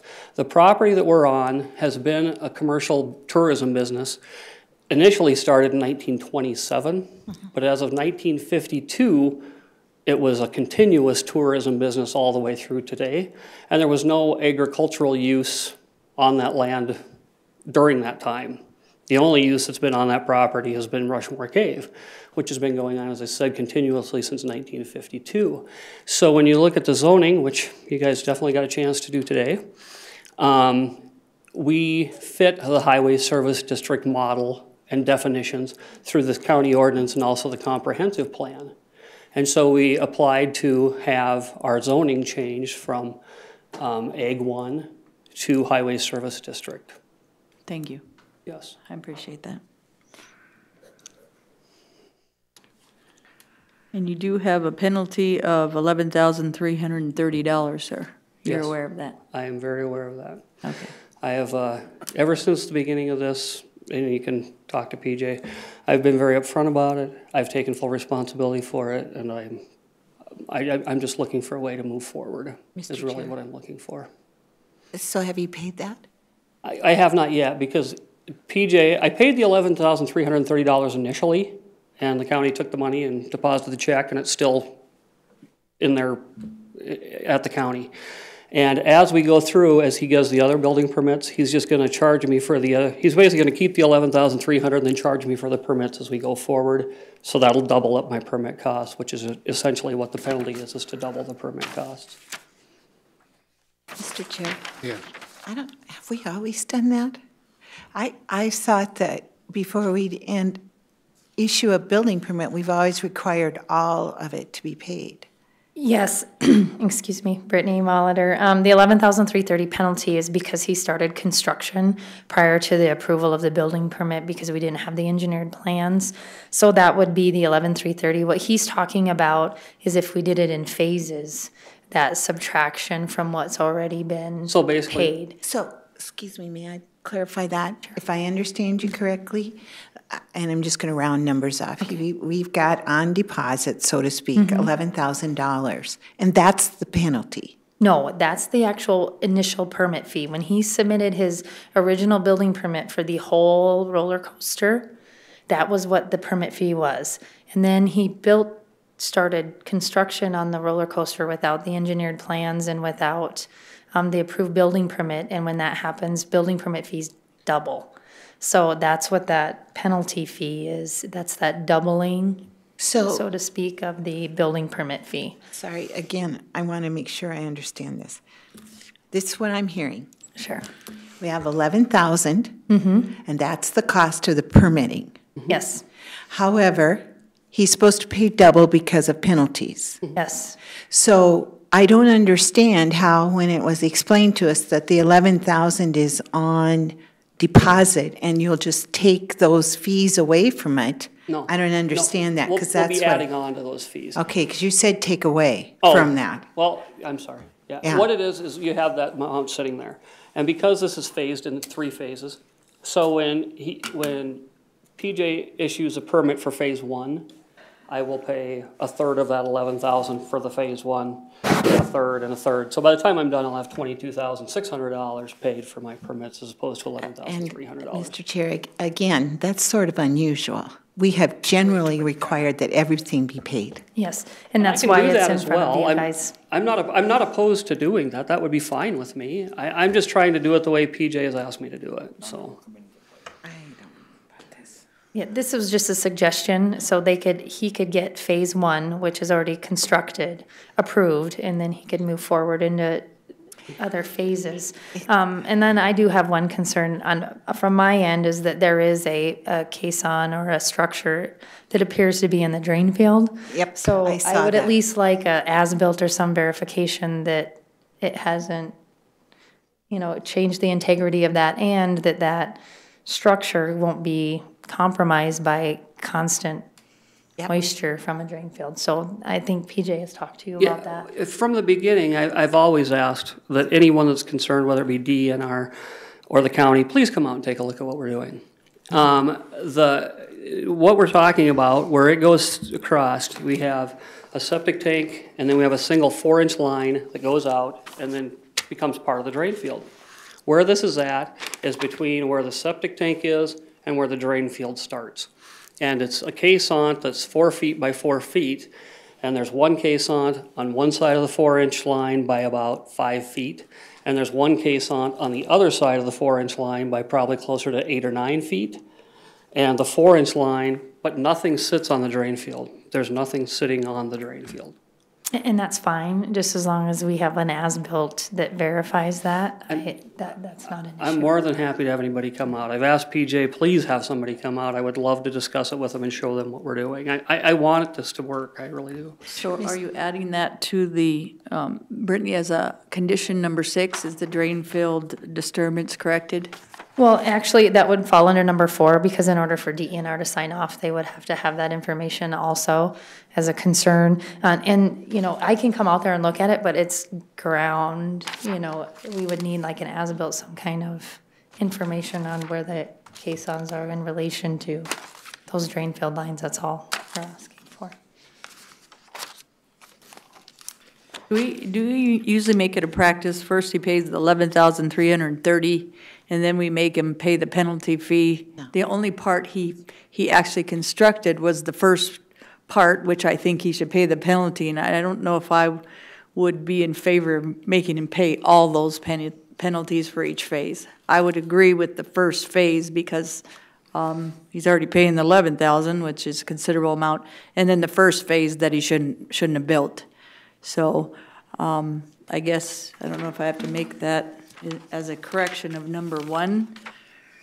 And sure, and I think whatever square footage that first phase is, and then double that, then that would be subtracted. I think that's what they're talking about from the already paid portion of that. And then whatever's remainder for phase 2, that square footage would be calculated out. He'd have basically a credit, and then he'd have to pay for the remainder of phase 2 and 3. That's the way I understand it. But we're doing him a favor by letting him phase it in. Yes. Yeah. It's supposed to be one deal, and now we're letting him get by with something, and now you don't want to charge him for it. No, I want to charge him. Anything that he's already built, Buskrood, I think he should pay for. Anything in phase 2 he didn't build or do anything in, he shouldn't be penalized. And this man has went through 2008 to 15 of 13 different processes. So he's not just been through one on a rezone or anything.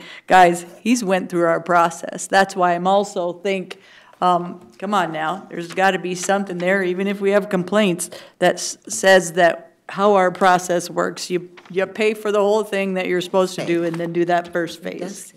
And Deb, I'm gonna just, if, Mr. Chair, if you don't mind. Yes. Here's my concern. He has gone through all of that, but he didn't get a building permit, and that really concerns me.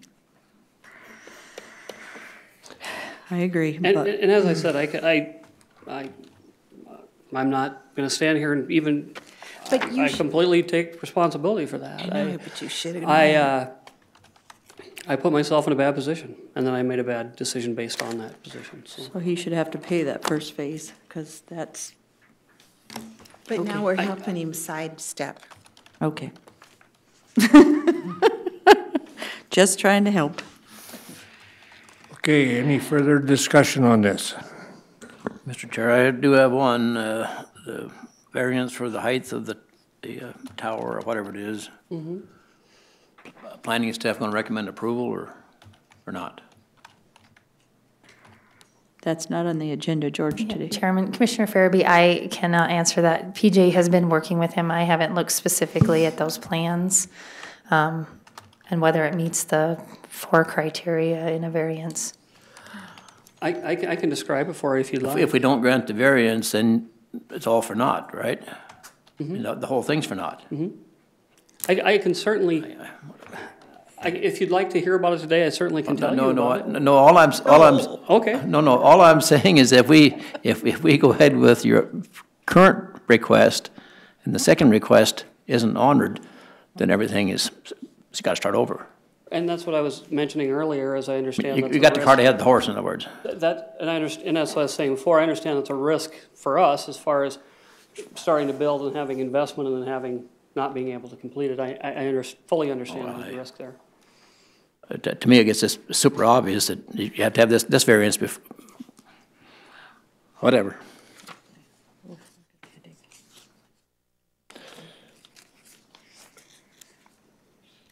Do we have a motion?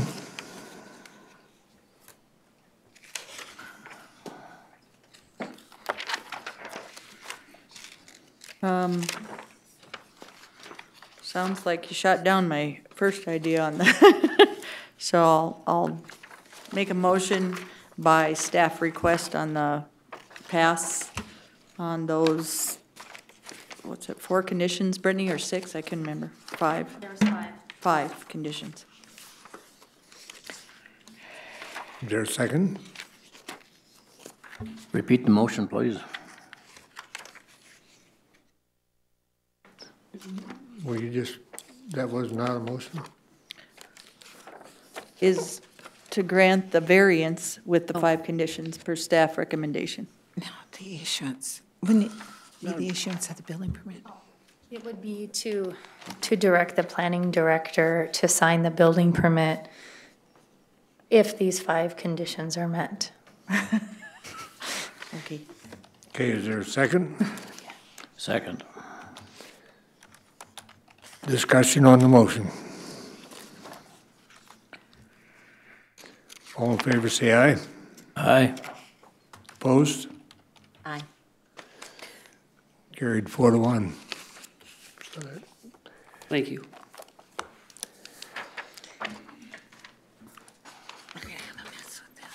Do we have a motion to adjourn as a Board of Adjustment? Be my motion. Second. Motion and second. All in favor, say aye. Aye. Opposed? Motion carried. Consent calendar. The Board of Commissioners uses a consent agenda to act on non-controversial and routine planning and zoning items quickly.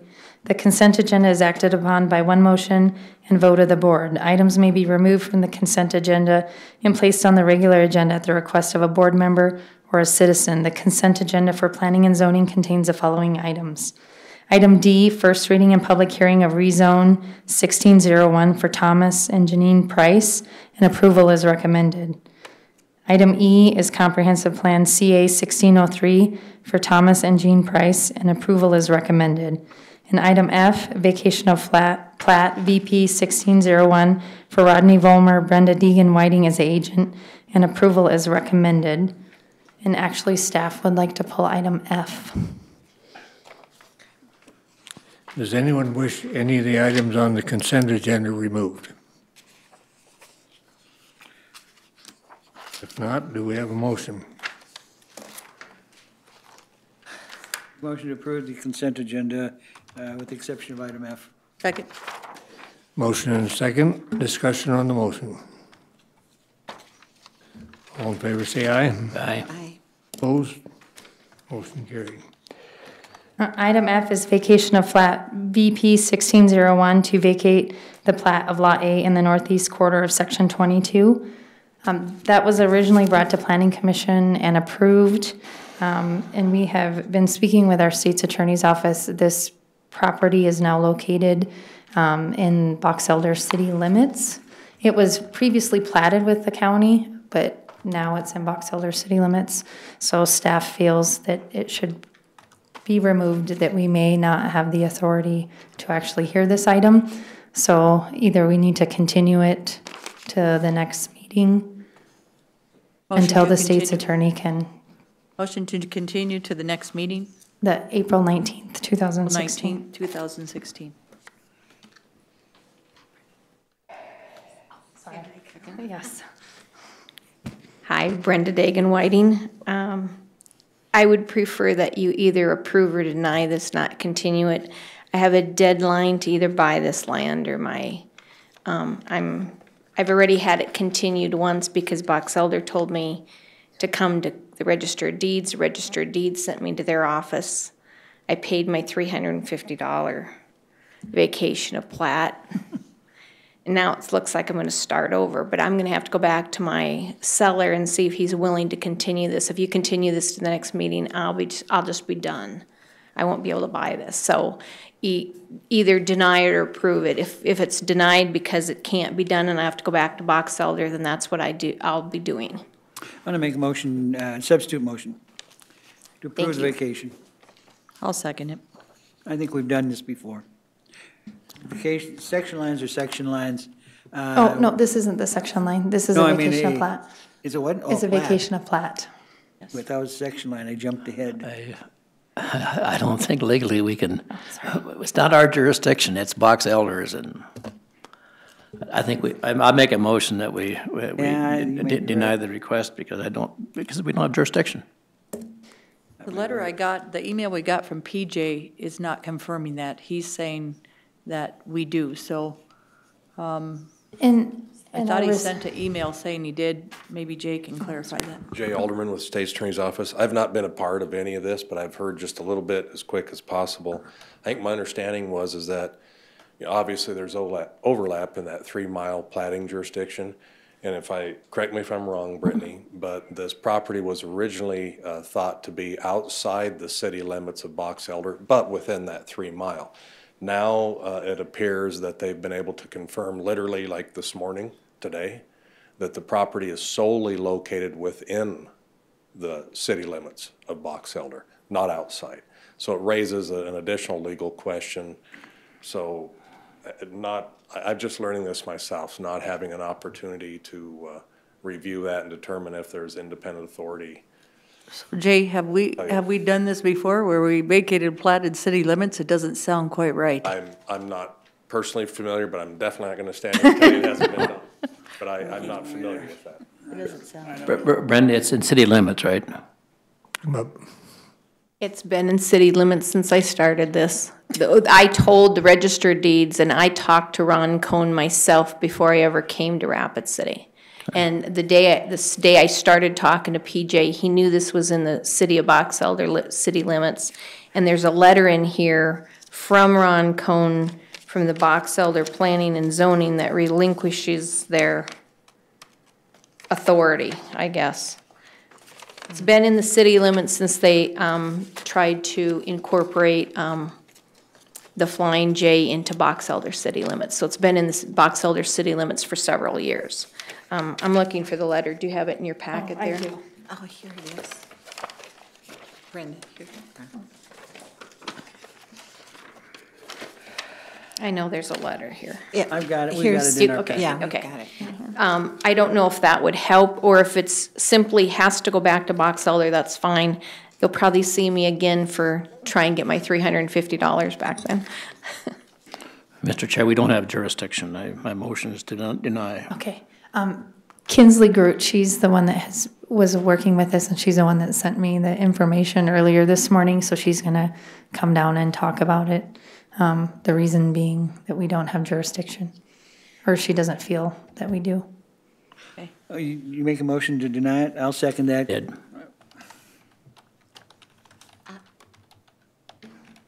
Mr. Chair, We don't have all afternoon to have people coming and going. if we're going to deny it, can we also make part of the motion to be that we refund the $350? Because we've misled her. I will make it, agree to that amendment. Yeah, I will too.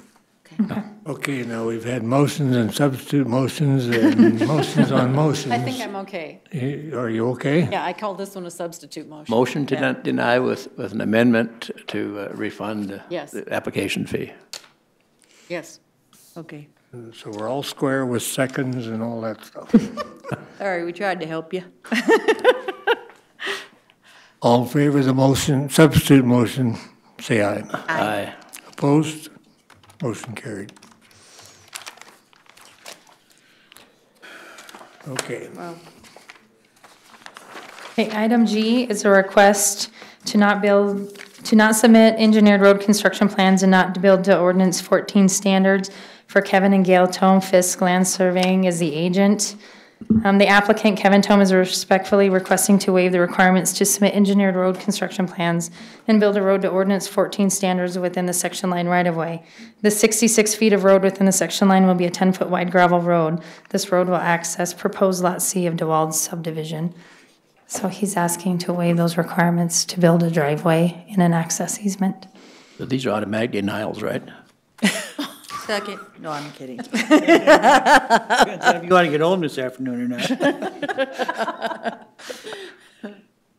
Just wanted to see if he was awake. He's the only one on this road, I take it. It's the driveway. Yes, and it's going to access this proposed Lot C. What's the existing road going up Nameless Cave Road? Cavern, And what's that built to? Cavern Road. Is that at 1824? Do you know, Tom? So this is just a Tavern Road? driveway off of the 18-foot road? Yes, this is Okay. just a driveway, basically, if you look through. Thank you. Oh, sorry. Move approval of Here. applicant's request Second. to not submit engineered road construction plans. Second first We have a driveway. motion and a second. Discussion? All in favor, say aye. Aye. Opposed? Motion carried. And then item H is actually the road construction within a section line, CS 1601, to construct a 10-foot wide road within the section line right-of-way to provide access to proposed Lot C. This is basically a short-term solution to allow progress in the road construction process through the section line. The applicant has also submitted a vacation of section line request to our office that will be heard at the next meeting. Just for the record, in the staff report, I had not received comments from the city of Rapid City at the time of the staff report. I did receive comments from them, and they are in support of it as it provides legal access to proposed Lot C, and they have approved the preliminary plan for that lot.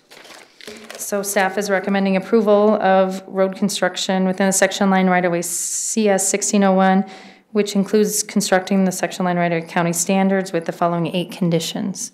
It's my motion. Second. Motion and a second. Discussion on the motion. All in favor, say aye. Aye. Opposed?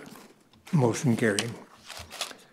Item I is vacation of section line right-of-way VS 1601 for Rapid City Christian School. Julie Hewitt, as the agent, is to vacate 1,034 feet of section line right-of-way lying in Tract B of Spring Creek Arena parcel of Hart Ranch Development. The applicant is requesting to vacate this. It's in a planned unit development of Hart Ranch. The lot is 20 acres in size. Move approval, Mr. Chair. Second. Motion and a second. Discussion on the motion. All in favor, say aye. Aye. Opposed? Motion carried. Item J is first reading and public hearing of rezone RZ 1603 and comprehensive plan amendment CA 1602 for Mitch Morris to rezone 559.68 acres from general agriculture district to low density residential district, and to amend the comprehensive plan to change the future land use from limited agriculture district to low density residential district. The Planning Commission recommended approval of rezone 1603 and comprehensive plan 1602, but the motion to approve failed 4-3. The applicant is asking to rezone this from general ag to low density residential district. During the staff review process, planning staff offered the applicant opportunity to meet with several of city and county staff involved with the commenting on his request. The applicant accepted and was there. There were several staff present during this. Staff informed the applicant of the number of the issues and concerns, and he was given time to respond to each. Within a week of attending our development and review team meeting, which is what he attended, the applicant spoke with staff and requested to amend his original rezone request, which is before you today. The current zoning within the area is a mix of all county zoning districts within 2.5 miles from the subject properties. One comment from the county highway of concern that was brought up during our development and review team was that Old Folsom Road is not designed to handle traffic volume that will be generated from a residential development of this magnitude. The future land use in this area is designated as limited ag. The closest low-density residential district appears to be about a mile away to the northeast. 2 letters of concern were received by our office from the Rapid City Trap Club and the Department of Game, Fish, and Parks. So the recommendation that we had presented to the Planning Commission was guidance from the Planning Commission to move forward. They recommended approval, but the motion failed 4-3. So, Mr. Chair, can you explain that? How could it recommend approval and it failed? What am I missing? and then it moves The forward. planning department said The yes. Planning and Commission the planning recommended commission said approval.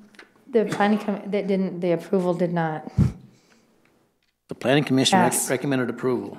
and it And didn't, hunch and it the was motion failed. They made a motion to approve it, and They it made a failed. motion to approve it and it failed. Well, how did they recommend approval? They didn't. Did staff recommend approval? No, staff was seeking guidance from the Planning Commission on how to move forward. They didn't make a recommendation on this item. Just one comment. Old Folsom Road is that that converter on it? Yep. Isn't that supposed to be built out according to a conditional use permit and paved already? Based on conditions of that DC tie? I think that was one of the conditions of that DC tie is to pave that road up That to them section. and then around in their surrounding area. Mitch, do you know the answer to that? Yes, can I approach the bench? Here's. Yep. What do you want? So, state your name for the record before you. This is Mitch Morris. I'm the petitioner and the landowner. I guess I'd like to say something first, after sitting through all your meetings today. I'd like to thank you for your public service. I sympathize with you. Now, the Old Folsom Road is a county road on the east of my property. The current converter station is actually on the section line if Lamb Road would continue west. That's not a through road. It's a section line, privately built, privately operated at this point. It's not been taken over by any government entity. It's just us landowners that utilize it and have paid for all the improvements of it. The comment to the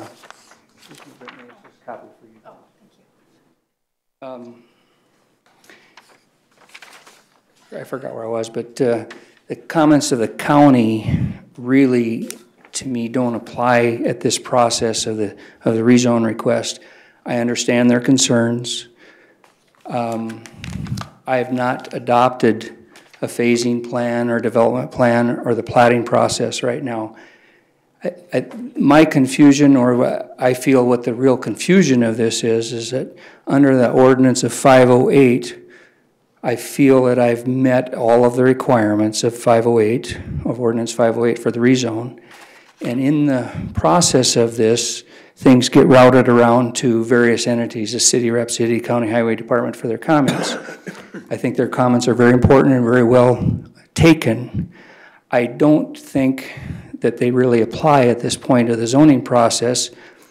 And in my conversations with the staff, or PJ of the staff, I asked him, I said, have I complied with the county requirements? And as I understand, his answer was yes. I said, and the city's requests and comments have to do with the city zoning requirements, which are two different entities. And do I need to comply with all of the city requirements in my county zone request? And as I understood his answer, or all the staff's answers, is that that would be up to you people of what above ordinance 508 requirements that I would need to address. In the city's request, they've asked for plans of infrastructure improvements. At this stage, I do not have specific plans. I've got a lot of general ideas of plans of infrastructure improvements that would substitute replatting and development. For instance, accesses. This is a large zone request. Accesses would be designed for ingress and egress, probably equally off of Folsom Road and Highway 79 when and if the platting process goes through. All of the city's concerns, the highway concerns, the county highway concerns will all be addressed and dealt with in the platting process. And the way I understand the mechanics of all of this is that in the zoning request, you solely have jurisdiction of the zone request. The city does not. In the platting process, because I'm within the 3 miles, they have the majority, if not all, of the requirements and stuff that I have to meet because they have full jurisdiction of that. I feel at this point that I've met the county ordinance requirements, and it doesn't require me to submit infrastructure plans for the zone request. I do appreciate their concerns. I do understand their concerns, and at this stage of the game, I have not fully developed development plans. I don't intend to spend the money to do development plans until my zone requests are approved or dealt with. Secondly, the staff report has some confusion to me. The closest equally zoned property to mine borders my northeast corner in conjunction with Folsom Road. Yeah, you can see the yellow that's just south of Lamb Road that directly across the road from my zone request. That was dealt with and approved without comments from the city. To the west of approximately a half a mile, there's another 150 acres that was approved in the same zoning that I'm asking for, low density residential. That was approved without comments to the city. My position of that is that we follow the county's zoning ordinances.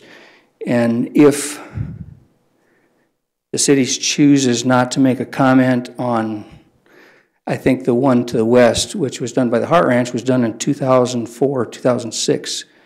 The city chose to not really make any comments or recommendations of infrastructure for that zone request, so therefore it didn't constitute the county requiring them to do any further planning. Their comments on my zone request, I think the confusion is do I need to comply with the city or do I just comply with just county?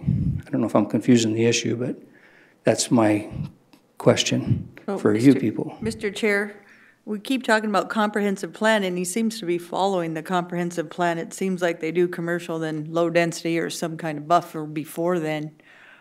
Isn't that what we keep talking about on comprehensive plan?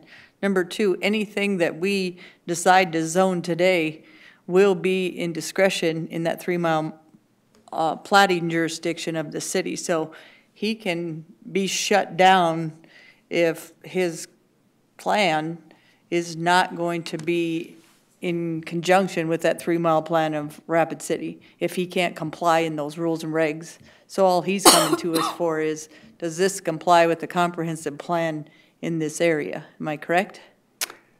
I think I agree with you. I'm not sure I understand it completely. My understanding of the comprehensive plan is that what the county has as their future land zoning, and in that case, I think it's limited ag. So in the comprehensive plan, I asked for a comprehensive plan amendment to that specific change. In the zoning, my following of some of the 508 ordinances is my zone request, does it comply with somewhat or fit with what's in the area? I feel it meets those requirements because directly on the east side connecting me, it's already zoned low-density residential. Half a mile to the west, it is. To the north 1 mile, it is. So I'm not asking for something that somebody else hasn't already asked for in the same area and got approved. I guess that was what I was trying to say, but yeah, because they already started putting commercial, which I remember being on the land use, we started putting commercial down, of course, 79, then you wanted somewhat of a buffer into low-density residential, and you're following that comprehensive plan, I believe, at this point. And again, if we approve this, there's still a plating phase, which, holy cow, he's got to go through a whole lot of all of the comments of the city and the county, or any of their comments, all get addressed in plating process, which the city does have jurisdiction over my property in that area. So I will move approval on this comprehensive plan change, or however you say that. What is the motion? I'm getting tired, I apologize. It'd be a first reading of a public hearing of rezone RZ 16-03 and comprehensive plan amendment, CA 16-2. Move approval. Is there a second? I'll second. Okay, we have a motion and a second. Discussion on the motion. Mr. Chair? Yes. I have had some conversation, I guess that's called conversation when you're texting, Mitch. I was on the planning board when this was reviewed, and part of the problem was that we were told, and if I look through this, it's supported, that some of the requests from that group of people, they really had not received anything. And so that was a concern of the planning board because, unfortunately, Mitch kind of got confused about what day the meeting was, and so he wasn't there, and we didn't have anybody to ask that of. So when I look at some of these things that, especially the Rapid City Community Planning and Development puts in here about the rezone, I think it's important. They are definitely dealing with rezone, not with anything else in their comment. And so I would ask whether or not you've addressed their concerns, because we are cooperatively supposed to do that. And I understand. As I understand, their comments were they wanted, it was a lengthy discussion. They would support what my request would be for the most part in all the southerly portion, which at that time, that's the reason that I dropped the north 200 acres, because their concern was it was too close to the substation and they didn't think they'd ever support it there. But they would probably support it if they had further plans to the south. My question was then, plans is a broad statement. Is it a drawing on a napkin, or is it full engineered design construction plans? And what in between were they asking for? And their comments were infrastructure plans. Well, at this time, I don't have infrastructure plans approved other than in a general form. And in my further conversations then with PG or the staff was, what do I need to do? And then as I understood the direction, and that's why their comments were direction from the staff, or from the committees, yourself and the previous commission committee, is that correct? What's it? Planning and Zoning Board. Yeah, and of what specific plans it would be. And Mr. Chair, I'd like to interrupt you, Mitch. It's, when I read what the Rapid City Community Planning and Development is requesting, it doesn't say anything about plans. It says that they didn't get the information to determine if the proposed rezoning and comprehensive plan amendment request met their conditions. And they have the 4 conditions listed, and it isn't saying you have to submit plans. There isn't anything in there. But what they're telling us is that they want this denied because they haven't gotten the information they requested from you. And I guess that's the question that keeps circling. Do they have jurisdiction? Am I required to do that? That's the question. Am I required to do their 4 conditions? That's their jurisdiction under their planning rules. It's not the county's under 508. Now, PJ advised me that that would be up to you people and your previous board prior to this meeting, is what do I need to do to comply? I'm not objecting to complying. I just need to know specifically what I need to do. But again, Mr. Chair, the staff set up that meeting, and that was what was supposed to come out of that. And that hasn't changed. Yeah, maybe I'm not explaining myself right or something, but in that, am I required to meet their requirements? That's the question.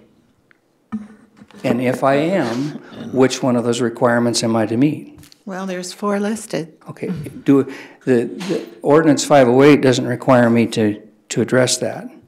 And so I've asked the question, what does the committee or the boards want me to address or answer? Do you want me to comply with city zoning requirements, whether it be 4 or however many there are? Mr. Chair, if I might, it's not a matter of whether you'll comply with the city, it's when. If you're in the 3-mile plating and they have essentially veto power. So you may not have to, for this particular transaction, you may not have to their approval, but sooner or later. They're going to make you. And here's where I am. I don't know the city's operation at all, but they just did a comprehensive plan. I'd read that in the paper, a new comprehensive plan. And does that comprehensive plan, does anybody know, does that include the 3-mile area around town or just Rapid City? But if it includes the 3-mile, then that comprehensive plan should kind of match up with ours. Or you're bucking the wind, you know. I actually don't know, but as I understand, it's about my north property line where their plan kind of ends. But in the platting process is when I do have to comply with all of their requests and their deals. As I understand under the zoning, I don't have to, and that's the question. Do you want me to comply with additional things, or am I misunderstanding ordinance 508? So, Mr. Chair. If you're going down, oh, excuse me. Here's a question. Did the city have a problem with the west side of that road in Lamb's development? No, they did not. And so why are they requiring Mitch to have something different than what they are telling these guys? Because they changed the comprehensive plan on him? So I'm trying to figure out why all of a sudden you should change and saying the city needs to bring in their requirements. He's asking us if we agree with the comprehensive plan, we are following what is consistent, and that's always the word I always heard in the future land use, consistent with what is happening in that area for the comprehensive plan.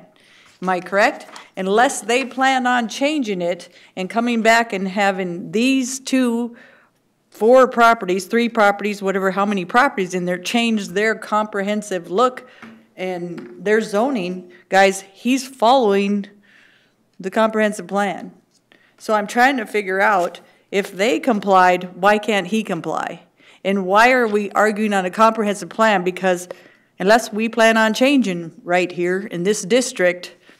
It shows right on this paper, low-density residential, commercial, and on Highway 79. And being on the planning commission, you always did commercial, and then you had a buffer, and then you put low density. You usually didn't put, which I can't understand, why you'd put low density right there. You usually put medium density. So if we're talking about complying with the comprehensive plan, the city's not doing it either. And neither are we if we're putting low density there. So I keep saying this on comprehensive plans. The city, we make these big plans, but I haven't seen yet, based on politics and environment of what other people want on their land, us follow them.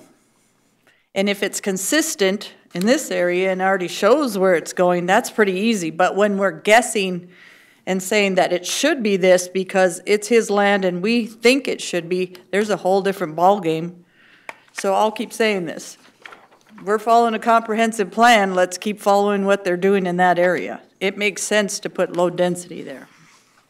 If they want to plat him to death and stip him to death because they don't believe that he's going to comply, then they'll shut him down anyway. So, Mr. Chair, I think for me, you're going to spend your time and your money rezoning.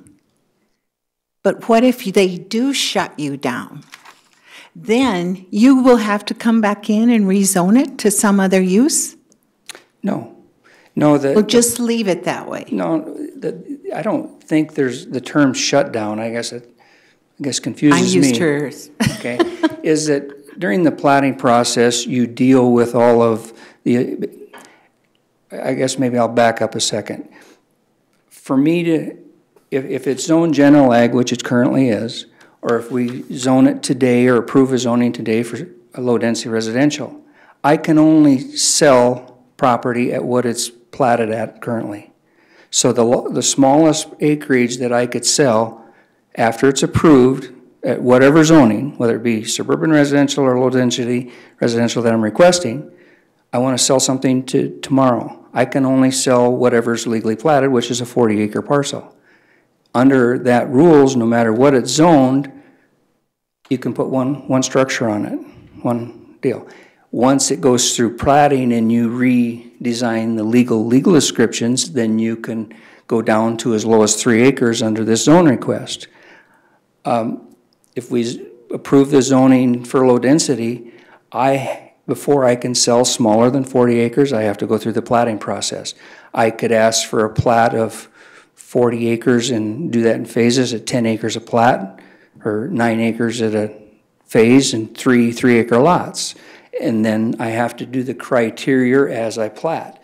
Maybe it would be road studies, maybe it would be infrastructure approvals, drainage approvals, erosion control, all the things that go in the platting process. So I see the system is correct. The county has jurisdiction over zoning for proper use of the property. In the platting process, because it's in the 3-well jurisdiction, the city wants to have full input of how you plat it, what you do, how you do the roads, because it someday it'll be tied into them. All of their issues get dealt with in the platting process. I feel that it's, I guess, wrong at this point to have to comply with their zoning request because I'm not under their jurisdiction for zoning. So, Mr. Chair, I do have a question, and Brittany, I'm not sure if you can answer this. Is perhaps the reason that they're objecting because he went from 760 acres to the 200, and they don't know that?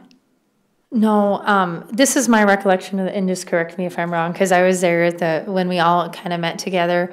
There was concern about infrastructure, obviously, roads, access. Our highway department had concerns about using Old Folsom Road as the access road for it. But infrastructure was essentially in the lack of just a general plan, like how many lots. Correct me if I'm wrong, but that's kind of what I took from it, that there was no just general like layout. You know, just even a basic layout plan of saying, this is gonna be here, this is gonna be here, this is what I plan. That's kind of what I had felt like coming away from that was a concern. But correct me if I'm wrong, but that's what I took from it. I pretty much agree with her. In the meeting, they were concerned about infrastructure. They wanted to see further plans of how I was going to deal with infrastructure. My question goes back to then, is that under my interpretation of Ordinance 508 zoning requirements, I meet them. I don't have to go further into do engineering plans and infrastructure design at this point That's what they're saying. of this point of the process. I don't have an objection of doing further, but to be honest, at this time, it would be a general plan. It'd be a general idea that wouldn't be, I guess, necessarily viable, because until I get into the design process, where you're gonna really seriously want to subdivide, replat a lot, and then you start spending some pretty serious money on engineering. And then you know more specifically what you're gonna do. I have got several land use general plans. When I've introduced them before, I guess shocks everybody, because the concept that everybody sees here is that I'm rezoning 500 acres, and if I have a general use plan for 500 acres, it may have 1,000 lots to sell in the future. That all of a sudden then raises all the red flags, because people think that tomorrow you're building 1,000 lots. That cannot happen and will not happen until you go through the planning process. So all these things get dealt with in the planning process. So the question comes back to the circle again, is that after our meeting with all the staff of the routing people, what do you want from me over and above the ordinance of 508 that the cities asked for, the counties maybe asked for, or made comments to? So what would you like me to provide over and above what 508 requires? Mr. Chair. So, Mitch, here's what when you come in and you ask for a rezone, there needs to be a pretty good idea of what you're going to do. And you could come in and you could make it do some, say, well, I want commercial, but then you never really have the idea of what you're going to do there. And so we go through and we change all this and everything, and then nothing ever changes. Later on, because you didn't have a plan, so later on, something happens and that property has to be sold. It's zoned wrong. Not necessarily. I guess I don't agree with you. We use an example. Directly to the west, the Hart Ranch rezoned 330 acres there. 151 of that was rezoned to suburban resident or low-density residential. They have no plan. They submitted no plan. To this date, they don't know exactly what they're going to do there. That was approved without any other conditions because they met the requirements of the rezone ordinance 508. All I'm asking to do is do the same thing, and if you want further information, I can provide a plan. Well, Mr. Chair. I'm not required to. I guess I don't feel. To just say, I haven't seen everybody have plans, and I also in the city, they never had plans when they wanted to rezone all the time, guys. They just wanted to be able to sell that land as general commercial or otherwise. So I'll have to respectfully disagree with Commissioner Troutman. Not everybody that rezones their land has a plan. The plan might be for Mitch to rezone it and then say, I'd like commercial here and I could sell it better as commercial and I'll do low density residential, or his plan might be to keep low density residential. So the plan comes when it comes to the city, and the proposed amendment shall be necessary for substantially changing of conditions of area. Really? That could happen to anybody, so that's a general statement. The proposed zoning is consistent with the intent purpose of this ordinance. He just proved that. The proposed amendment will not adversely affect any other part of the city or shall not direct or inversely. Well, we've done it 2 other times, and obviously it went through the city plating. The proposed amendment shall be consistent with any non-conflict with the development plans of Rapid City. Again, why is he treated any different? He's done what they told them to do, and he just consistently said he didn't need to do these 4 steps. They're a general idea of what they think should be. It's not something that says consistently, show me where infrastructure, because I haven't seen too many rezones that a farmer or rancher came in and said, okay, so if you're going to redo this, where are you going to put the water and sewer lines in the streets for the future? Usually it's laid out by the city already, if it's in the 3 months. Mr. Chair, can I respond to that, please? Yeah. I guess I took number 1 to say they wanted an idea. They want what's proposed for that area, and they're not convinced they have that information. And so that's where I was going off of, is what the city had there in their first concern.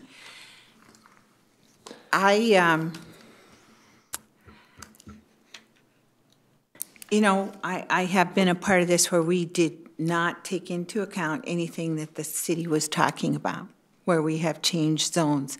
But it was usually a lot farther out, and it was pretty clear what was going to happen there.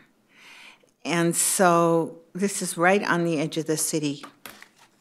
I mean, all I can say is that if Mitch goes through that meeting and they say this is what they want, and now he's saying, no, I don't agree, and I'm not going to do that, that was where we were stuck when we were on the planning and zoning board. You know, we went through all of this. We explained, not we, but the people at the meeting explained to you what they needed, and you're just saying, no, I'm not going to do that. I respectfully disagree. I'm not saying I don't want to agree or will. I'm not refusing to. I'm asking, the way I understand it, I don't. It's not what they said. What they're doing, I guess to back up a second again, their comments relate to a rezone request within the city of Rapid City, where they have infrastructure, where they have roads, not a mile outside the city, not 3 miles outside, not 10 miles out the city. Their comments are under their zoning requirements, under their jurisdiction. This is not in that. And my question was, numerously I've stated, I don't feel I need to meet their requirements. But if the county wants me to meet their requirements, what requirements of theirs do they want me to meet? What requirements do you want me to meet of theirs that are not in your ordinance 508? Did you not go to that meeting? Mr. Chairman, I'm going to call the question. We have this, 45 minutes? And we're right back at the same questions and the same answers. We're not getting anything done. Let's move along and have a vote. What's your motion? We have a motion motion to approve. Besides that, it's the first reading. I mean, we could go through this again. Okay. We do have a motion? Okay, sorry. I think it's to approve, isn't it? Yes. Yeah. The first reading. Okay, we have a motion and a second. Anything further? All in favor of the motion, say aye. Aye. Aye. Opposed? Aye. 3-2, I think. Yep. Voted no? I voted no, yes. All right. Motion carried. 3 yeses, yep. Thank you for your time. Okay, item K. Item K is a Spring Creek Watershed Management and Project Implementation Statement of Work and Agreement for Professional Services with Black Hills Resource and Conservation District. On January 5th, the board approved a request from staff to pursue a partnership with Black Hills RC&D for the Spring Creek Watershed Implementation Project, Segment 3, and to develop a scope of work and any associated contracts. Staff has prepared, with the assistance of the State's Attorney's Office, a statement of work and agreement for professional services with Black Hills RC&D. These documents are attached. The statement of work includes deliverables requested and funds available. There is 65,000 available, 55,000 or 319 funds, 10,000 is available through the county in the water protection budget. And the project plan was previously approved by the Board of Commissioners, so all the deliverables that are in the statement of work were previously approved by you guys through the segment 3. I'll move plan. approval. Is there a second? Second. Motion and a second. Discussion on the motion. Mr. Chair, 8 on-site wastewater treatment systems. Haven't they all been gone through, any of those that are subject to Spring Creek watershed? Haven't they already been gone through? Have they received their notices? I believe that whole watershed had that. Yes. The deliverables were in the plan. If we get no requests for them, then the money doesn't get spent in that. Why, once again, when that ordinance was passed, it very specifically said that those close to an aquifer, close to a creek, would be noticed first. It's been almost 6 years now. And I suspect that Spring Creek, any of those close enough to Spring Creek should have been already taken care of. So what's it on here for?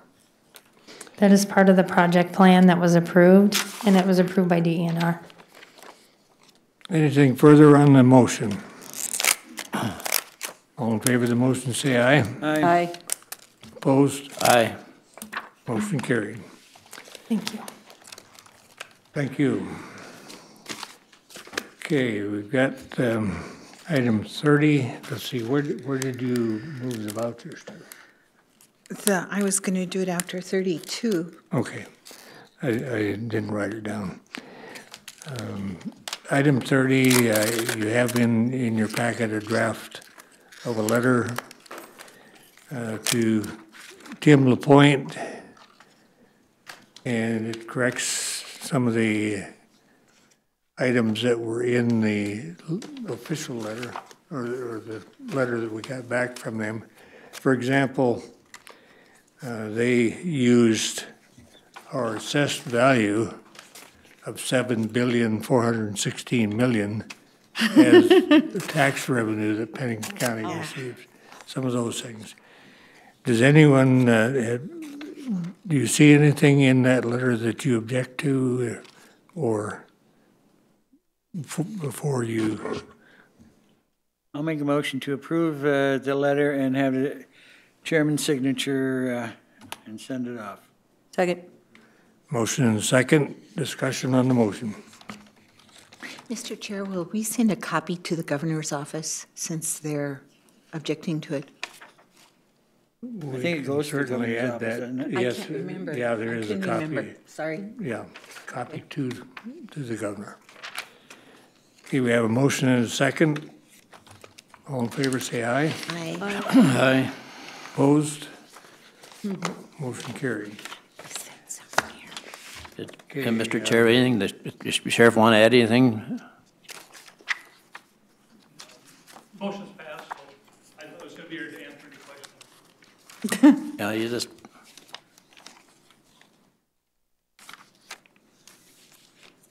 Kevin Tone, Pennington County Sheriff. I was just here to answer any questions related to PACE law based on my previous objection to the law enforcement agreement and putting it into trust. So I still stand on those. But Thank you, Kev. Thanks. B. Okay, item B, you have a copy of suggested amendments to our existing policy on voucher approval. Do you have any objection to the proposed amendments?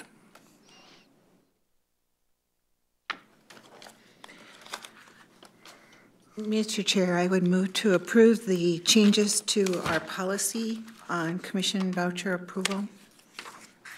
Second. Motion and a second. Discussion on the motion.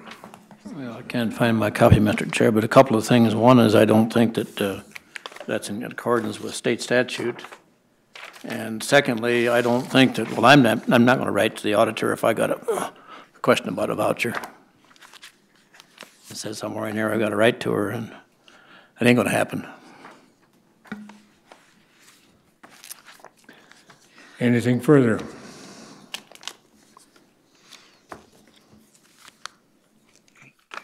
If not, we have a motion and a second. All in favor of the motion, say aye. Aye. Opposed? Aye. Motion carried. Okay, legislative session update. You know, It's over, I think. yeah, I think everybody's glad. Mr. Chair, Yeah. I have something that I was curious about. With the passing of that half-cent sales tax, you know, what effect is it going to have in that property relief for us? And do you I don't know. know? No, I have no idea. We'll have to, I gotta reread that and probably get some information from Pierre, because I have no idea. Everything I've seen suggests that they don't even have it figured out yet. Yeah, that could be, but as always, you know, every time they do that, and that came out in those hearings this summer, every time they do that, it's the counties that end up with the problems, and so they might have given us a little bit, but I bet they took probably quite a bit away. There will probably be some administrative charges. Yeah. Move approval. Just kidding. Okay. It's 3 o'clock. Can we just move approval? Just kidding. I know there is. Next item is the vouchers. Mr. Chair, I move approval of the vouchers in the amount of $618,520.13. And Have a motion and a second. Discussion on the motion. All in favor, say aye. Aye. Opposed? Aye. Motion carried. Committee, or let's see. Anybody have any burning committee reports they just can't wait to? I got this whole speech right here prepared. I'm kidding. It's a paste law paper. The gavel over to you. I think you're supposed to gavel me again. I'm good. Does everyone agree that there is no public present? We wore them out. Karen, you're part of our public. And I could say a few things. I'm not aware of any executive session. Then I make a motion to adjourn. Second. All in favor, say aye. Aye. Opposed? Motion carried. Thanks for Chair? your cooperation.